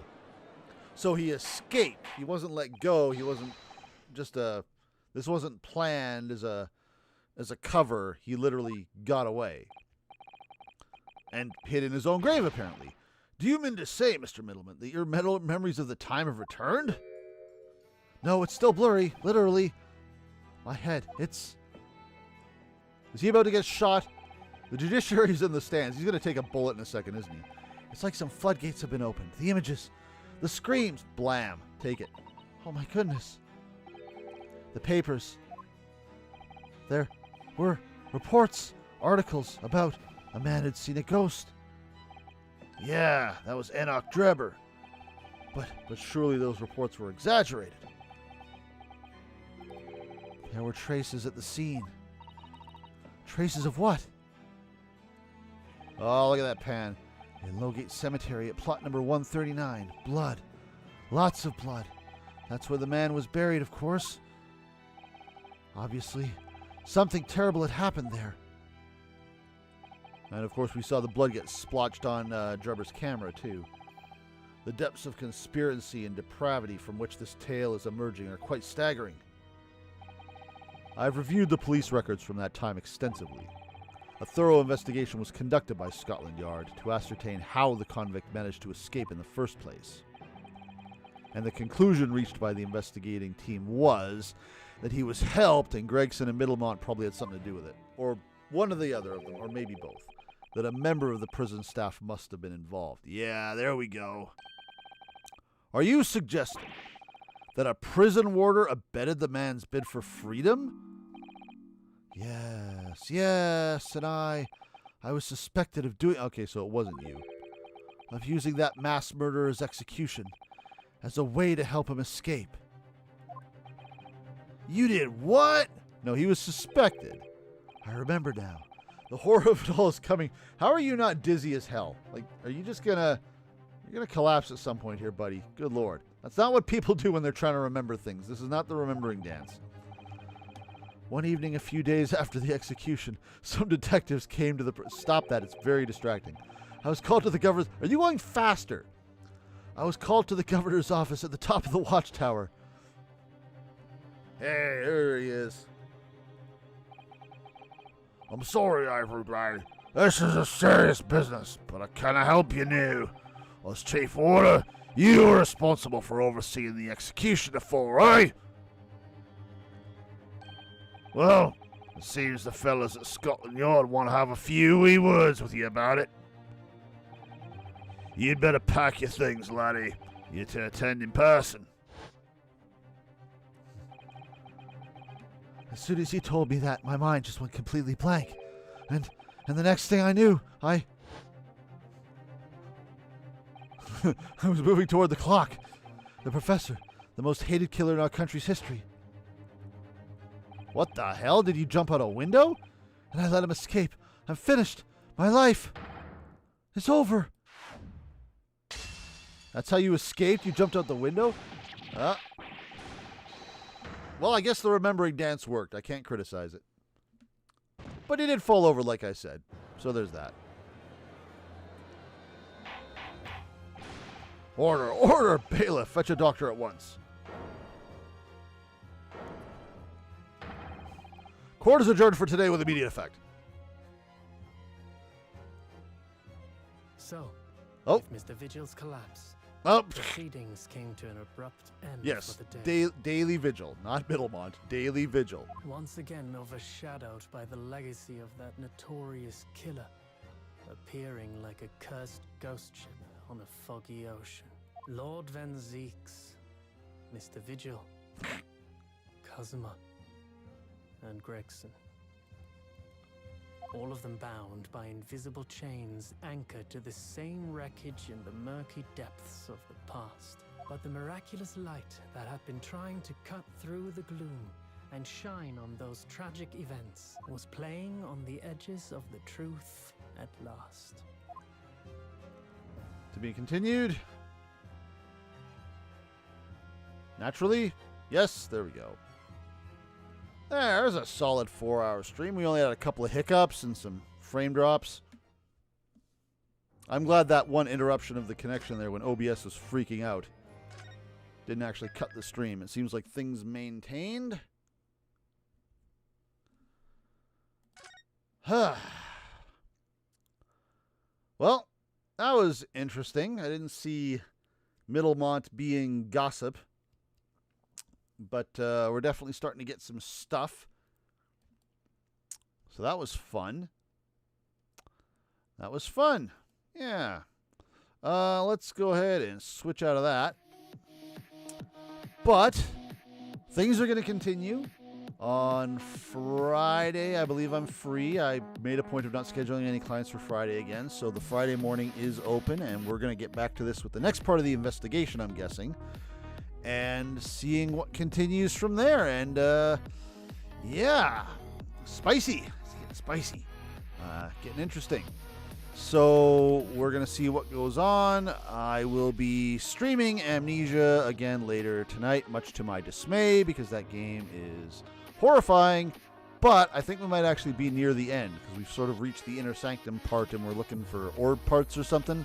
I don't know how much more of the game is left, but I'm going to see if I can get it done.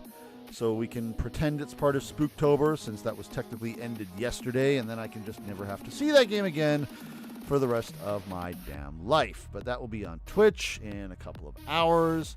I will probably be doing something on Wednesday. I'm playing with a couple of ideas. I'm not sure what, but of course my main focus right now is putting together the new computer, making sure everything is working, also cleaning up my area, because this is going to require a bit of a office overhaul as well, so that will be taking up some of my time. And then of course the usual running my own hypnosis practice IRL. I still need to put up another hypnosis recording. That's been neglected for a while too, because I've been busy, so we'll see if we can fit that in. But as always, all this stuff I'm talking about, you know what, if you want to know what's going on, then follow the channel. Follow me on Twitter, watch me on Twitch, and you'll know exactly what's happening. And yeah, good times are going to be coming up when that computer gets finished. Look forward to that. Take care. I will see you next time. Game's getting real. I'm looking forward to it. Hope you guys are too. Have a good one.